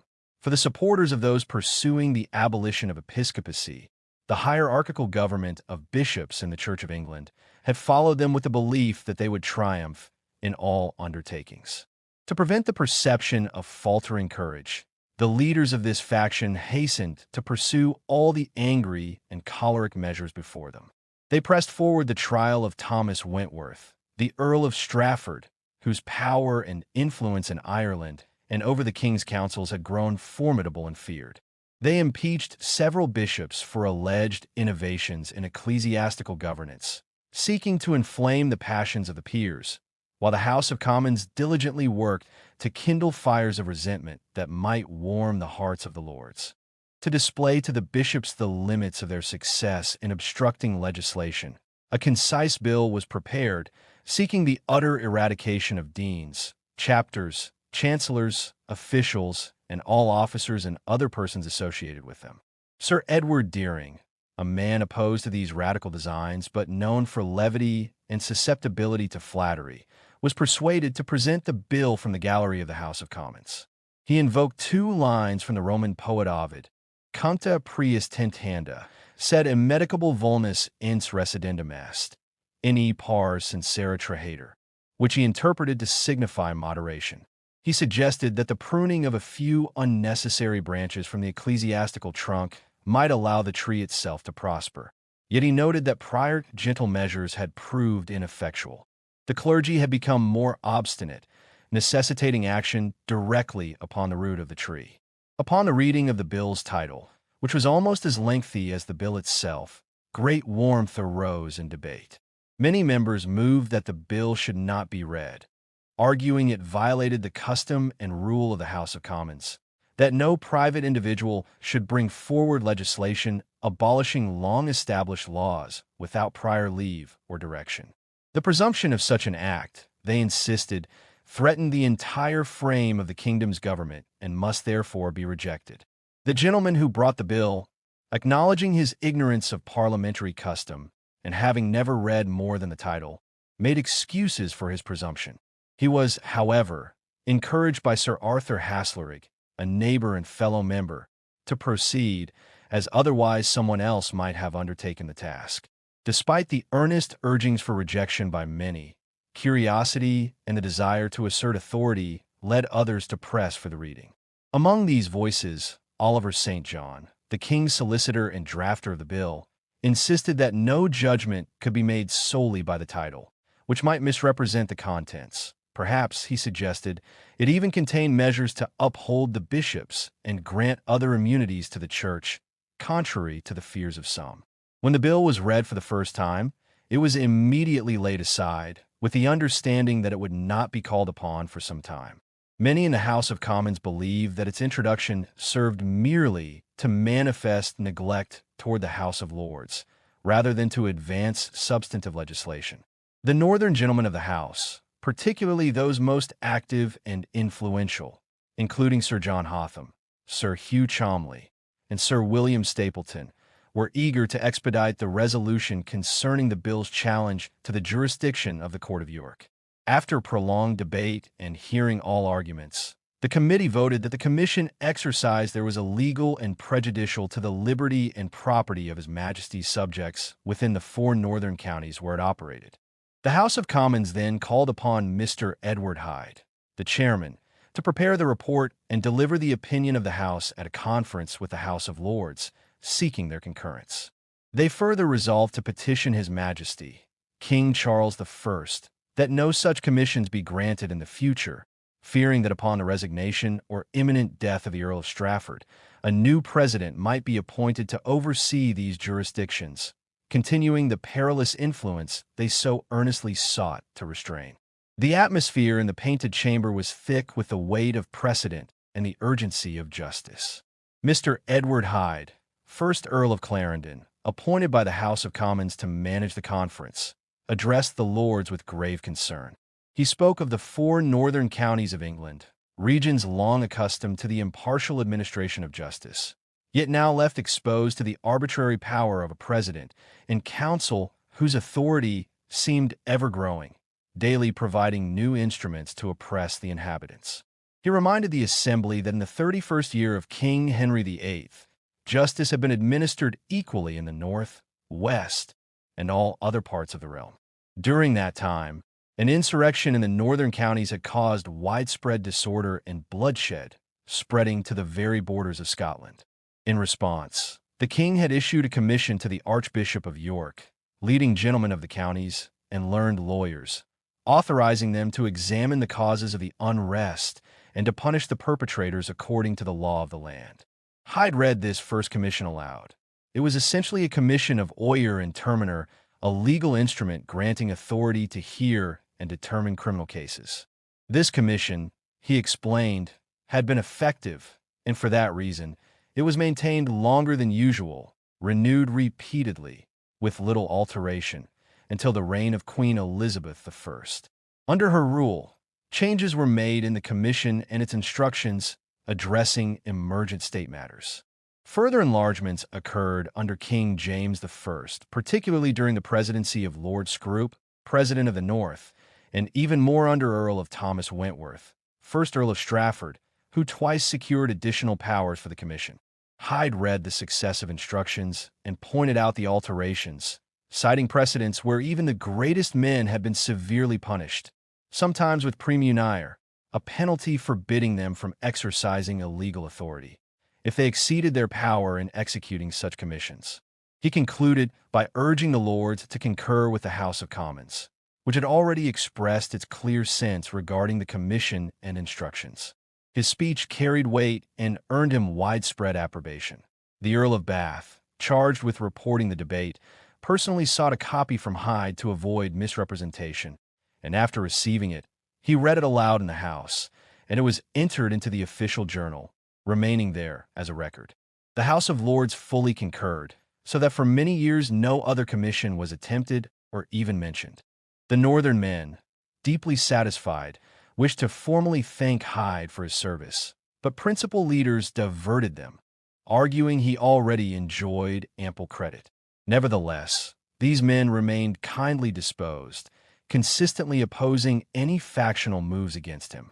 The opposition in the Lords and the frequent contradictions in the House of Commons had diminished much of the fury that had previously prevailed.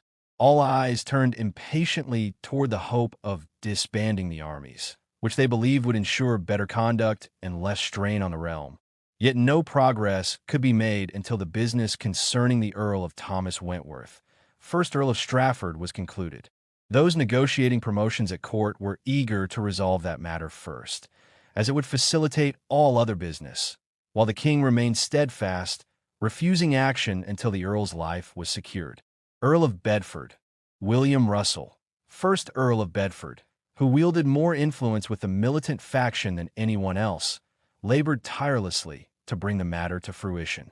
Later that afternoon, Hyde visited Piccadilly, a grand house with spacious gravel walks, shaded avenues, and upper and lower bowling greens, a favored retreat of nobility and gentry for both exercise and conversation. Upon entering the grounds, he was approached by the Earl of Bedford. After brief courtesies regarding the morning's conference on the court of York, Bedford confided that a friend awaited in the lower grounds who urgently needed Hyde's counsel, signaling yet another intricate turn in the web of politics, loyalty, and strategy that defined these turbulent times. He then lamented the misery into which the kingdom was likely to fall, a consequence, he said, of the violence and want of temper displayed by men in the pursuit of their own idea of happiness. He spoke gravely, warning that the matter concerning Thomas Wentworth, the Earl of Strafford, was a rock upon which the whole realm might split, and that the passion and fury of Parliament threatened to destroy the kingdom itself.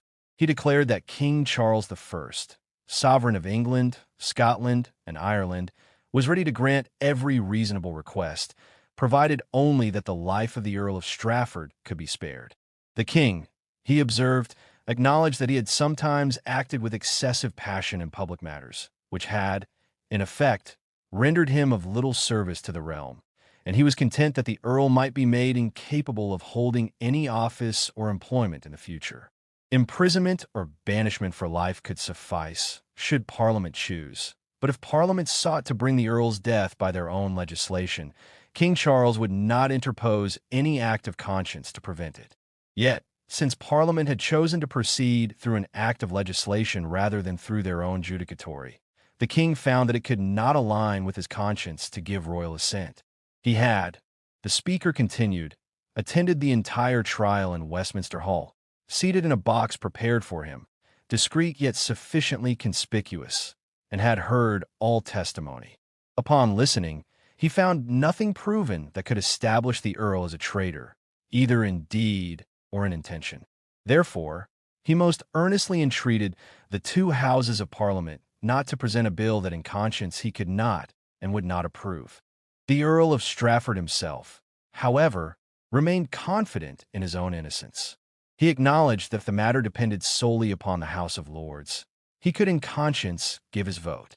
Yet he expressed grave doubt that the king could be persuaded to act in a way so contrary to conscience. He recounted the pains he had taken to dissuade his friends from violent prosecution, urging them to accept the remedy proposed by the king, a solution he believed could be made secure, leaving no risk of Strafford ever returning to influence. He admitted, however, that persuading the Earl of Essex, Robert Devereux, to comply had been impossible.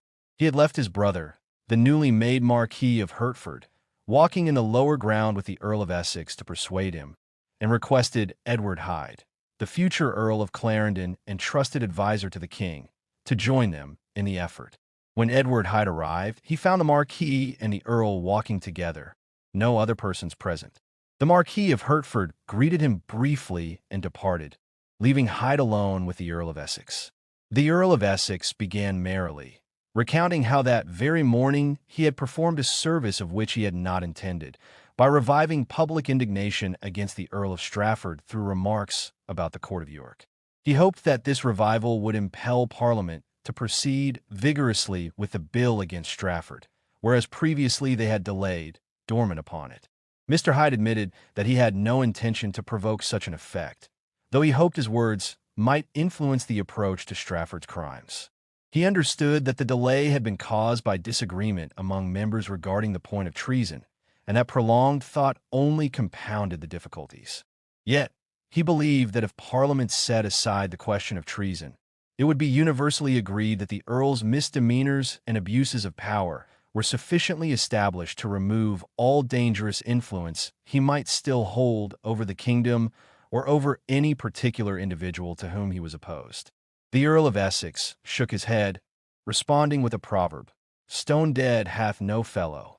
He reasoned that even if Strafford were found guilty of a premunire, fined, or sentenced to imprisonment for life, King Charles would promptly grant pardon, release fines, and restore liberty as soon as he chose, once Parliament had concluded its session. When Mr. Hyde began to reply, the Earl interrupted familiarly, saying he was weary from the argument and wished to defer further discussion to another time, assuring Hyde he would confer again when refreshed. On a later occasion, Edward Hyde attempted again to speak freely on the matter, but found the Earl firmly on guard, listening with patience but giving no expansion to his answers. When pressed on the injustice of compelling any man to act against conscience, the Earl asserted that no matter the king's desires, if a man was not satisfied in conscience regarding the guilt of the Earl of Strafford, the king could never compel him to vote for the bill.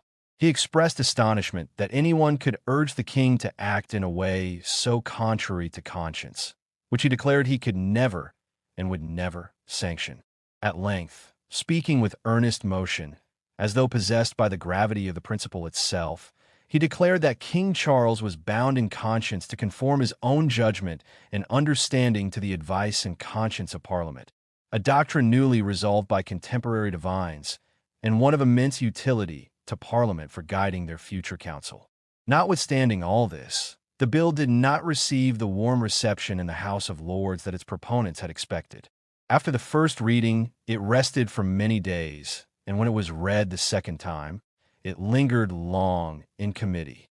Few men, upon sober consideration of the dispositions and capacities of the several lords, believed that of the 80 who had been present at the trial of the Earl of Strafford, more than 20 would ever consent to such an act.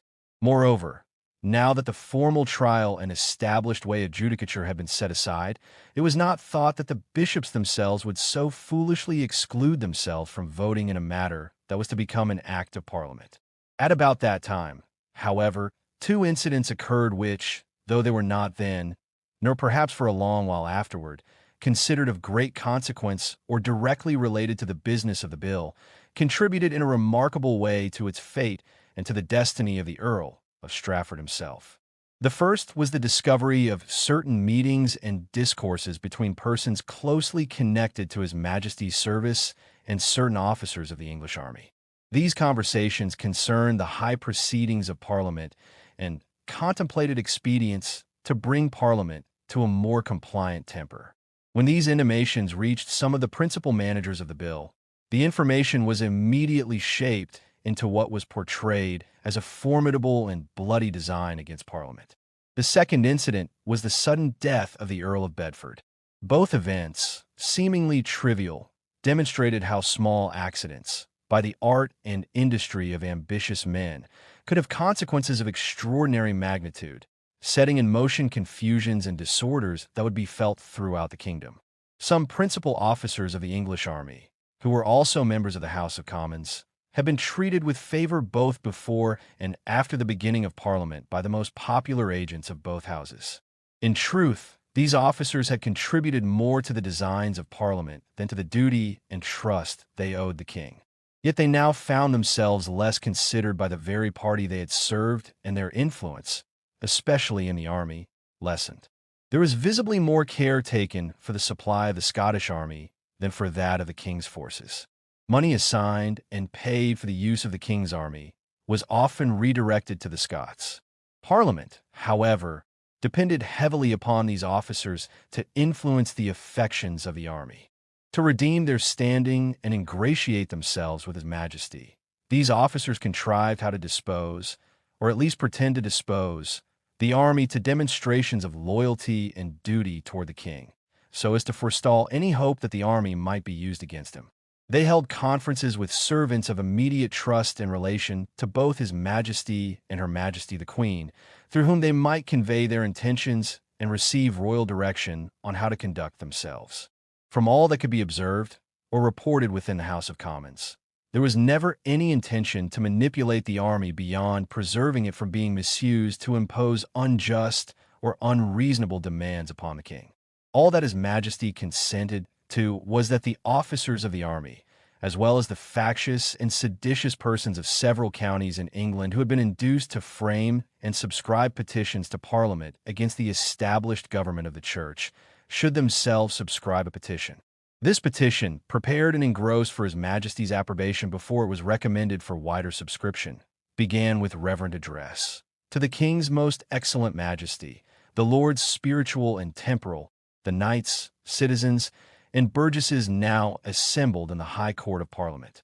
The humble petition of the officers and soldiers of the army humbly showeth that although our wants have been very pressing, and the burden upon us grievous by reason of those wants, yet we have conducted ourselves so that your Majesty's great and weighty affairs in this present Parliament have hitherto received no interruption from us, a temper not usual in armies, especially in one destitute not only of pay, but of martial discipline and many of its principal officers. We cannot but attribute it to the particular blessing of Almighty God upon our most hearty affections and zeal for the common good, in the happy success of this Parliament, to which, as we would have contributed our dearest blood, so now that it hath pleased God to manifest His blessings so evidently therein, we cannot but acknowledge it with thankfulness, as likewise His great mercy in inclining your Majesty's royal heart to cooperate with the wisdom of Parliament, effecting so great and happy a reformation upon the former disorders of this Church and Commonwealth. The petition proceeded to praise His Majesty's condescension in addressing the many important demands of their Scottish neighbors, in granting justice against all delinquents regardless of rank, in removing grievances affecting the liberty of persons, property, or conscience, and in providing the greatest pledge of security the subjects of England had ever received from their sovereign, the Bill of Triennial Parliament. The petition, drafted with the utmost humility and loyalty, began with words of profound gratitude to His Majesty, King Charles I, and to the High Court of Parliament.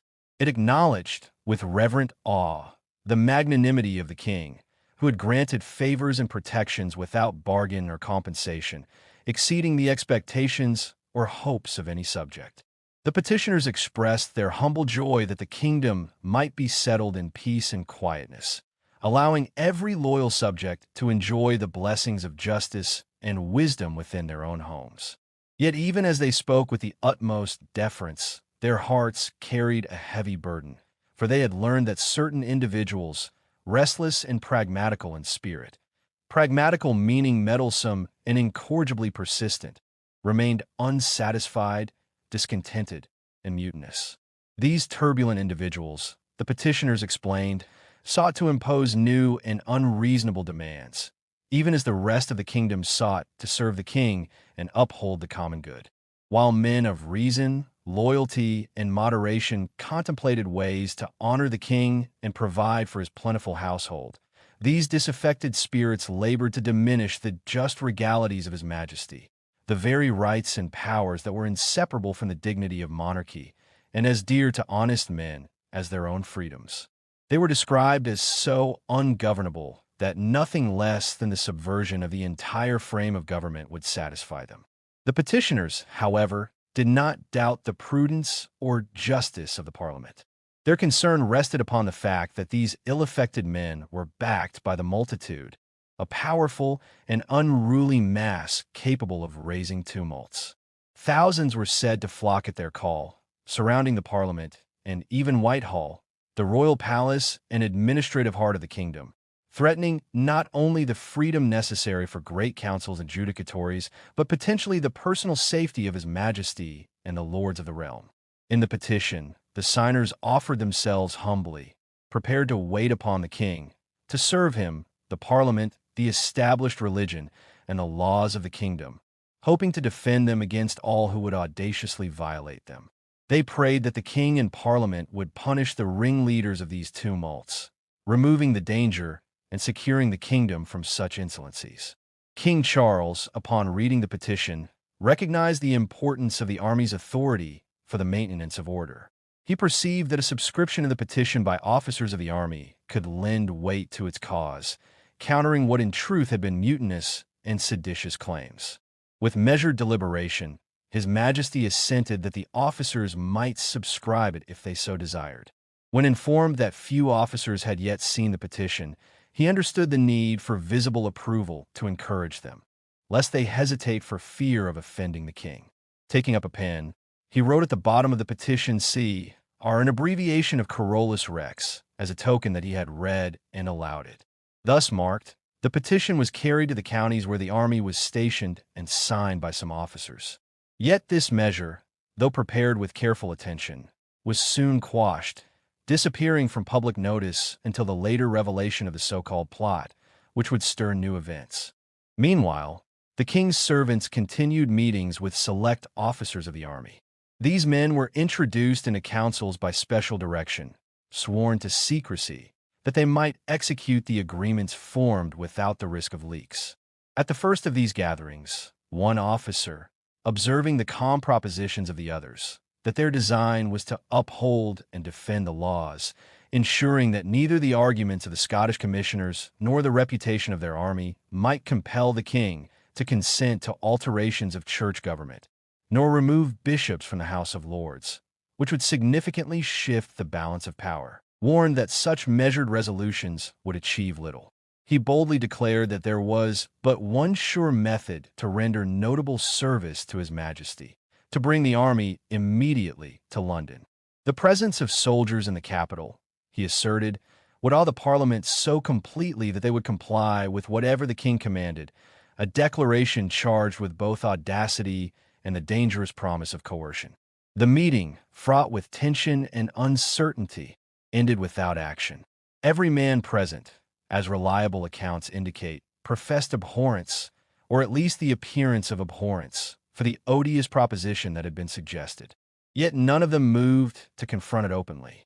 Instead, they contented themselves with objections that rendered the suggestion ridiculous and unworkable, and so the assembly was dissolved for that time. Whether the man who had proposed this desperate device had done so merely as a trap to draw opinions from others, for he harbored intense dislike and malice towards certain members of the company, or whether his own pride and fear of discovery drove his later actions, remains uncertain. The following day, he revealed to a select few, the Earl of Bedford, Lord William Say, Viscount Say and Seal, and the Lord Kimbolton, all leaders in the political sphere, details of what had transpired, and even more than had passed, emphasizing the horror of the design and professing his dedication to serve the Commonwealth faithfully, or lose his life in the attempt. Yet simultaneously, he performed a careful theater at court, demonstrating his abhorrence of the proceedings of Parliament to the degree that he offered, with a crew of officers and capable men at his disposal, to rescue the Earl of Thomas Wentworth, first Earl of Strafford from the Lieutenant of the Tower of London, should he be brought to trial, and to enable him to flee abroad. This disclosure, carefully managed, was not made public to the House of Commons or House of Lords for 3 months. The Earl of Bedford, recently deceased, had no doubt wished to contain these revelations, to bind the wounds already inflicted, rather than to inflame new jealousies between king and people. Yet, those entrusted with the secret made use of portions immediately to stoke the heat and agitation of Parliament, feeding on past grievances to inflame fear and maintain their influence. Tales were circulated of vast gatherings of Catholics of England and Lancashire and Surrey, of secret assemblies in caves and underground passages, and of letters from abroad containing arms and provisions. Though investigations invariably disprove these rumors, they serve to terrify the public and align opinion with those best able to provide solutions to the perceived threats. Strange accidents further reinforced their influence. While clamoring against Catholics, particularly over minor indiscretions and contribution for the Scottish War, the Justices of Peace in Westminster were ordered to examine all strangers within their jurisdiction, administer oaths of allegiance and supremacy, and proceed against any recusants, those refusing to attend the Church of England, according to statute. One afternoon, during this inspection in Westminster Hall, a man named James, a Catholic, appeared. Pressed by Mr. Hayward, Justice of the Peace, to take the oaths, James suddenly drew a knife and stabbed the justice, uttering words of reproach for persecuting Catholics. Though the old man did not die of his wounds, the act shocked all present. Though this violence seemed the work of a single man, perhaps mentally unstable, it was exploited as evidence of a broader Catholic conspiracy. Many believed it to be the act of all Catholics in England rather than one isolated individual. Around the middle of April, at the conclusion of the Earl of Strafford's trial, the discovery of the army-related plot was made known. For the time being, it was used sparingly, serving the immediate goals of Parliament, while details were reserved for later application. When the Bill of Attainder against the Earl of Strafford was introduced, Mr. John Pym informed the House of Commons that he feared a desperate conspiracy against Parliament, perhaps involving men of great rank and credit at court. He reported that several officers had been spoken to in London about raising troops under the guise of service in Portugal, though the Portuguese ambassador confirmed that no such authorization existed. Pym recommended that the Lords appoint a committee to examine witnesses for the discovery of plots, and in the meantime, requested that the king grant no passes for servants to leave the kingdom, fearing that some might flee upon hearing of the investigation. A committee was appointed to carry out the examination, and a formal message was dispatched to His Majesty, King Charles I, as had been requested. Yet, in the meantime, certain individuals who had gathered at the tavern, speaking of raising men for service in Portugal, and others who had attended the private conference concerning the proposed raising of an army, found themselves in grave peril. Their private deliberations, once thought secure, had been revealed, and it became clear that a severe inquiry might be set against them. Those who had access to the information were making interpretations and glosses at their leisure, twisting the truth according to their own convenience. Fearing the formalities of inquiry, where imprisonment would precede examination, these men resolved not to trust themselves to such judges and fled into France. News of their flight spread swiftly and brought immense credit to John Pym, a leading member of the House of Commons, renowned for his vigilance and activity in parliamentary matters. It became apparent that a notable and dangerous conspiracy had been uncovered, for such eminent men had found it necessary to flee the kingdom. In the midst of this turmoil and disorder of mind, Parliament found the Bill of Attainder against Thomas Wentworth, the Earl of Strafford, easier to pass, for public fear and uncertainty had worked in its favor. At this juncture, Mr. Pym informed the House of Commons that the flight of these substantial figures demonstrated the seriousness of the matter he had previously reported. He warned that the full scope of danger should not yet be disclosed, for the immediate threat had been averted. He assured the members that God had miraculously preserved them from a prodigious conspiracy, one that would have swallowed up all parliamentary privileges and liberties. Yet, even as this attempt had failed, he cautioned that new devices might arise. To fortify the unity and unanimity of the members, and to deter all who wished ill toward Parliament, he proposed that a solemn protestation be entered by all members of both houses. This protestation would affirm their defense of parliamentary privileges and their duties to God and the King as loyal subjects and Christians. A committee was promptly appointed to prepare this protestation, selecting members unlikely to yield to any unlawful or inconvenient obligations. This action was immediately seized upon by the Speaker of the House of Commons, the presiding officer of that legislative body, and by all the members present at that moment, who collectively sent it up to the House of Lords. The Lords likewise received and accepted the same, with the notable exceptions of the Earl of Southampton and Lord Roberts. These two peers positively refused to assent, alleging that there was no law compelling them to do so, and warning that the consequences of such voluntary engagements might produce unforeseen and unintended effects. Their caution was, without doubt, wisely considered. It had not been pressed in the House of Commons for two reasons. First, it was visibly impossible to dissuade the matter, the House being already awakened and stirred by the discourse, mentioned previously, concerning a plot against Parliament. The danger of that plot, like a poisonous scheme, required a sovereign antidote to expel and discover it. Second, well-affected persons, those loyal to the king and devoted to the stability of the kingdom, who were jealous of no other designs than the preservation of the government of the Church of England, believed that once the members of the House were bound to maintain and defend the Protestant religion, as expressed in the doctrines of the Church of England. The rigid reformers would be obliged from attempting any alteration in the government of the Church. It is essential to note that the doctrine of the Church of England was expressed in the 39 Articles, a foundational set of doctrinal statements defining the beliefs of the Church, of which one article specifically preserved the governance of the Church by bishops.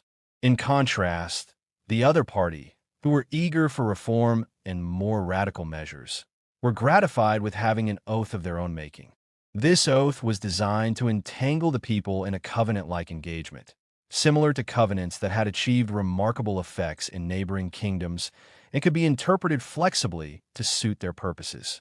Within 2 days after the oath was taken, members of their party informed the House that many well-affected persons abroad, those of notable and exemplary devotion to Parliament, were concerned that taking the protestation would compel them to defend the bishops, which in their conscience they could not do, and which they hoped the House did not intend to oblige them to do.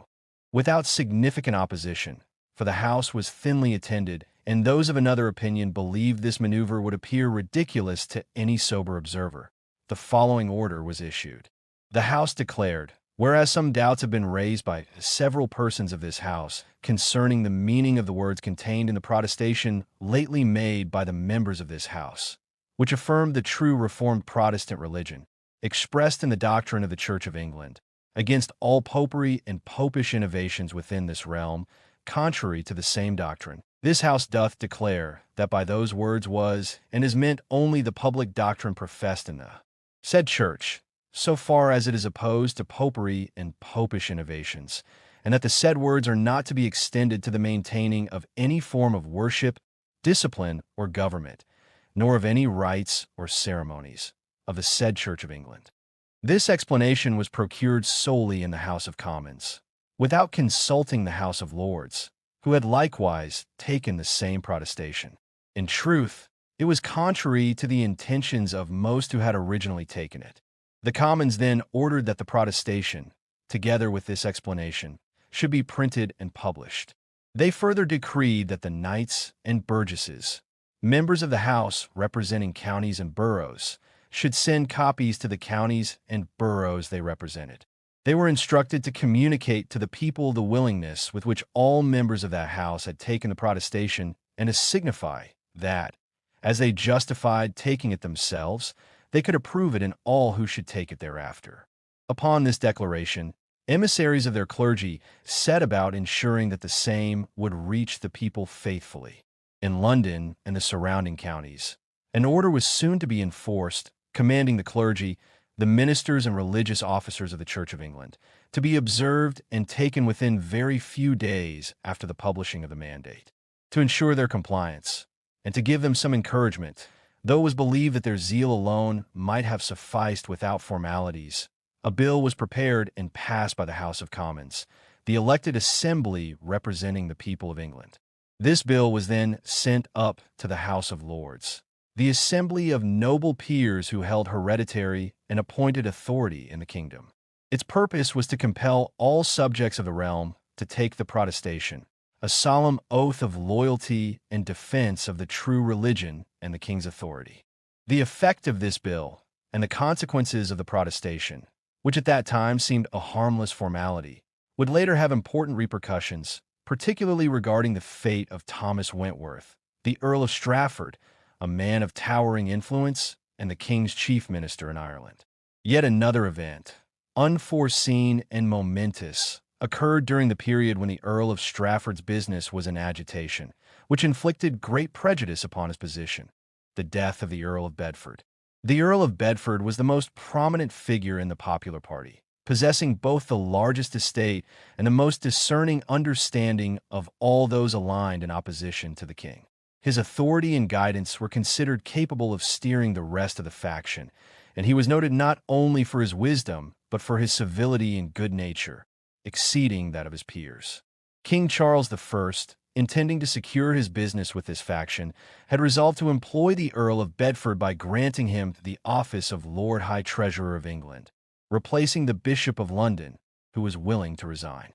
To further gratify the Earl, the king intended that John Pym, the influential member of Parliament, should be made Chancellor of the Exchequer, a position responsible for the king's finances, just as he had previously appointed Oliver St. John to the office of Solicitor General, the king's chief legal officer in the courts.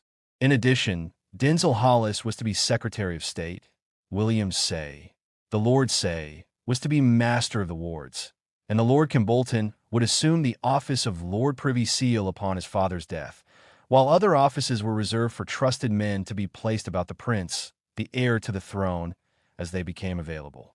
The Earl of Bedford had secretly promised the king that the life of the Earl of Strafford would be preserved, and that the king's revenue would be settled as amply as any of his ancestors had provided. He even contemplated introducing an excise in England, a form of taxation on goods, as the only natural means to increase the king's income and secure the financial strength of the crown. Yet, within a week after the bill of attainder against the Earl of Strafford was sent to the House of Lords, the Earl of Bedford fell ill. His sickness and death followed swiftly, accompanied by deep anguish and fury as he observed the direction in which his party, the popular faction, was inclined. He confided to those near to him that he feared the rage and madness of the Parliament would bring more harm to the kingdom than had ever been sustained during the long intervals when Parliament did not sit. The Earl of Bedford was a man of wisdom, capable of proposing moderate courses, though not so lacking in resolution that he could not be swept into violent measures if his counsel were ignored. Many who knew him well later reflected that his death was perhaps timely, sparing him from potential guilt and shielding him from the visible misfortunes that would befall men of all conditions in the tumultuous years to follow. Upon the Earl of Bedford's death, the Lord Say assumed his role, hoping to receive the reward of the Lord High Treasurer's office. Faithfully, he promised King Charles I that the life of the Earl of Strafford would not be pressed to immediate peril. With this assurance, he gained sufficient credit with the king to persuade His Majesty to act in accordance with the strategies deemed necessary for the ongoing business concerning the Earl of Strafford, setting the stage for the unfolding drama of loyalty, power, and the perilous politics of the kingdom. And so it came to pass that, when the bill against the Earl of Thomas Wentworth, first Earl of Strafford, was under consideration in the House of Lords, and when few believed it could possibly pass, though the House of Commons sent repeated messages urging them to act, a trusted advisor persuaded King Charles I to intervene. The king, following the custom of monarchs communicating with both houses, was convinced to go personally to the House of Lords and summon the House of Commons to attend. There, before both assemblies, the king declared that he could not, with the safety of a good conscience, consent to the bill concerning the Earl of Strafford if it were formally presented to him, because he remained unsatisfied in the matter of treason. Yet he made clear that he was fully convinced the Earl was unfit ever to serve him again in any office or employment in any of His Majesty's dominions, and that he would join in any act to render him utterly incapable of holding office. He hoped this declaration would appease both houses. The king's advice, trusted as it was, seemed sound to him, and he resolved to follow it. But the Earl of Strafford, aware of the danger, immediately sent his brother to the king, beseeching him by no means to pursue that course, warning that it would prove pernicious to himself. He implored the king to rely on the honor and conscience of the peers, without royal interference. The king replied that he had acted on the counsel of his best friends, yet since the earl objected, he would withdraw from the measure. The next morning, Lord William Say, Viscount Say, and Seal returned to the king. Observing the king's hesitation, he urged that if His Majesty followed the advice, success was assured. If he declined, the outcome could not be guaranteed, and he would hold himself completely disengaged from matter. Convinced of Lord Say's sincerity, the king allowed himself to be guided and went immediately to the House of Lords, acting exactly as Lord Say had recommended. Whether Lord Say truly believed that revealing the king's conscience in this manner would produce the desired effect, or whether he acted with treachery, aiming to bring about the very inconveniences that would follow, remains uncertain. Many contemporaries, suspecting the king's will to be poorer than his understanding, uncharitably believe that Lord Say intended to betray his master and ensure the ruin of the Earl of Strafford. The result proved disastrous. No sooner had the king returned from the House of Lords than the House of Commons, inflamed with passion, declared the king's last action the most unparalleled breach of parliamentary privilege ever known.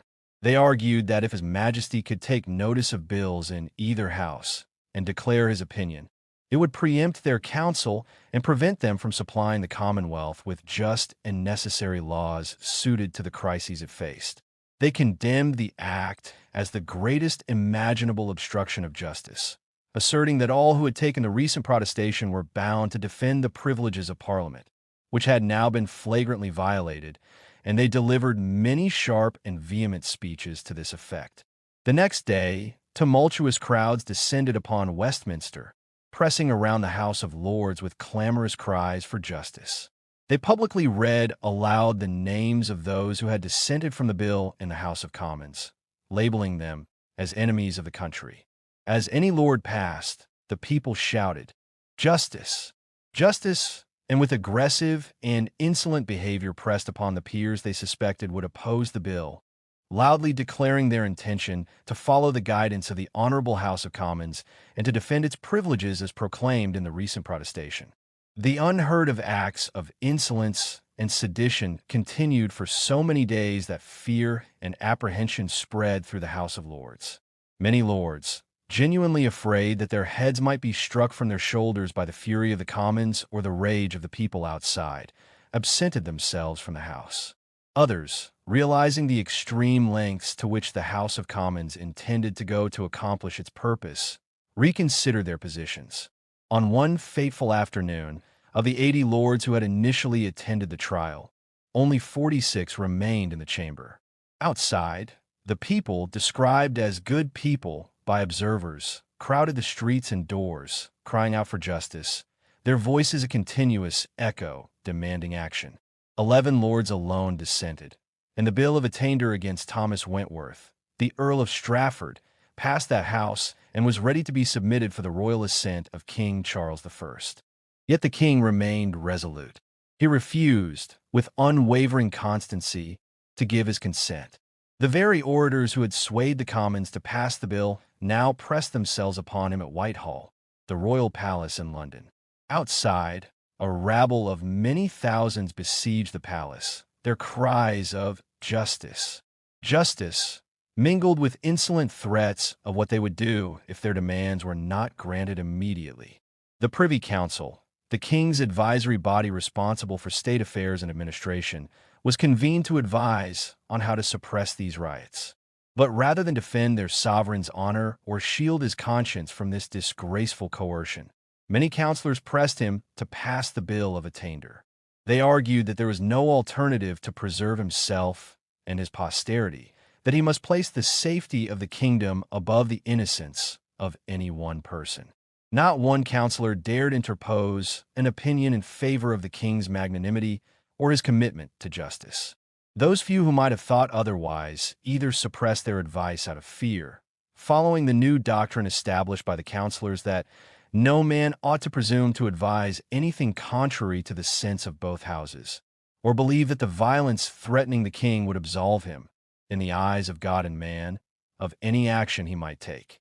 His Majesty, King Charles I, declared firmly that what had been proposed to him was directly contrary to his conscience, and he trusted that no argument would persuade him otherwise, no matter how satisfied others might be.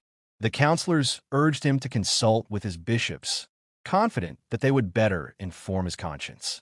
The Archbishop of York, present at Whitehall, advanced an argument that was both audacious and deeply unsettling.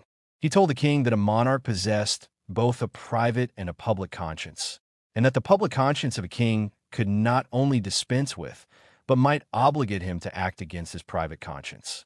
He declared that the question was no longer whether the Earl of Strafford should be spared, but whether the king himself would perish with him. The archbishop insisted that the king's conscience to preserve the kingdom, like that of a husband to protect his wife or a father to protect his children, outweighed all considerations a friend or master might have for a single individual. With unprelatical audacity, he advised the king, even for conscience' sake, to pass the act of attainder.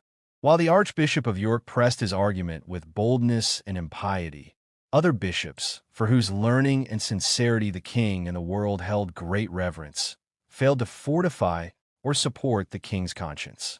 The security of the king, his person, and the order of the realm, which under God depended upon the courage and piety of these men, hung precariously. Amid these dire perplexities, the Earl of Strafford, ever aware of the king's straits and the mounting rage of the people, composed a most pathetical letter to his majesty. In it, he acknowledged the favors the king had shown him, while vividly describing the dangers threatening both the king's rule and Strafford's own posterity if the king persisted in preserving him. He urged, with many arguments, that the king assent to the bill without further delay, so that Strafford's death might secure the kingdom from the troubles it so feared. When this letter became known, new pressures were applied. It was argued that the king's voluntary consent cleared him of any scruple or moral objection remaining in his mind. In the end, King Charles I, though deeply troubled in conscience, was extorted to sign a commission appointing certain lords to pass the bill of attainder. This action, while relieving him personally of placing his own hand directly on the act, represented a barbarous invasion of both the freedom of Parliament and his own royal negative voice. It may be said with certainty that had His Majesty, instead of yielding to this mob-driven imposition, come in person to the House of Lords to dissolve Parliament, or withdrawn from the seditious city of London and taken command of his own army, much of the ensuing mischief, which later engulfed the kingdom, could have been prevented. Whoever truly considers the state of affairs at that time, the fury and rage of the people, the prevalence of faction in both houses of Parliament, the use made by schismatical preachers, those dissenting ministers who often silenced the orthodox clergy in their pulpits, and the fears and jealousies they infused into the minds of many sober men upon the discourse of the recent plot, will understand the extraordinary peril in which the king found himself. The council table, where the most trusted advisers and counselors of the crown should have guided him, was so pervaded by fear and betrayal that scarce an honest man dared speak his conscience to the king for fear of his ruin. Whispers in the royal bedchamber were instantly conveyed to those against whom they were directed, leaving His Majesty with very few men to whom he could safely confide his conscience and complaints, men who were not suborned against him or averse to his opinions. On the other side, if no expedient were speedily discovered to allay the frantic rage and combination in the people, there was reason enough to believe that their impious hands would be lifted against His Majesty personally, and, which he much more apprehended, against the person of his royal consort, Queen Henrietta Maria of France. Moreover, His Majesty could not be confident of the loyalty of his own army, further complicating the labyrinth in which he was entangled. Anyone who contemplates this with gravity will find reason to confess that the part which King Charles I of England had to act was harder than that of any prince, and even more difficult than what any private gentleman could have been exposed to. It is far easier now, in light of subsequent accidents and occurrences, to determine what should not have been done than it was at that time to foresee how to free himself from the snare in which he was involved. All matters being thus transacted, on the 12th day of May, in the year 1641, the Earl of Thomas Wentworth, first Earl of Strafford, was brought from the Tower of London, where he had been imprisoned for nearly 6 months, to the scaffold on Tower Hill. With composed and undaunted courage, he told the assembled people that he was come thither to satisfy them with his head, but that he feared the Reformation, begun in blood, would not prove so fortunate to the kingdom as they expected and wished. He spoke at length of his devotion to the Church of England and to the Protestant religion established by law and professed in that church, of his loyalty to the king, and of his affection for the peace and welfare of the kingdom. With remarkable tranquility of mind, he then delivered his head to the block, where it was severed from his body with a single blow. Many of the bystanders, who had not been over-charitable to him during his life, were profoundly affected by the courage and Christianity of his death. Thus fell the greatest subject in power, little inferior to any in fortune within the 3 kingdoms of England, Scotland, and Ireland at that time, who could well remember when he led those very people who now pursued him to his grave. He was a man of great natural talents and extraordinary endowments, adorned by learning and art, though his learning was often thought greater than it truly was, due to his readiness of conception and sharpness of expression. His first inclinations toward the court aimed only to establish his greatness in the country, where he apprehended acts of power from the Lord Seville, an old rival who had recently strengthened himself by being made a privy councillor and officer at court. Yet Strafford's early attempts were so prosperous that he did not content himself with merely being secure from Lord Seville's power in the country. He advanced relentlessly, stripping his adversary of all power and office at court, and sending him down to the country as a most abject, disconsolate old man, while securing for himself the office of Lord President of the North. These early successes, combined with a nature too elate and arrogant, and a rapid ascent into the highest offices of trust, made him more transported with disdain of other men and more contemptuous of Lord Seville than he might have been, had he experienced delays or setbacks in his rise. Strafford was, beyond doubt, a man of acute observation and piercing judgment, both in matters and in persons. Yet his great skill in judging men often led him to misjudge circumstances, and it was his misfortune to live in a time when very few wise men were employed as he was, and scarcely anyone, except the Lord Coventry, possessed faculties equal to his own. Thus he relied almost entirely upon himself. Perceiving defects in most men, he too often neglected what they said or did. Of all his passions, pride was most predominant, a pride which a moderate exercise of adversity might have corrected and reformed. Yet by the hand of heaven, it was strangely punished, bringing his destruction at the hands of two forces he most despised: the people and Sir Henry Vane, the young politician who had served as secretary to the king and whose testimony would later prove decisive. In brief, the epitaph that Plutarch records that Lucius Cornelius Sulla wrote for himself might be aptly applied to Strafford. No man ever exceeded him either in doing good to his friends or in doing mischief to his enemies, and both kinds of acts were executed with notoriety. Together with the bill of attainder against the Earl of Strafford, another act was passed by the king, almost equally fatal in its consequences both to his majesty and to the kingdom: the Act for the Continuing of Parliament, which has since been called the Act for a Perpetual Parliament. The enormous burden of maintaining the two armies was supplied in no other way than by borrowing vast sums of money from the City of London, the commercial and financial heart of England, relying upon the personal credit of certain influential citizens.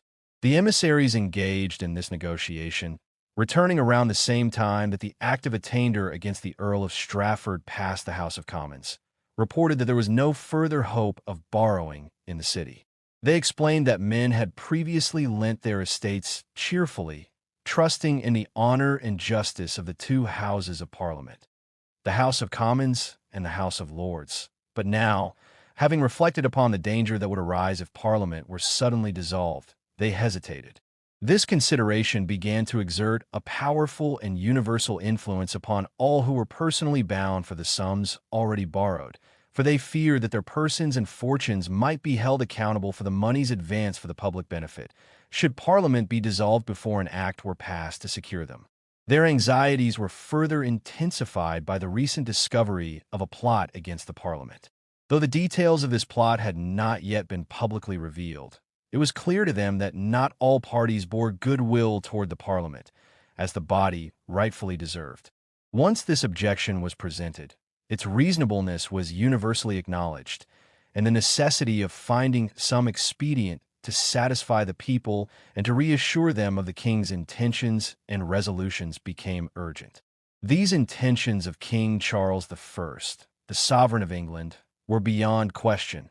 Whenever the Parliament demanded any unreasonable thing, they always emphasized the king's piety and the goodness of his princely nature, and they made promises of dutiful service that they intended shortly to fulfill.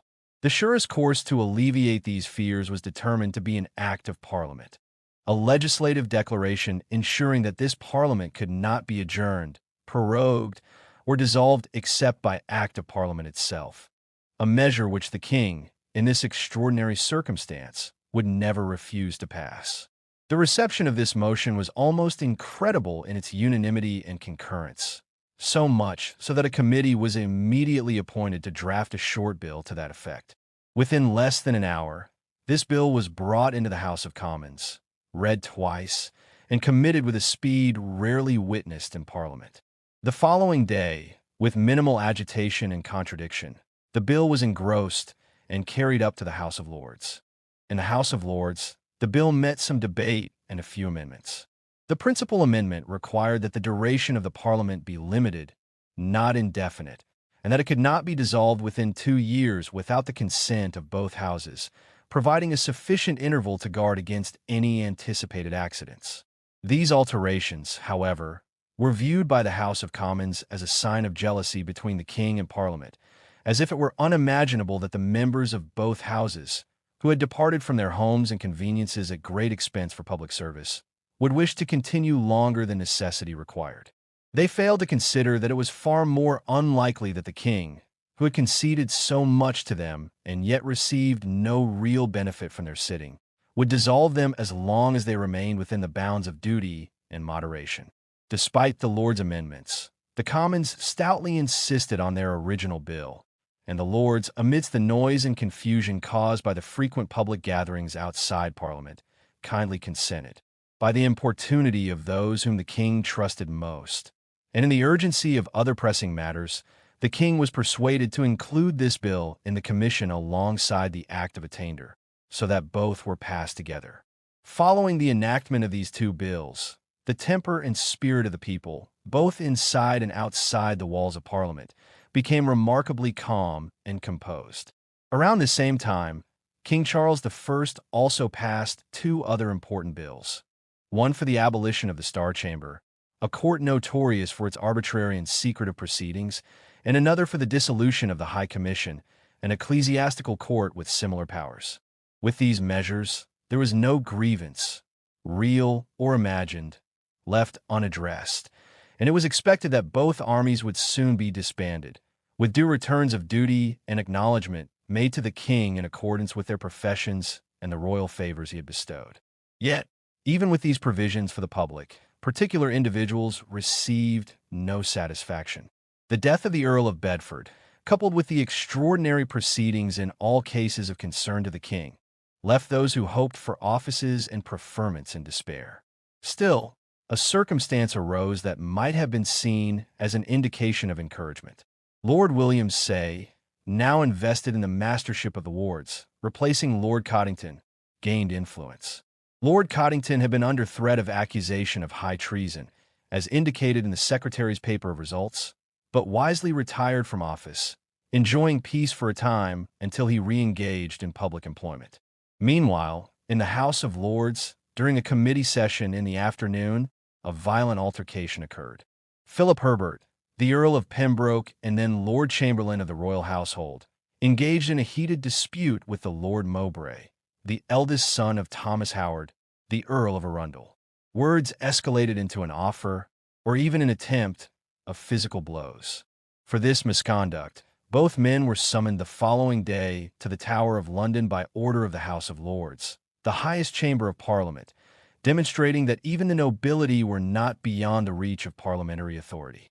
King Charles I, ever vigilant for the slightest advantage, observed closely the tensions and misunderstandings of the moment. Long incensed by the passionate, indiscreet, and insolent behavior of Philip Herbert, 4th Earl of Pembroke, he sent a gentleman usher to deliver his staff of office, and within 2 or 3 days bestowed it upon Robert Devereux, 3rd Earl of Essex. The Earl of Essex accepted it without hesitation. It was widely believed that this extraordinary grace, given to one of the most popular men in the kingdom, would sway the larger party to royal favor. Yet the opposite occurred.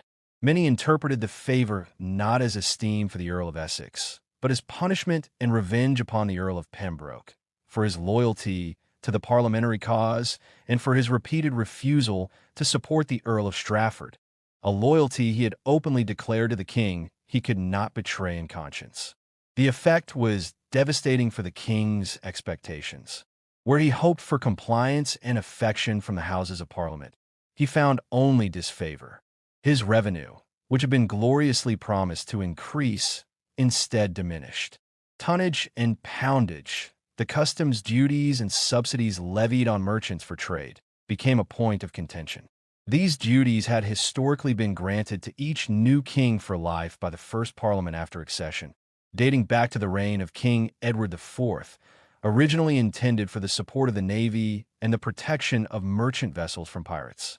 By long-standing tradition, every successive king had enjoyed these revenues until a new parliamentary grant, without interruption.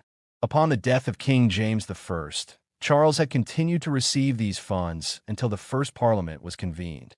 Yet two parliaments had been prematurely dissolved before the necessary act for tonnage and poundage could pass, and now, many weeks into the current parliament, it was directed that a bill should be prepared to grant these revenues formally. Merchants, objecting to recent changes in the Book of Rates introduced by the Farmers of Customs under the direction of the Earl of Portland, caused further delay.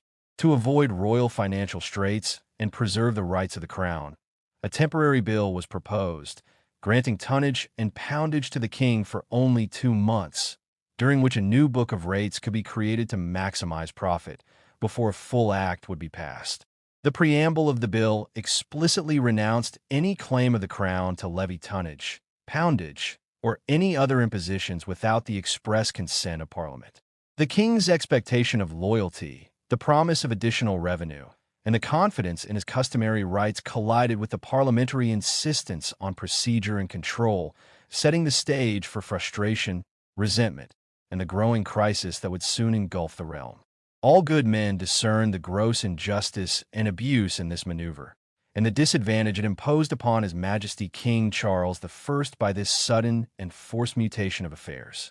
They expected a full reparation, an act granting life as had been customary, and an improvement of the Book of Rates, the official register of customs and duties, which had been promised as soon as the business concerning Thomas Wentworth, the Earl of Strafford, was concluded. This improvement had always been insisted upon as necessary to precede any other consultations or deliberations. Yet, no sooner was this motion introduced than those whose duty required them to oppose it in both Houses of Parliament, in relation to their service and trust to the king, persuaded His Majesty to avoid entering into disputes over these just claims. They argued, as was evident in their conduct, that His Majesty would ultimately receive, fully and freely, whatever he or his ancestors had enjoyed as his rightful prerogatives, in keeping with his repeated demonstrations of favor and affection toward his people through excellent laws and other gracious concessions.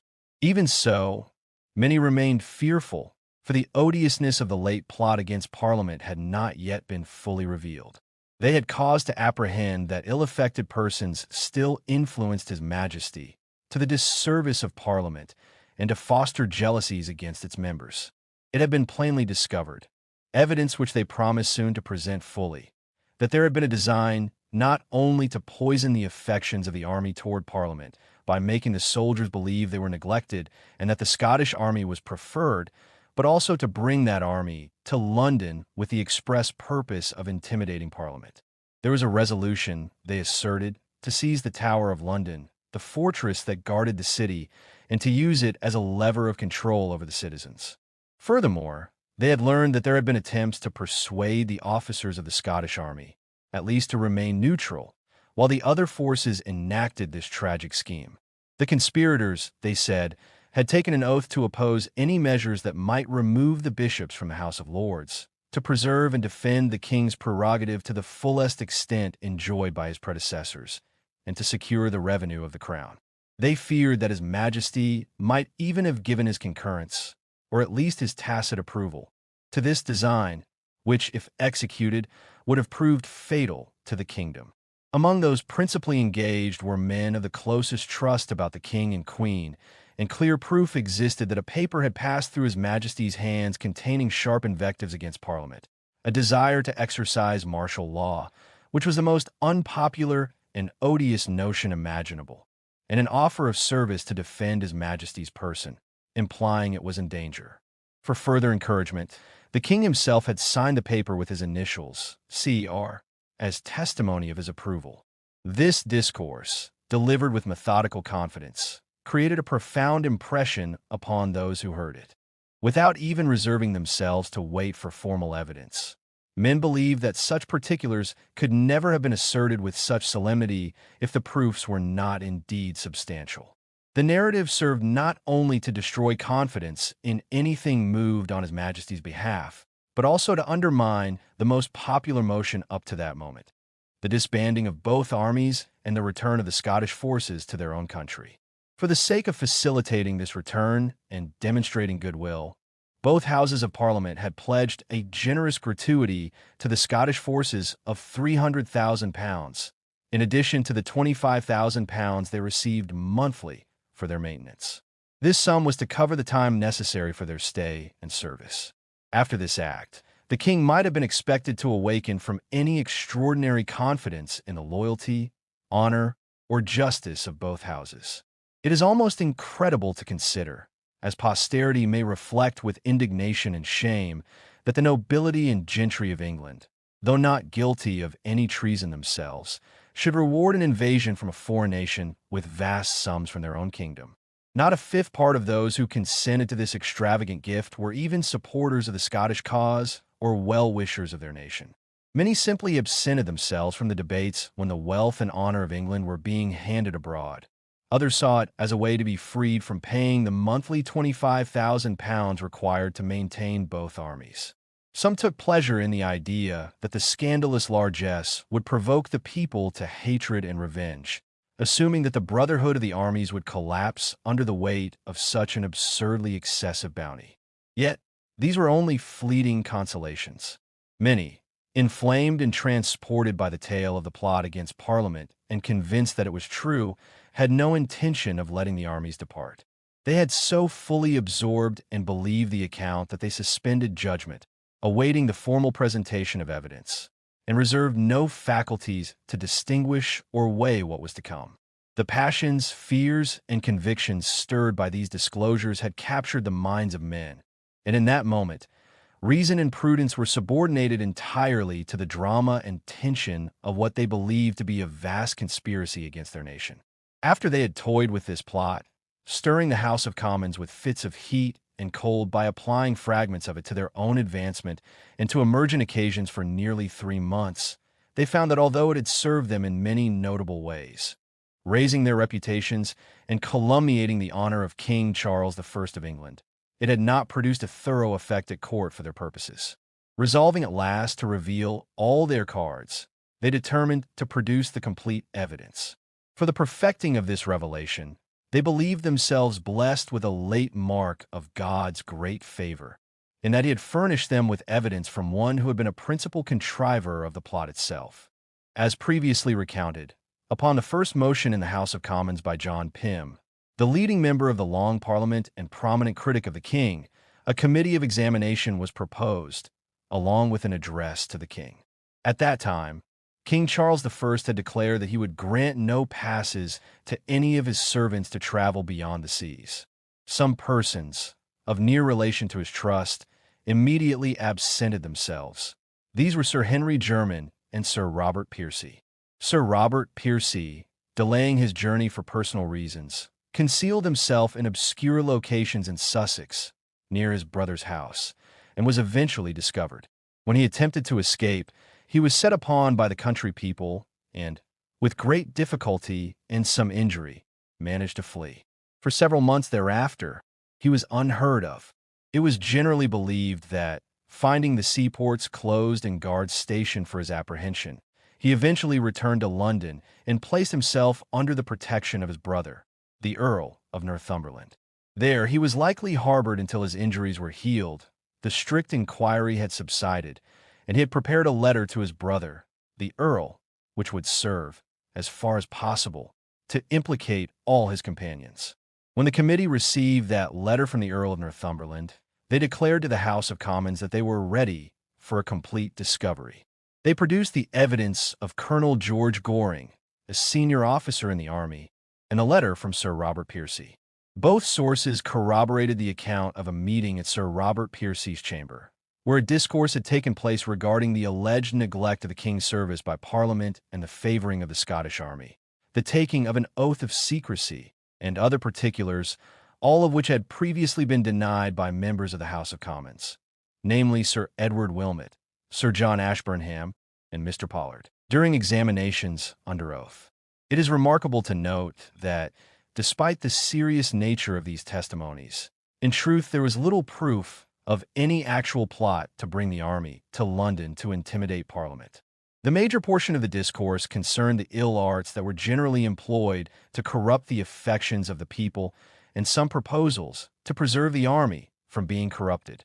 Colonel Goring himself, according to his own examination, had proposed only wild and extravagant suggestions, such as bringing up the army and surprising the Tower of London, which were manifestly disliked by the other participants.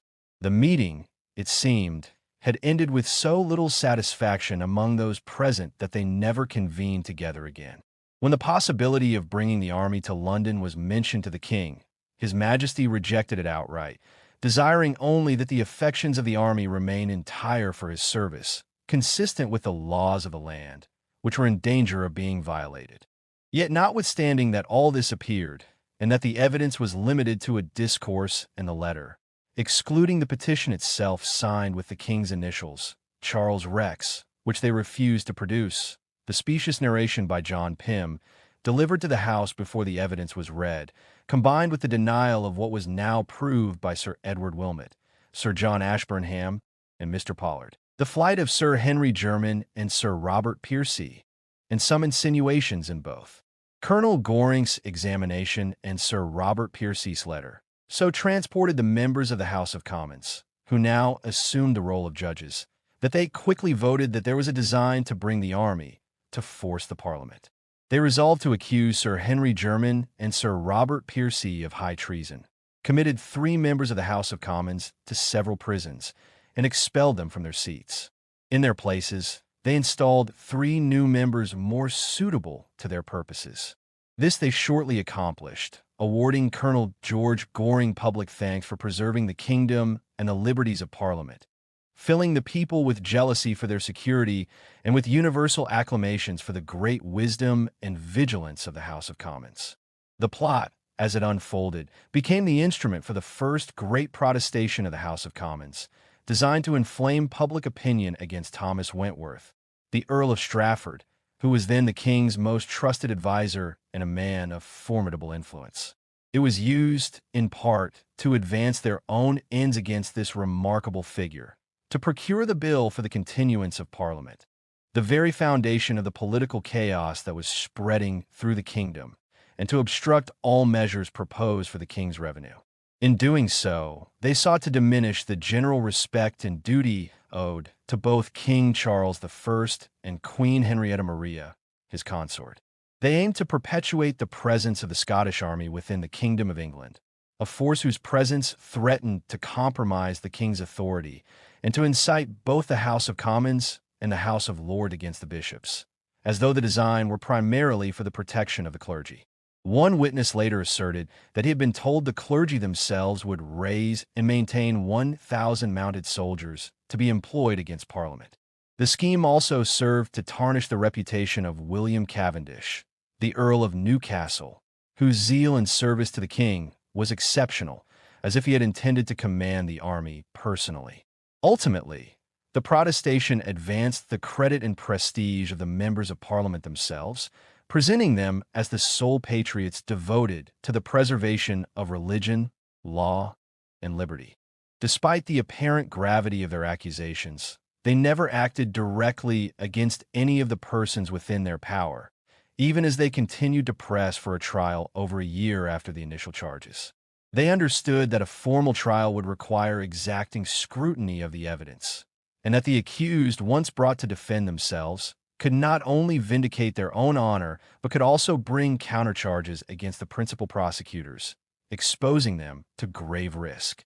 Thus, even amidst the fervor of accusations, the accused received civil offices, visits, and addresses from the very leaders who pursued them, demonstrating the complicated and often contradictory nature of political allegiance.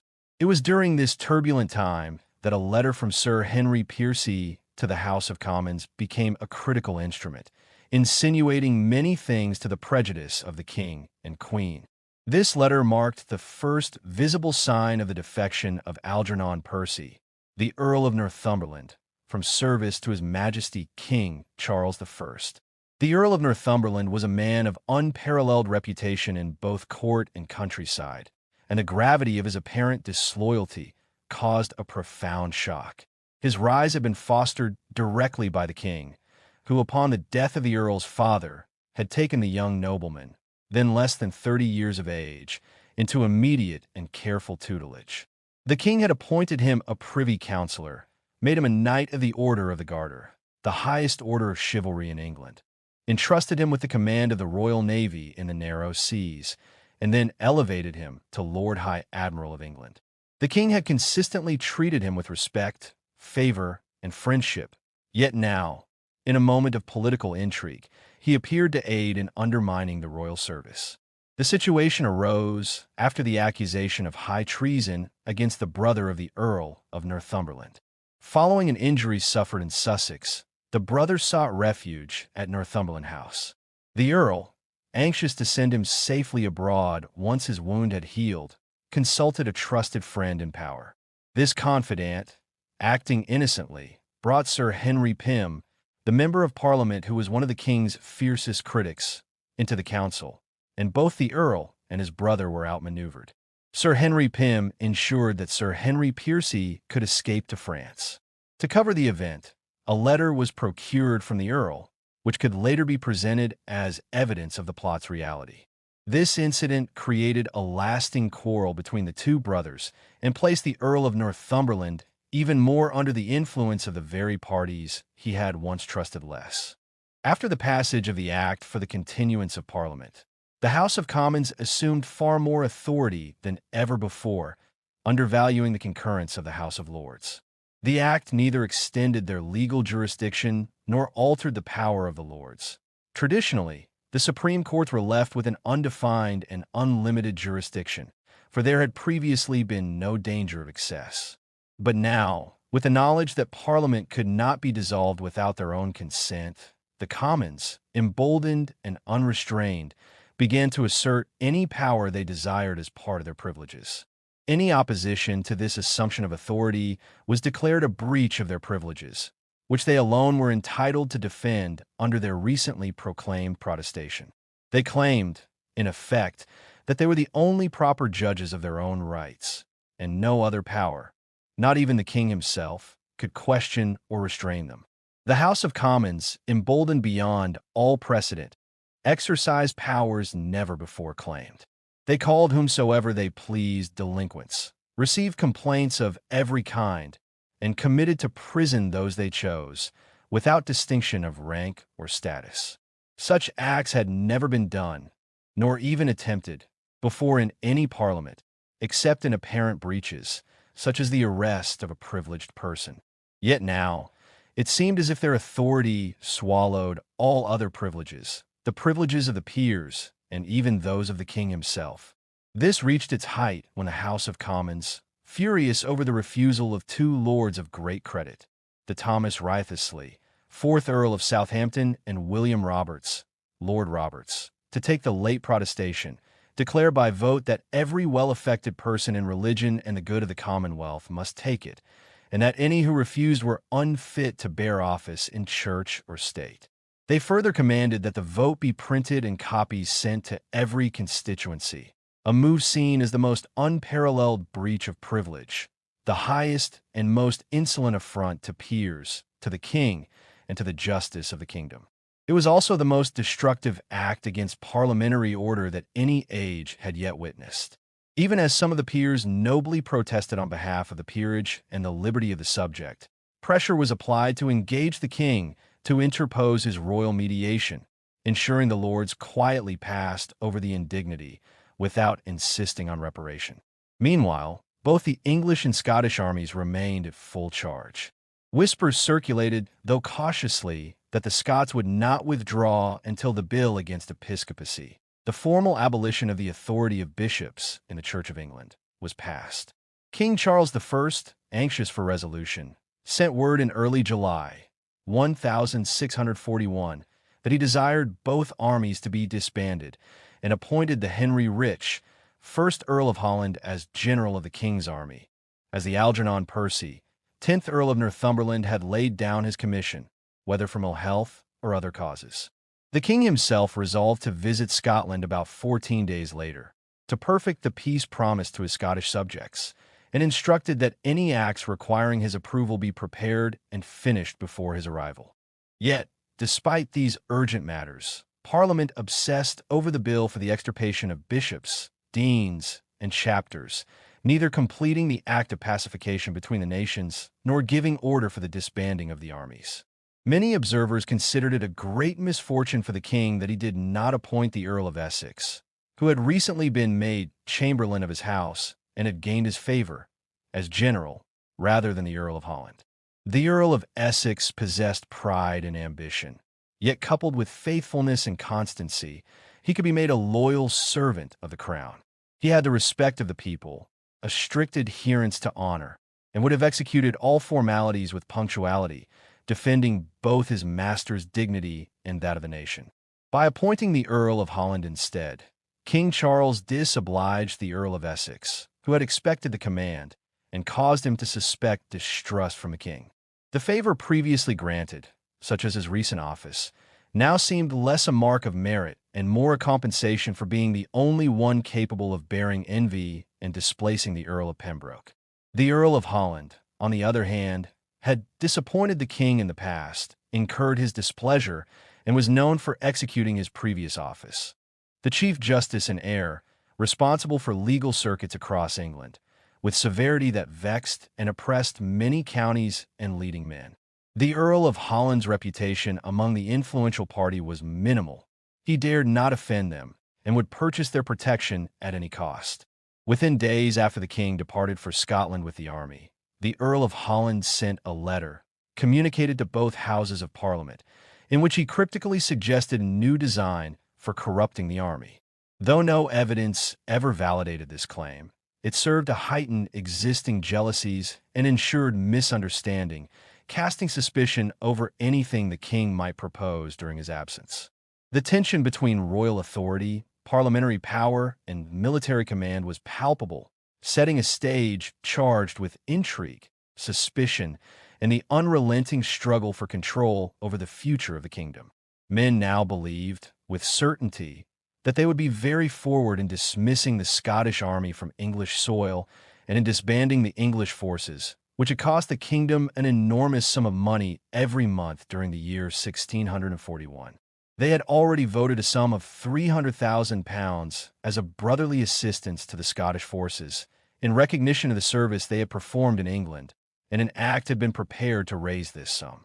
Yet even with all this, they were not willing to part with their beloved brethren in arms, whose presence they had come to cherish and depend upon.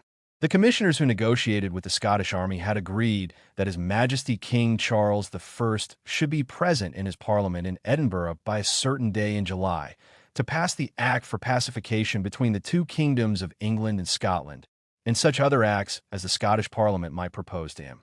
His Majesty prepared to begin his progress in sufficient time to arrive in Scotland by that appointed day.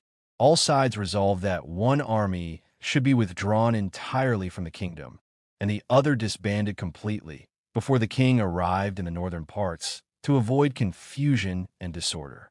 Yet, despite this plan, distrust ran deep. The English army's loyalty was already in question, and jealousies had arisen among the Scots themselves, both in their military ranks and among their principal advisers. Instead of hastening the disbanding of forces, they published expressions of dissatisfaction and jealousy, keeping the troops near the court. Some evil counselors, still present around the king, obstructed many gracious acts that might otherwise have flowed from His Majesty's natural goodness and generosity, and worked to create ill impressions of Parliament and its proceedings. Their design was particularly focused upon removing Charles Stuart, the Duke of Richmond, from the king's service. The Duke, a man of great quality and consideration, held the office of Warden of the Cinque Ports, the 5 strategic ports along the southern coast of England, and they sought to confer that office upon Robert Rich, the Earl of Warwick, a man more compliant to their designs. The Duke of Richmond was almost the only man of stature around the king who did not stoop to these petitioners, but boldly crossed them in the House of Commons and pursued his master's service with unwavering vigor and intentness of mind. Because they could not charge him with any crime, their plan was to brand him indirectly, making him odious so that, by degrees, he might resign. When the title of this bill was first read in the House of Commons, it provoked immediate offense. The general temper of the House inclined toward rejecting it outright, and many were prepared to brand the proposer with reproach, treating the act as one of sedition before a single word had been spoken. It was then that Sir John St. John, the king's solicitor, who had, in truth, drawn the bill himself, rose to speak. He defended it with calm authority, arguing that passion and immediate dislike were highly unseasonable before the bill had even been read. He reminded the members that it was the highest privilege of every member of Parliament to propose any law or make any motion which, in their conscience, they believed advantageous for the kingdom or the constituency they served. Sir John St. John explained that the matter implied by the title was not trivial. Some action was necessary to provide proper security for the kingdom. For the militia, the armed forces organized at county level, had not yet been vested by law in any specific person or in the crown itself. Recent votes had effectively condemned the powers of the Lords Lieutenants, the traditional royal representatives responsible for local militias, and their deputies, whose authority had long been exercised and respected by the people. Since that traditional authority had been declared void, it was necessary to substitute some power that could suppress insurrection, resist invasion, and maintain the peace of the kingdom. Accordingly, the bill was read, though it was universally disliked. The general sentiment was so adverse that it was never called for a second reading and was allowed to rest, dormant, until its provisions could be reconsidered and digested in later ordinances. Meanwhile, the peremptory day approached for King Charles I's journey into Scotland, and little had been accomplished toward public business since Parliament had prevailed on the king to suspend his progress. On a Saturday afternoon, with the journey scheduled to begin on Monday, the members of the House of Commons again fell into violent passion, determined to hinder the king's departure. They persuaded the House of Lords to act in the same manner and resolved to convene on Sunday, a practice scarcely ever known since the first establishment of Parliament. They offered a short declaration to excuse this unusual session, assuring the people that it was not intended to encourage profanation of the Sabbath. When it became clear that the king remained resolute in his determination, and that all arguments to delay his journey were ineffective, the members proposed that he leave a commission in the hands of certain trusted individuals to pass any acts prepared during his absence and appoint a custos regni, a guardian of the realm, to govern until his return. They pressed many other extravagant requests, which they themselves did not fully comprehend. Upon realizing that no such commission could legally grant authority to act without the consent of both houses, and that the office of custos regni required careful consideration, they settled instead for a commission of lieutenant general to the Earl of Essex on that side of the River Trent. The king granted this, thereby confirming the act of pacification between the kingdoms of England and Scotland, an agreement hastily processed in both houses as if it were merely a matter of formality. King Charles I then set out from London towards Scotland around the middle of August, leaving both houses of Parliament sitting at Westminster. The unexpected passion and importunity of the Commons to hinder his journey were poorly understood, in part because the governing party itself was divided. Some members, with anxiety and agitation equal to any they had previously expressed, insisted upon preventing his departure, while others argued that His Majesty was already so committed to the journey that he could not, in honor, recede.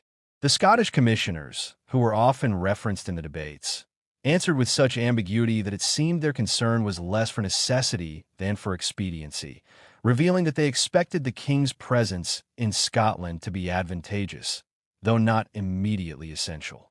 Those observing from a distance could not discern the full reason for His Majesty's unalterable resolve, and some thought he might have conducted the business of the kingdom more effectively elsewhere, where his authority would command greater reverence and his presence be more immediately necessary.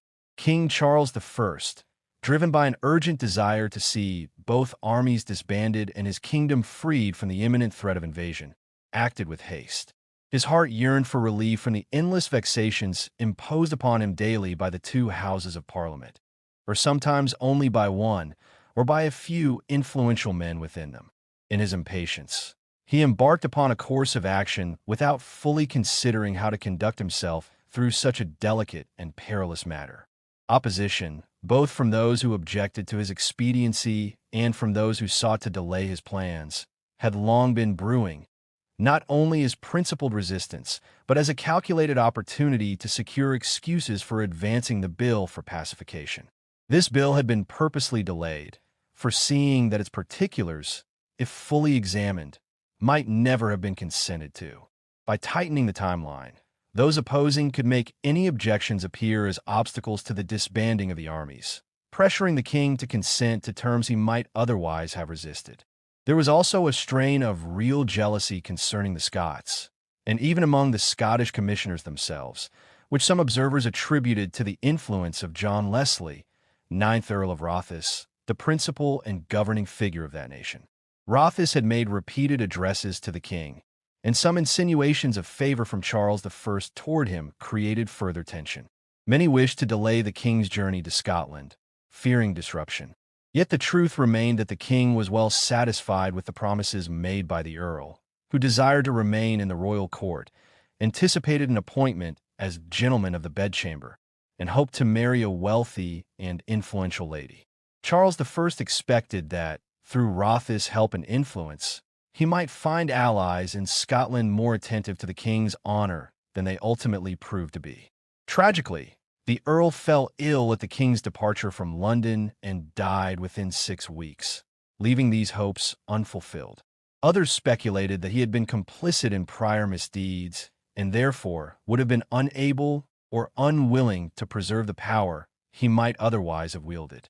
Around the same time, another army was in the process of being disbanded, and the circumstances surrounding this were remarkable and stirred considerable trouble.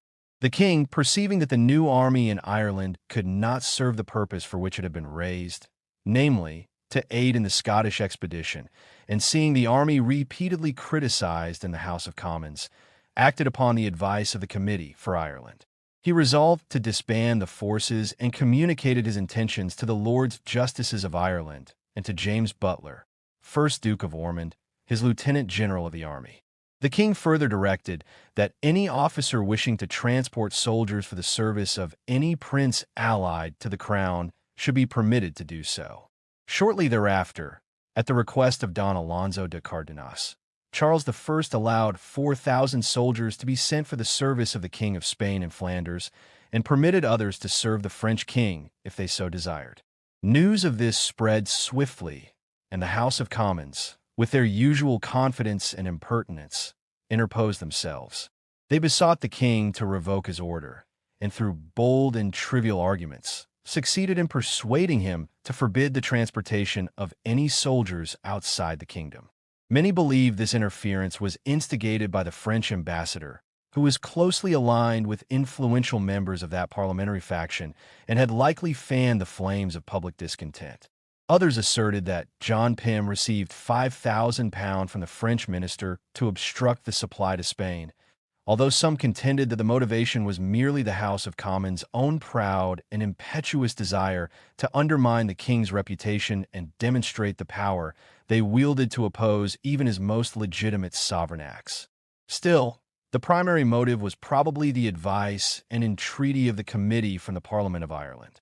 Their council, wholly followed by the king on matters concerning Ireland, foresaw the rebellion that would shortly erupt. That rebellion, many believed, might have been impossible if the army had been sent abroad as Charles I had intended. In this complex weave of ambition, fear, and political maneuvering, the king's intentions, the parliament's interventions, and the shifting loyalties of military commanders created a tense and perilous stage, on which the fate of the kingdom balanced precariously. But of that, more shall be related in its proper place. As soon as His Majesty King Charles I began his journey for Scotland, all necessary orders and preparations for the disbanding of the armies were promptly dispatched. A resolution was made to send a committee of lords and members of the House of Commons to attend His Majesty in Scotland, not merely as attendants, but in truth as spies, to observe him during the proceedings of the Scottish Parliament when the act of pacification between the two kingdoms was to be transacted. Their ostensible duty was to preserve the good intercourse and correspondence already begun between the English and Scottish nations. In reality, however, the purpose was far more ambitious: to lay the groundwork for new laws in England by observing what acts the Scots would consent to, and thereby shape legislation at home in the following year. On this errand, 2 lords and 4 members of the House of Commons were appointed to travel. For the lords, William Howard, Lord Howard of Escrick, served the role, a man ready to be guided by the fervent and ambitious members of the Commons, Nathaniel Fiennes and John Hampden, who, together with Sir William Armine, formed the rest of the committee. Having dispatched this mission, the members believed it time to breathe for a moment and visit their counties, for which they had rendered such notable service. Towards the latter end of August 1641, having first constituted a committee to sit during the parliamentary recess with extraordinary powers they could not delegate, a qualification never before heard of in any parliament, both houses adjourned themselves until the middle of October, expecting the king to have returned from Scotland by that time. From a moment this parliament first convened, which was about 9 months prior, longer than any previous parliament had ever continued in session, they had passed extraordinary acts of blood and power, securing the king's assent to several important laws, each capable of bringing the kingdom significant benefit. Among these was a bill for triennial parliaments, a measure designed to ensure that Parliament would meet at least once every 3 years. This bill, debated at length due to numerous clauses concerning circumstances in which the Crown might fail to issue writs, had initially appeared derogatory to royal authority, giving too much freedom to the people. Yet, it was evident that mismanagement and long intermissions of parliamentary sessions had caused real inconveniences to the kingdom, and the clauses had some justification to prevent future neglect. The bill eventually passed both houses with ease, and His Majesty, persuaded that such a frequency of meeting might be convenient rather than detrimental, granted it his royal assent the day after it passed.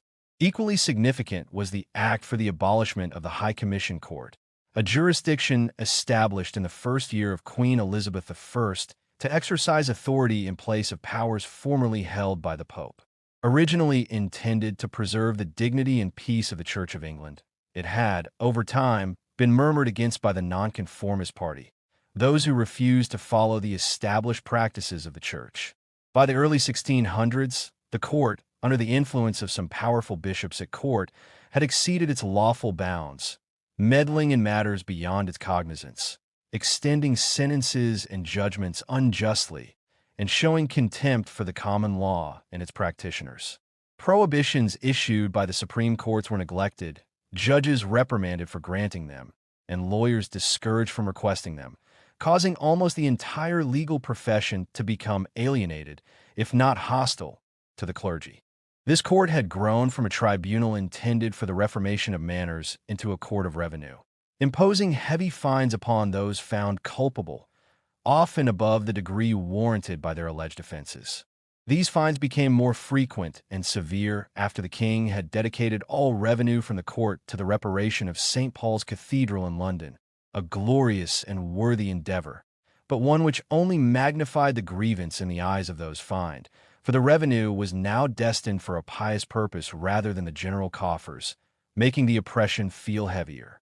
By these means, and besides the conflux and influence of that part of the clergy then in London, which had formerly been obnoxious and suppressed by the bishops, the court had very few friends.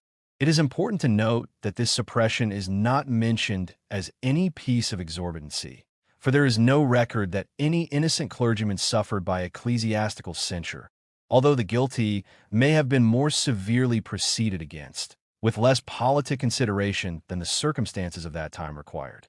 The High Commission Court, the ecclesiastical tribunal, which exercised both spiritual and temporal authority over the clergy and certain civil matters, had thus many enemies, and the proposition for abolishing it was easily received. The violent party, those members of Parliament who sought the greatest reformation and reduction of royal and ecclesiastical authority, readily noticed this, and those who prepared the bill inserted clauses that not only removed the High Commission Court, as intended, but, in effect, destroyed nearly the entire ecclesiastical jurisdiction. Under the pretense of reforming the great abuses caused by the oath ex officio and excommunication, the bill destroyed and canceled all coercive power whatsoever in those courts, which had never been intended by its original proposers.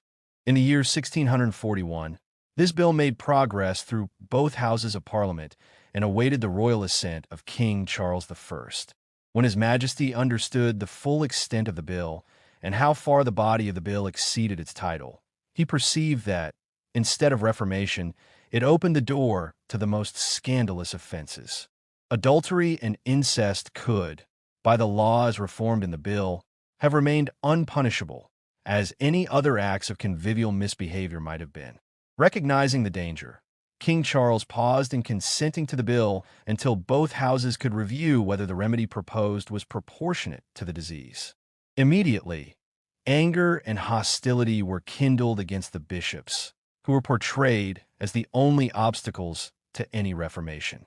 Some passionately insinuated that, since the bishops opposed a due regulation of their power, there would be no way to restore order except to cut them off root and branch.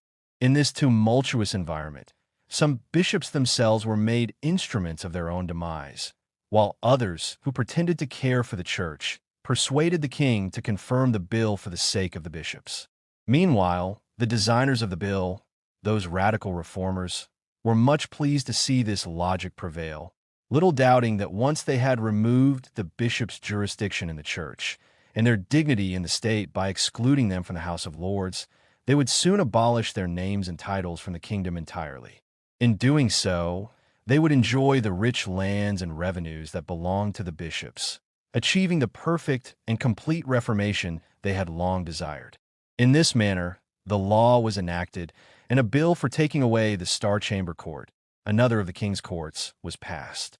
The progress of this bill had its roots in the extraordinary powers and reach of the Star Chamber Court. This court, which had been established and confirmed by the statute of the 10th year of King Henry VII, exercised jurisdiction over riots, perjury, and the most notorious misdemeanors. It extended its authority to enforce all proclamations and orders of state, to vindicate illegal commissions, and to uphold grants of monopolies. Few persons of quality could hope to escape the inquisition of this court unless they resolved to submit to its judgments and the extraordinary processes it employed. There was, therefore, a widespread inclination in Parliament to limit and regulate the proceedings of the Star Chamber Court. A bill was brought in, twice read, and committed according to custom.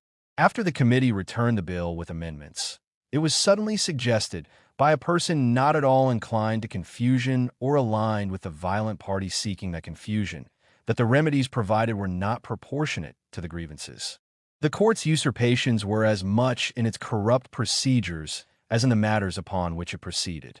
The forms of judging were so tainted that the grievance was as great in cases properly under the court's authority as it was in cases where it held no jurisdiction.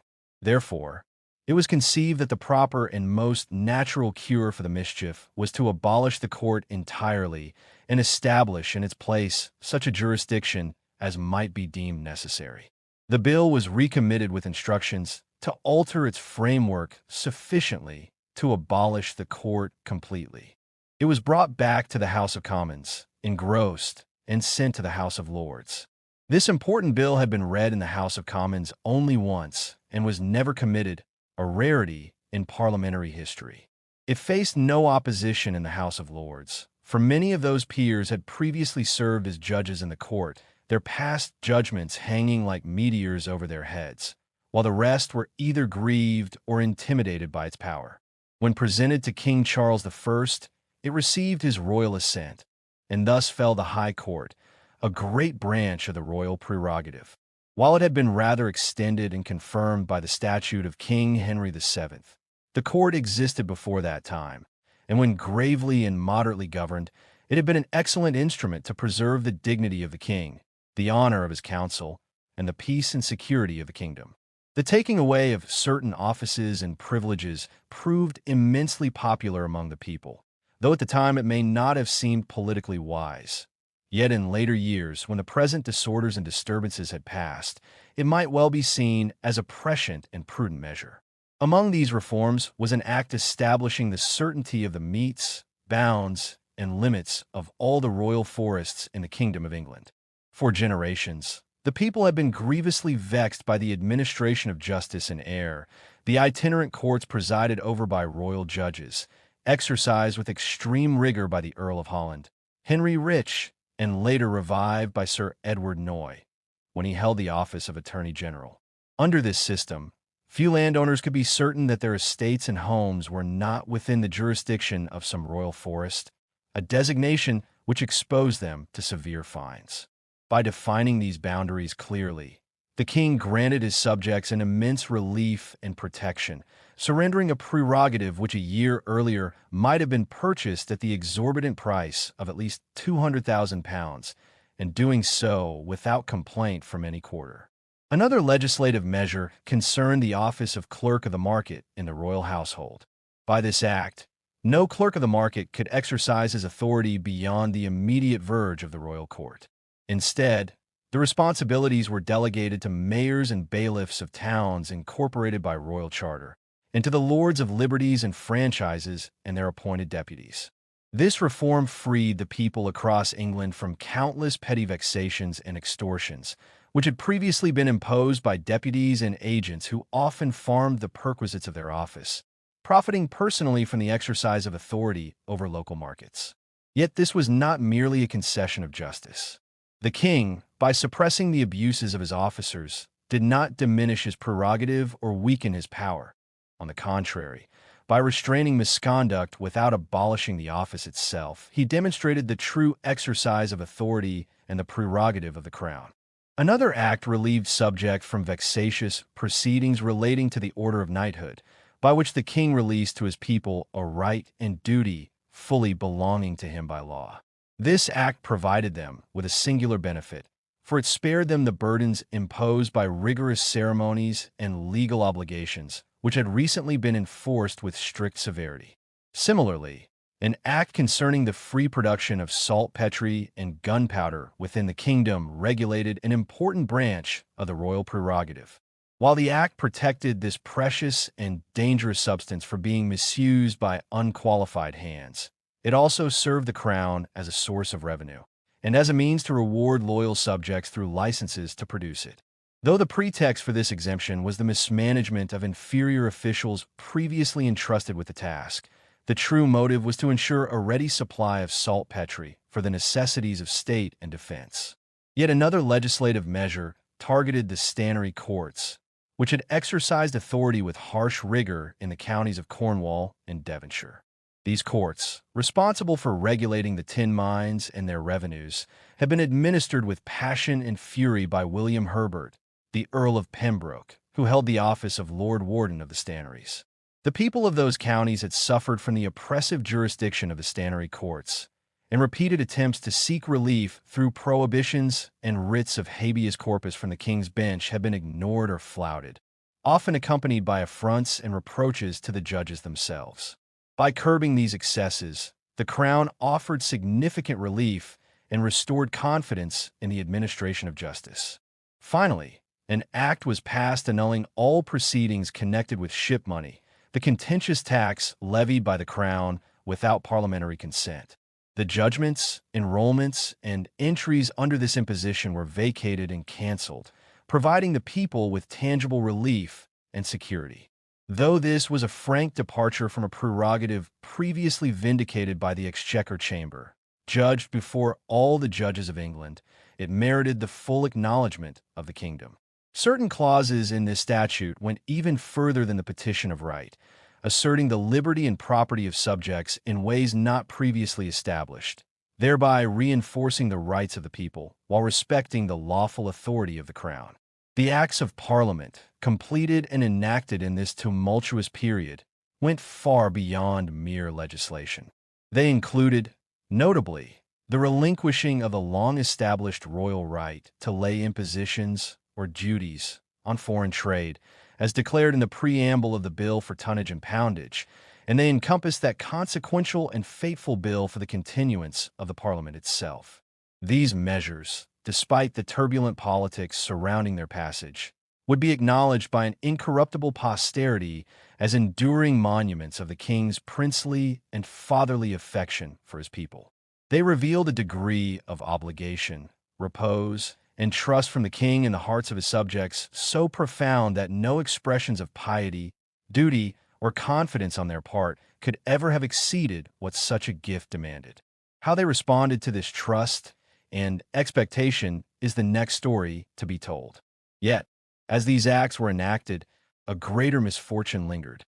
The vast receipts and disbursements made by the people, pouring into the royal coffers in the expectation of replenishment and support, had little effect on the king's treasury. Whether this failure arose from the excessive expenditure of the royal court, which had not been curtailed enough, from the incompetence or neglect of ministers, whose focus seemed more on personal advantage than public benefit, from the maintenance of large fleets at sea, kept more for glory than practical advantage in a time of complete peace, or from the costly construction of new warships, deemed unnecessary at that moment, or whether it derived from a prevailing philosophy attributed to Queen Elizabeth I, that her greatest treasure lay in the hearts of her people, and therefore their money should remain in their purses rather than the exchequer. Perhaps all these causes combined. The result was disastrous.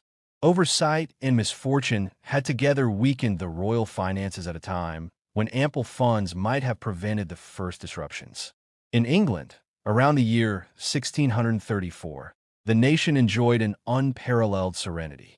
King Charles I returned to his native kingdom of Scotland, where he had scarcely set foot since the age of 2, except in the generous favors he daily showered upon them.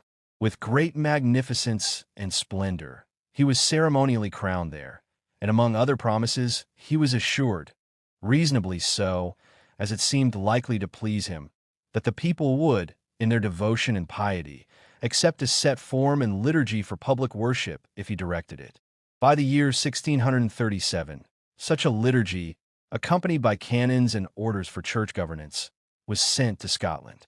Whether it was composed with the care and circumspection required, whether it was presented to the people with prudence, whether the people were prepared to receive it, whether the bishops, either in England or Scotland, conducted themselves with undue passion or incompetence, or whether the supreme minister of state, entrusted by the king, acted in full concern for the church, is left to historians to judge by the surviving books of the time, written by both parties. What is certain, however, is that the liturgy was far from being universally accepted. Resistance quickly became a rallying point, uniting the nation in covenant against the king's orders. Even after the liturgy and canons were formally laid aside, with assurances that they would not be enforced, the fury of the people persisted. Opposition escalated, and the demand grew ever more extreme, culminating in calls for the total abolition of bishops throughout Scotland. In preparation for what would become open conflict, the nation organized for war. Colonel David Leslie, Lord Newark, a man of considerable military experience under the King of Sweden but denied certain ambitions at home, was chosen as their general. Every effort was made to secure arms and ammunition from foreign sources, while horses were procured from the north of England with all possible diligence and care, ensuring that Scotland was prepared for the confrontation that was soon to engulf the kingdom. To chastise these insolencies and to preserve his interest in the kingdom of Scotland, which was visibly at stake, His Majesty King Charles I raised an army fit for the quarrel.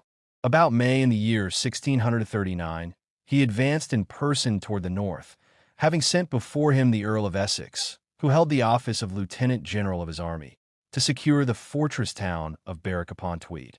The Earl of Essex carried out his duty with remarkable diligence and dexterity, securing the northern border without delay. The pomp of His Majesty's journey, for it was more a royal progress than a military march, proved the first error in this campaign, and in truth laid the foundation for all subsequent misfortunes and miscalculations. His Majesty had summoned all the nobility of England to attend him on this expedition. While this added greatly to the splendor of his progress, it contributed little to the actual strength of the army. Whether this council was motivated by fear that discontented elements of the English population might attempt mischief during the king's absence, or whether it was designed to raise money from those willing to purchase exemption from service, or whether it was thought that gathering the nobility in such a manner would project the appearance of national unity, has never been clearly ascertained. What is certain is that affairs only succeed when the instruments of action are willing and engaged. Those compelled against their inclination are untrustworthy and can be relied upon only to hinder rather than help. At the first rendezvous of the army at the city of York, it was deemed necessary to unite the court and army by a counter-covenant, a solemn oath taken by every person to defend the king and renounce all intelligence with the enemy. This covenant was accepted by the majority of the nobility, but it was absolutely refused by William Fiennes, Lord Say, and Robert Greville, Lord Brooke.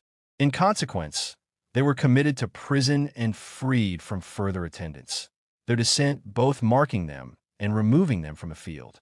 By this time, it became plainly visible that the faction of discontented and factious men in England maintained secret correspondence with the Scottish Covenanters, the organized Scottish opposition who resisted royal authority in religious and political matters. Nathaniel Fiennes, son of Lord Say, was then in Scotland, returning home from the Low Countries, and the defection of the Scots was so complete that, apart from a few men of honor whose families and allies were likewise in rebellion, there were no Scottish supporters within the court or the army.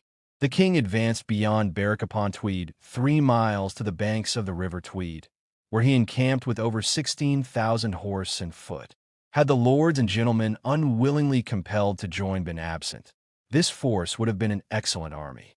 Whether the Scots at that moment could have resisted such a force, or whether they would ever again be capable of confronting it, remains a matter of conjecture, for many knowledgeable observers have offered differing accounts. It is certain that as the Scottish army approached the borders, the willingness of the English army to fight diminished daily. The nobility and gentry of England worked upon the soldiers, influencing their spirits, and ultimately the king found it necessary to entertain the first overtures of a treaty. Remarkably, this treaty was almost as quickly concluded as it had begun, and both armies were disbanded. His Majesty declared his intention to be personally present with the Scottish Parliament shortly thereafter to conclude and settle all outstanding matters. In the meantime, he sent the Marquis of Hamilton, the only person he trusted with such a weighty affair, to attend the Scottish Parliament in his stead. The resolution for His Majesty's personal journey to Scotland, which should have occurred within 20 days after the pacification, was abruptly altered. The Earl of Clarendon, serving as Lord Treasurer of Scotland, was dispatched to hold the Parliament as the King's Commissioner, while the King himself returned by ordinary progress toward London. This departure from the intended plan, what contemporaries called a receding from the agreement, gave the Scots a significant advantage and proved highly prejudicial to the king. Yet he concealed this inclination so well that he procured and received the trust under the notion, especially, of being a stickler for, if not a patron of, the bishops. The misfortune was that nothing succeeded in that parliament according to expectation. The Earl, without dissolving it, returned into England, leaving the Scottish Parliament sitting.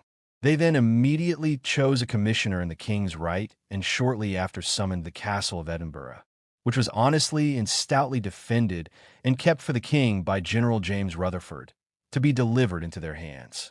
The fire of rebellion in Scotland did not break out faster than the resolution in England was taken to repair the faults of the previous summer and either reform or reduce that people. This followed a full representation of the state of affairs at the council board shortly after the king's return to London by the Marquis of Hamilton, who had arrived after raising a new army. The raising of a new army was intended with all vigor and expedition, and now that men were at a greater distance from danger, the advice for a new war was as unanimous as it had been 3 months earlier for pacification. A proclamation was issued by the full advice of the Lords of the King's Council for the public burning of the Articles of the Pacification. although the blame for this council would shortly be laid upon 3 or 4 men, who bore the burden and paid the price of the misfortune.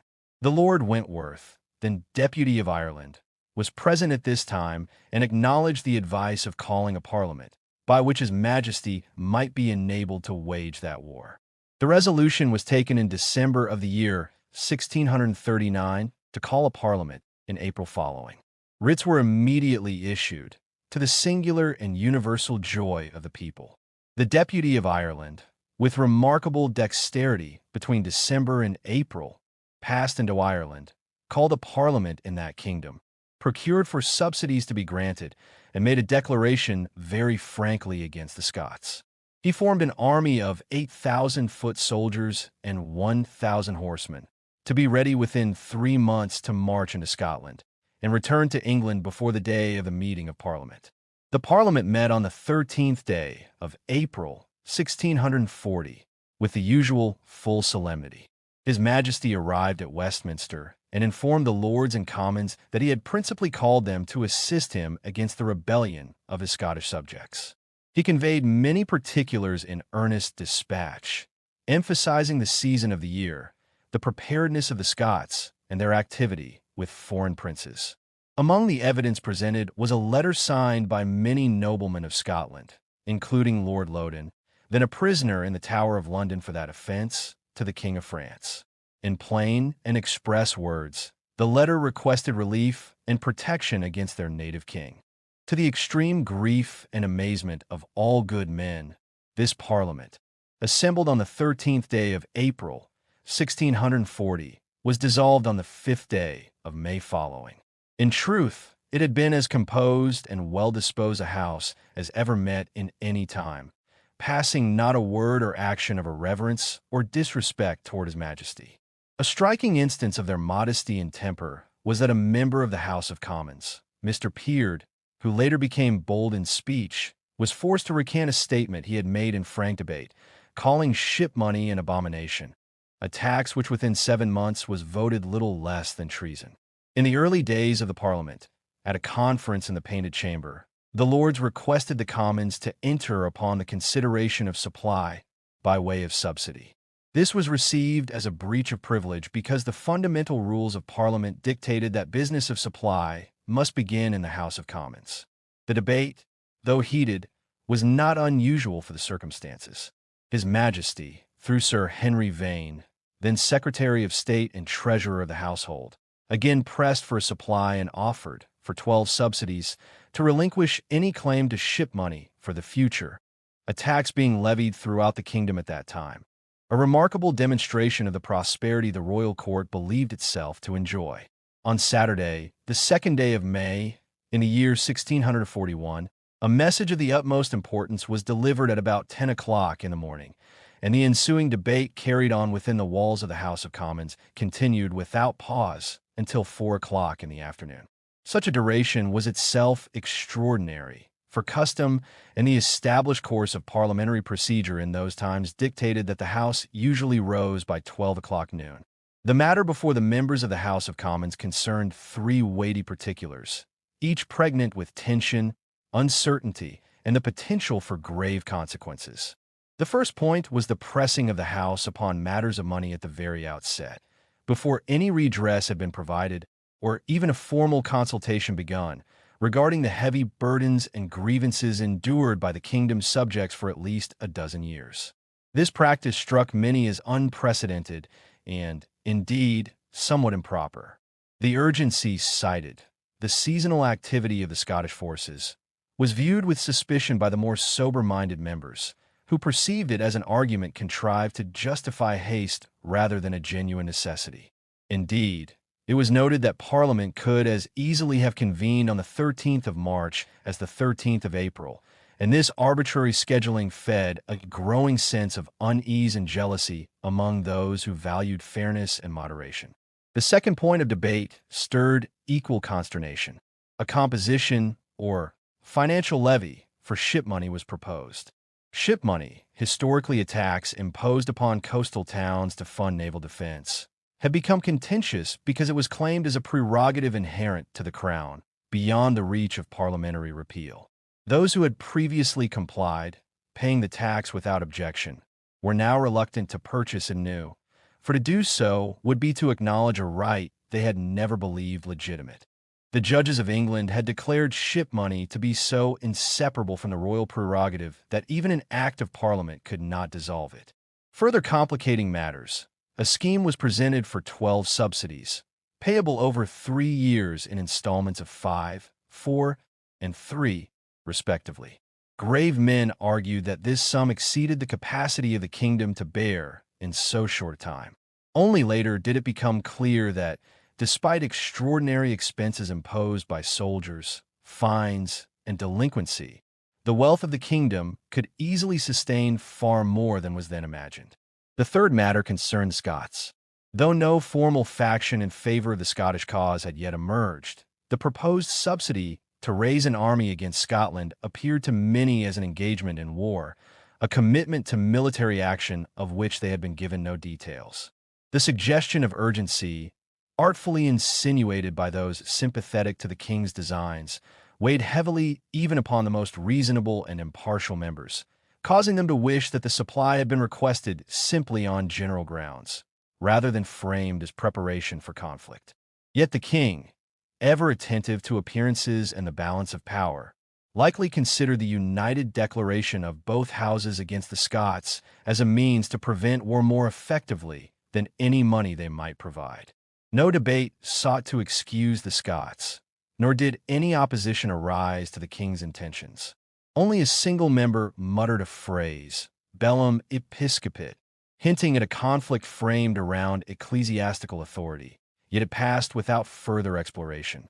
This debate, measured, deliberate, and remarkably free of passion, spanned Saturday and Monday, finally adjourning around 6 o'clock in the evening until Tuesday morning. The temper and inclination of the House of Commons were clear.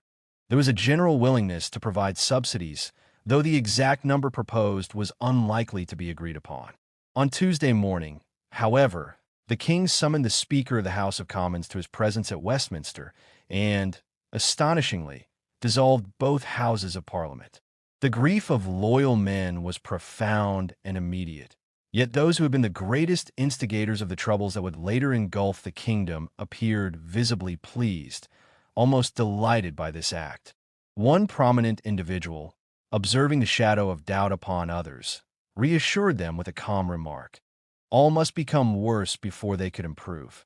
The justification for this extraordinary dissolution rested upon the advice of Sir Henry Vane, who misrepresented the disposition of the House of Commons.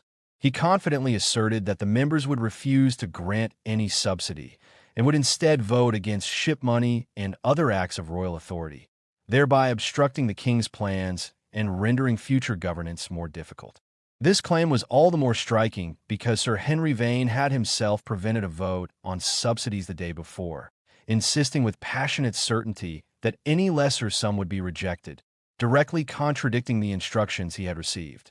Whether his audacity stemmed from secret collusion with a faction whose interests were advanced by this act, from fear for the safety of his son among those supporters, from personal enmity against Thomas Wentworth, the Earl of Strafford, or from a combination of all these motives, remains uncertain. Yet it was clear to all present that the dissolution of this Parliament would serve as the foundation for the mischief and calamities that followed, a fact later held against the Earl of Strafford and William Laud, Archbishop of Canterbury. Though these events could have been examined more fully, they were left largely unproven at the time, perhaps to avoid implicating certain individuals whose services or loyalty rendered them temporarily untouchable. It appeared astonishing to many who observed these proceedings that the untrue information provided by Sir Harry Vane, a prominent English politician and member of the House of Commons, could sway the king and his council to such a decisive resolution. At that moment, there were 2 other counselors of the king present, as well as numerous other persons of influence, whose testimonies could have been weighed equally. Yet the statement of Sir Harry Vane gained extraordinary credence because it was confirmed, at least superficially, by Sir Edward Herbert, then Solicitor General, a man whose reputation was as generous to others as it was reticent regarding his own interests. With hopes of money and support from the Parliament determined and in question the lords of the king's privy council. According to their declaration at the meeting, when the summoning of Parliament had been agreed upon in December 1639, resolved that if the Parliament failed to provide the king the assistance he sought, they would intervene in any extraordinary way. To that end, they authorized more vigorous execution of the writ and instructions for ship money, the controversial levy imposed by the Crown without parliamentary consent. They committed 4 members of the previous Parliament to prison for words or actions deemed offensive, and searched the chambers and closets of others, a practice which lent credibility to the accusers but contributed little to actual governance. These actions also laid the groundwork for raising an army, made urgent by the preparations in Scotland, where castles held by men loyal to the king had been seized or besieged, threatening the royal authority. The lords themselves promptly lent great sums to the king, each contributing £20,000, setting an example intended to encourage other wealthy men to follow suit. Great officers and those known to hold wealth or capable of raising it were summoned to the council table, and within a few days, nearly £300,000 were collected and paid into the exchequer, providing both immediate resources and prestige. A general was appointed to command the forces in preparation for the pressing demands created by unrest in Scotland. When the Parliament convened on the 3rd day of November, 1640, King Charles I addressed the Lords and Commons with candor. He declared that he entrusted all his affairs into their hands, and was resolved to follow their advice, both to achieve agreement with the Scottish nation and to remedy grievances at home, acknowledging the pressing needs imposed by the times. He expressed willingness to remove all unsuitable officials in church or state, and to restore practices in order to the standards set by Queen Elizabeth I, revered by the people of England for her governance and religious settlement. The House of Commons, in their first act, was to choose a speaker. Here, an unfortunate incident arose, unnoticed by many at the time, but later recognized by wise observers as a portent of turbulence. The king initially intended Sir Thomas Gardiner, then Recorder of London, a man devoted to royal service and capable of moderating the assembly, to be elected. News of this election spread quickly, provoking unease among the leaders of the Parliament, who feared that Gardiner would not serve their purposes. They exerted all influence to prevent his election, ultimately ensuring that he was not returned as a member for the City of London. This rejection was a rare affront to a city recorder. Further manipulation affected the Earl of Pembroke, whose influence had secured many burgesses their positions. Even those close to his circle, who had expected placement or favor, were disappointed. On the morning of the Parliament's first appearance, Sir Thomas Gardiner had not been returned a member, leaving the king to reconsider his choice. Under sudden pressure, he was persuaded to designate Mr. William Lenthall, a lawyer of sound practice but limited fortitude, as Speaker. Lenthall was elected and presented to the king, who accepted him, completing the ceremonial procedure.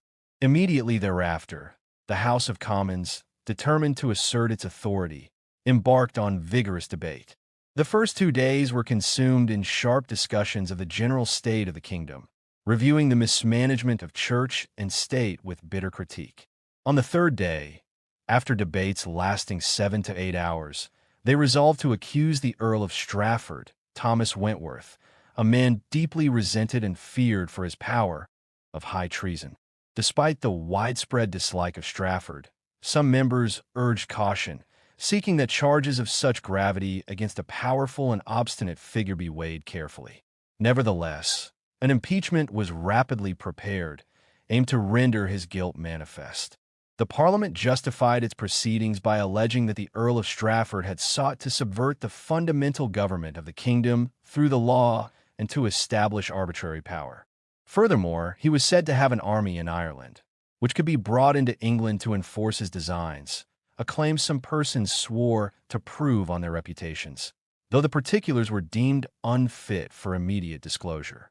The stage was set for a confrontation that would test the authority of the Crown, the influence of the Parliament, and the very foundations of the kingdom.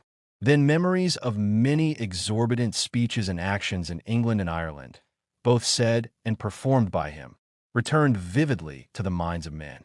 Among these, two particulars stood out above all others as the decisive grounds for a swift accusation of high treason, and these reasons carried immense weight with the members of the House of Commons. The first was that for those known to harbor no kindness toward him, and who seemed uncertain whether all the particulars alleged, if proved, would legally amount to high treason, it was argued that the House of Commons were not judges but only accusers. The Lords, it was said, were the proper tribunal to determine whether this extraordinary accumulation of enormous crimes in a single individual constituted the highest offense recognized by law.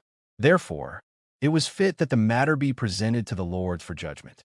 The second reason urged was the necessity of immediate action, that he should be accused of high treason without delay, so that the Lords might consider removing him from the presence of the king. For if he remained near the king, his influence and energy were such that he could easily render all their efforts for the Commonwealth fruitless. With these arguments, and after 6 or 7 hours of heated debate in which numerous instances were cited of the most extravagant power exercised by him, powers unlike anything previously witnessed, the House of Commons concluded that an accusation of high treason should be sent without delay. This resolution was acted upon with immediacy. Mr. John Pym, a leading member of the House of Commons known for his eloquence and vigilance in parliamentary affairs, accompanied by a large number of fellow members, carried the accusation to the bar of the House of Lords at approximately 4 o'clock in the afternoon. The House of Commons had been closed for the entire session, and no member had been permitted to leave during the agitation of this momentous business. The accusation having been delivered, the messengers retired to await a response. Almost immediately, the Earl, who had arrived at that moment in the House of Lords, was commanded to withdraw and was then brought to the bar on his knees. From there, he was committed to prison by the usher of the Black Rod, the official responsible for the enforcement of orders of the House of Lords. At that point, no consideration was given to whether a mere accusation of treason, without specific charges, sufficed to justify committing a member of their own body. Doubt of that propriety was not entertained. At the same time, it became evident that the grand public professions of a general reformation and redress of all the grievances suffered by the kingdom had been contracted into a sharp and extraordinary focus on the prosecution of one individual, the same man accused of high treason. Within this bitter attention, there was occasional mention of Archbishop William Laud, the Archbishop of Canterbury, but no thought of addressing the presence of the two armies remained, though they were considered the principal grievances and an insupportable burden upon the nation. Instead, the leading men of the House labored privately, through all their offices, to remove any prejudice toward those responsible for greater mischief than the individual presently accused. This careful protection extended even to the matter of ship money, the controversial tax imposed without parliamentary consent during earlier years. References to it were blanched, that is, avoided, because any mention could reflect upon Lord John Finch, who had acted as Chief Justice of the Court of Common Pleas in promoting this tax.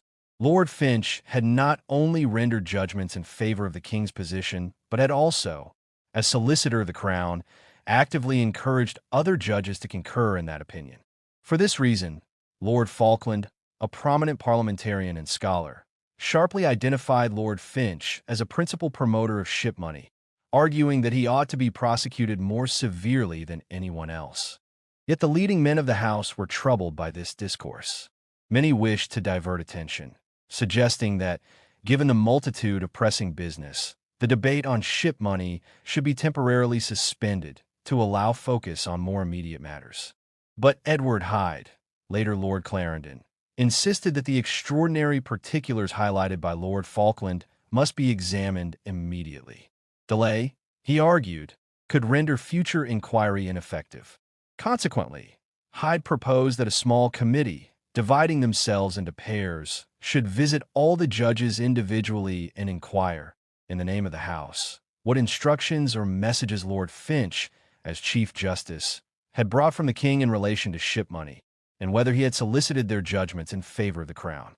This motion received general approval, and a committee of 8, including Hyde himself, was promptly dispatched to visit the several judges, most of whom were at their chambers. Justice Crook and several other judges, surprised by these direct and earnest inquiries, admitted candidly that Lord Finch had frequently and earnestly solicited them to deliver judgments favoring the king, invoking the king's name to pressure compliance. The committee, having completed their separate visits, agreed to reconvene at an appointed location to compile the substance of their findings and to determine the method of reporting back to the House of Commons. Given that it was already around 10 o'clock when they were sent, the report could not be delivered until the following morning. That committee, composed of men of more temperate spirits than the principal leaders, had scarcely withdrawn when, without any debate giving occasion, an obscure person rose to inveigh bitterly against the Archbishop of Canterbury, William Laud. Just 2 days before, the House of Commons had passed a very angry vote concerning the canons created by the Convocation, which had assembled after the dissolution of the last Parliament. In that season, the Church of England could not reasonably expect that anything it enacted would find acceptation, and yet the Commons declared by vote that those canons were contrary to the king's prerogative, to the fundamental laws of the realm, and to the liberty and property of the subjects. They further claimed the canons contained divers matters tending to sedition and dangerous consequences. Mr. Grimston, seizing upon this moment, reminded the House of Commons of their recent vote and asserted that the presumption of the clergy in sitting after Parliament's dissolution, contrary to custom and perhaps contrary to law, and in framing all those seditious canons, was all to be imputed to the Archbishop of Canterbury. He declared that the Scots had demanded justice against him for being a chief incendiary and cause of the war between the two nations, and that England viewed him as the author of innovations in the Church introducing elements of popery, and as a joint contriver with the Earl of Strafford to involve the nation in slavery. Consequently, Mr. Grimston proposed that the Archbishop be immediately accused of high treason, sequestered from the King's council, and forbidden from attending the presence of the King, with whom he held such great influence that even the Earl of Strafford could not more mischieffully advise. The motion was quickly seconded and thirded, and accepted with general enthusiasm, without consideration that not one of the Archbishop's actions amounted to treason. The Commons voted in favor, and Mr. Grimston was sent with the message to the House of Lords.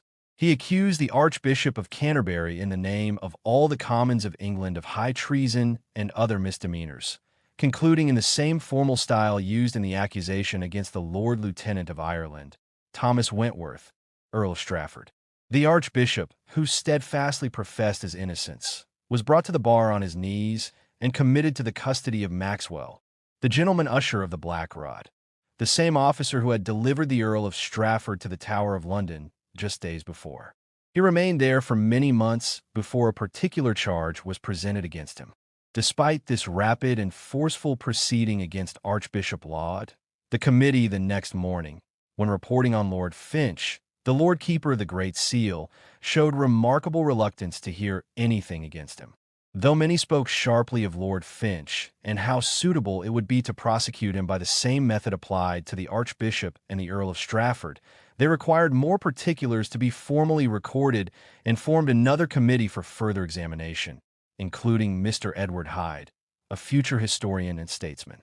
When a report on Lord Finch's numerous high and imperious miscarriages, besides matters relating to the tax of ship money, was ready, a young gentleman of the same family presented a letter from the Lord Keeper, requesting leave to speak in the House of Commons before any determination.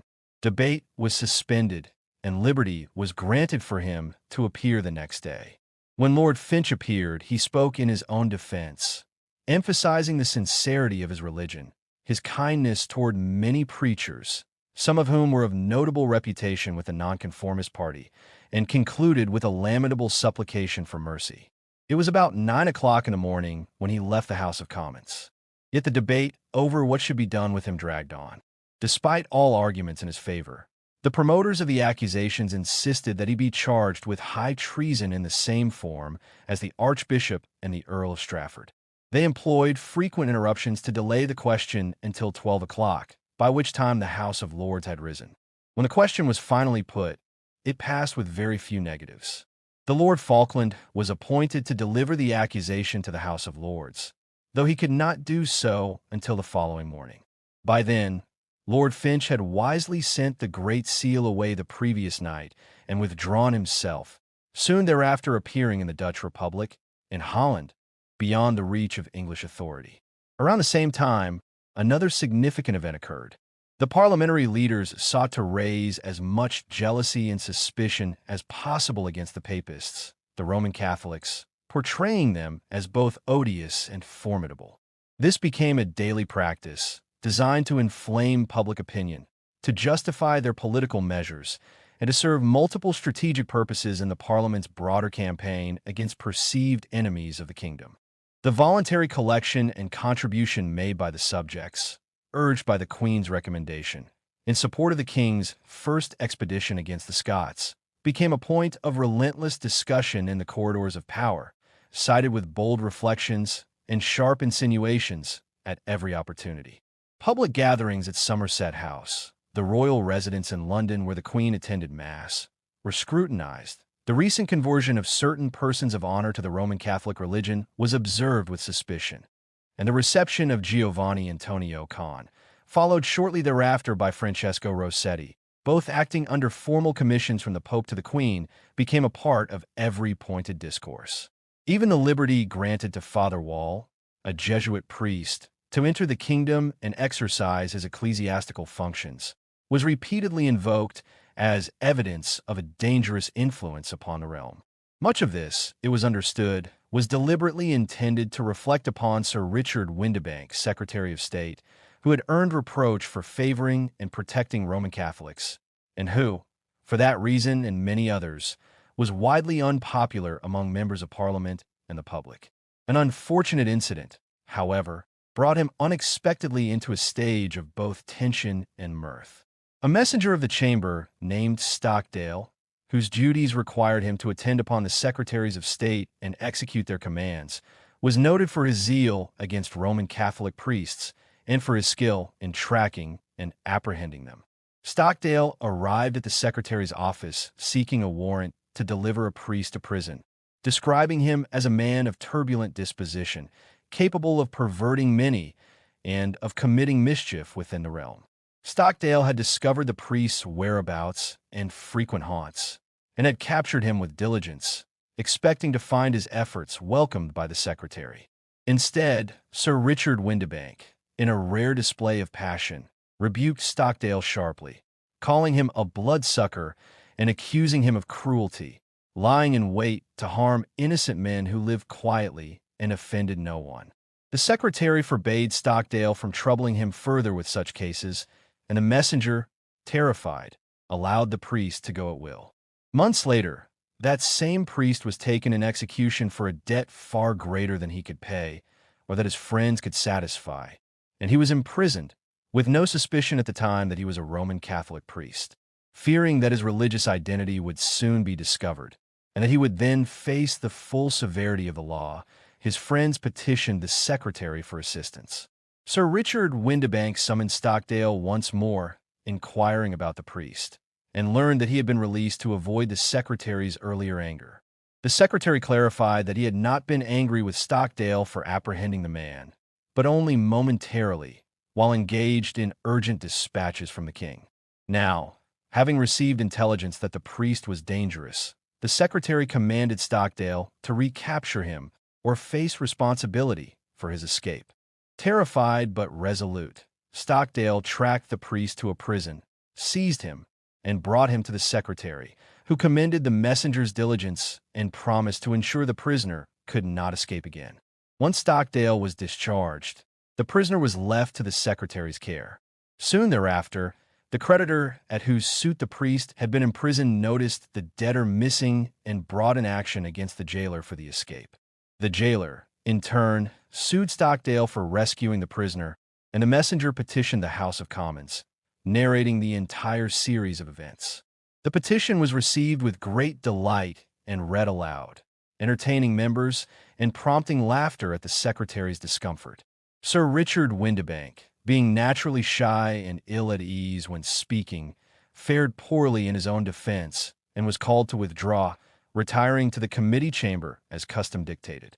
Before the House could decide on further proceedings against him, a message arrived from the House of Lords requesting an immediate conference. The House of Commons consented, adjourning temporarily. The conference consumed some time, and when the House resumed, the managers requested that they be allowed until morning to prepare their report. With this, the House resolved to rise and adjourned accordingly. Both friends and enemies of the Secretary agreed to suspend any further action for the present, allowing Sir Richard Windibank to return to his own residence.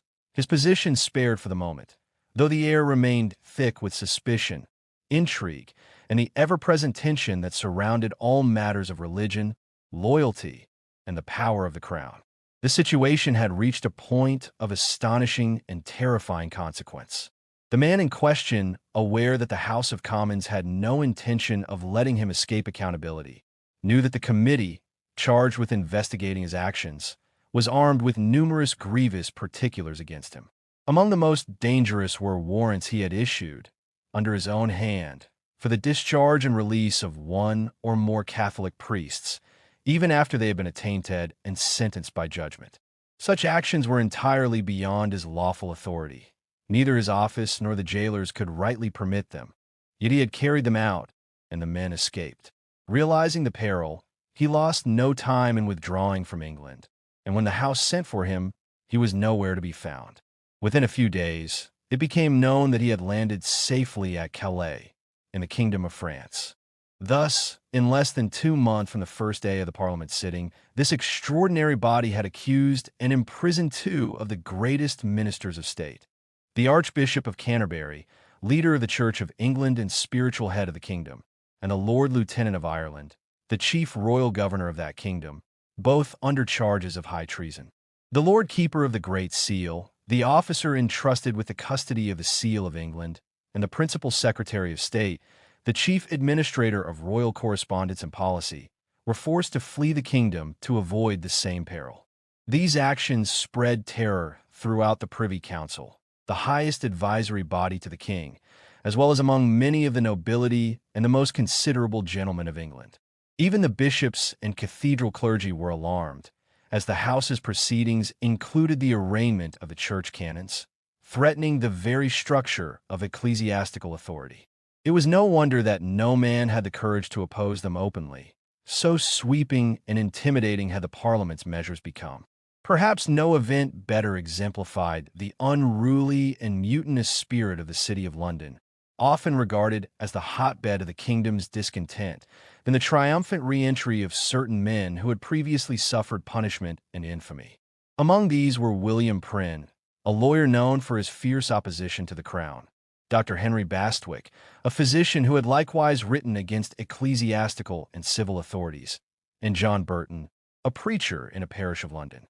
All 3 had been severely sentenced in the Star Chamber, the court of the king with jurisdiction over matters deemed seditious, at various times, for publishing books critical of the monarchy and the Church of England.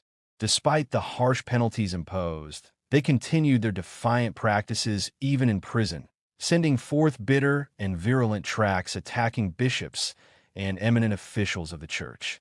When brought again before the Star Chamber, these men boldly admitted to the charges, claiming they had spoken the truth and demanding that no bishop, whom they considered their declared enemy, be allowed to judge them.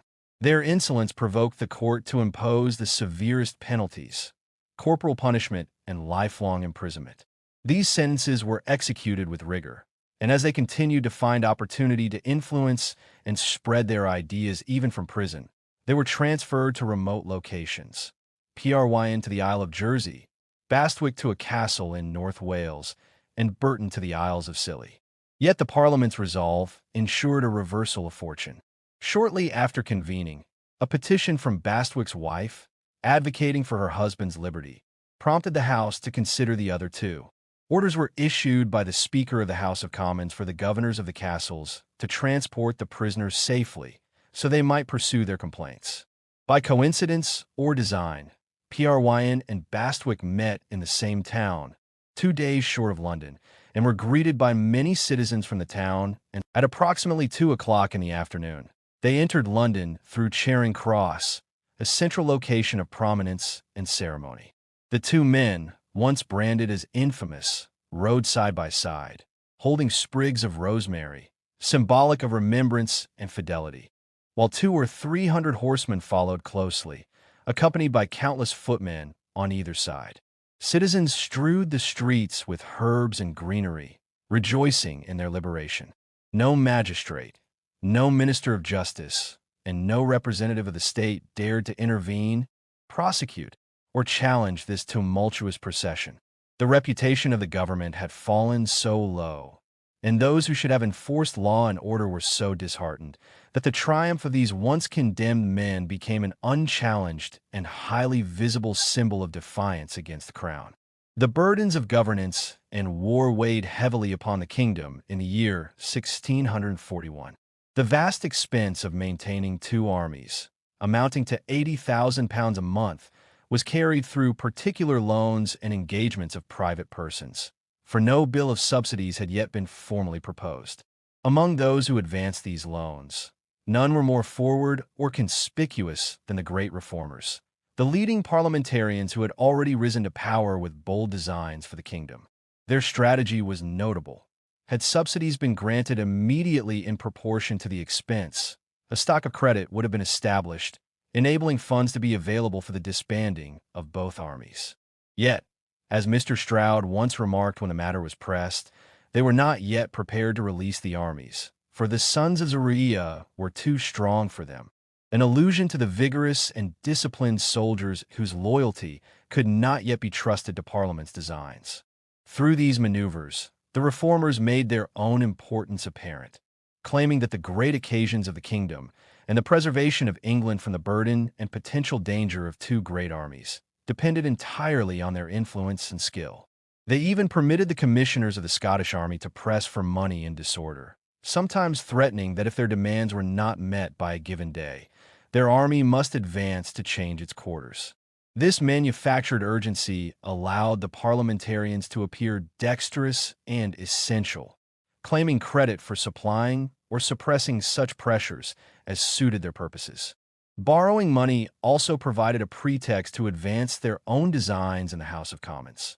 Should any proposal of theirs be opposed, they could argue that the city would refuse to lend more money, thus amplifying their leverage and forcing compliance. Eventually, a bill was prepared for 6 subsidies to be collected by persons appointed by the reformers themselves, entirely bypassing the king's exchequer. A natural excuse for this deviation was that the funds might hardly discharge the current obligations, and so were properly managed by those who had previously advanced the sums, yet it was evident that the move served primarily to bolster their own credit rather than to supply the kingdom.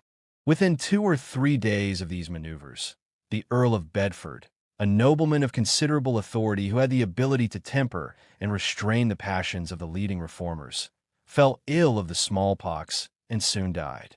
His death abruptly ended, at least temporarily, all treaties and negotiations at court.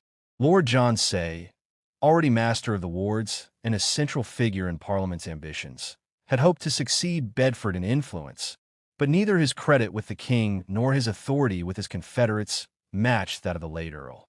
Consequently, the reformers advanced with relentless fury against the unfortunate and great Earl of Strafford, ultimately taking his life.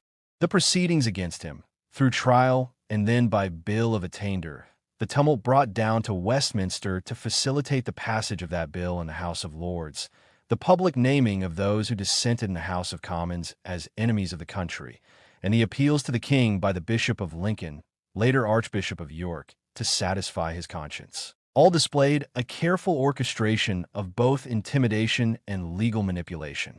The king's reluctant consent to the bill, the courage of Strafford at his death, and the advantage the governing party gained from exposing a foolish combination among some officers of the army, an exposure that led to the imprisonment of members such as Wilmot, Ashburnham, and Pollard, and the flight of others including Parry and Jermyn, added to the turbulence of the times.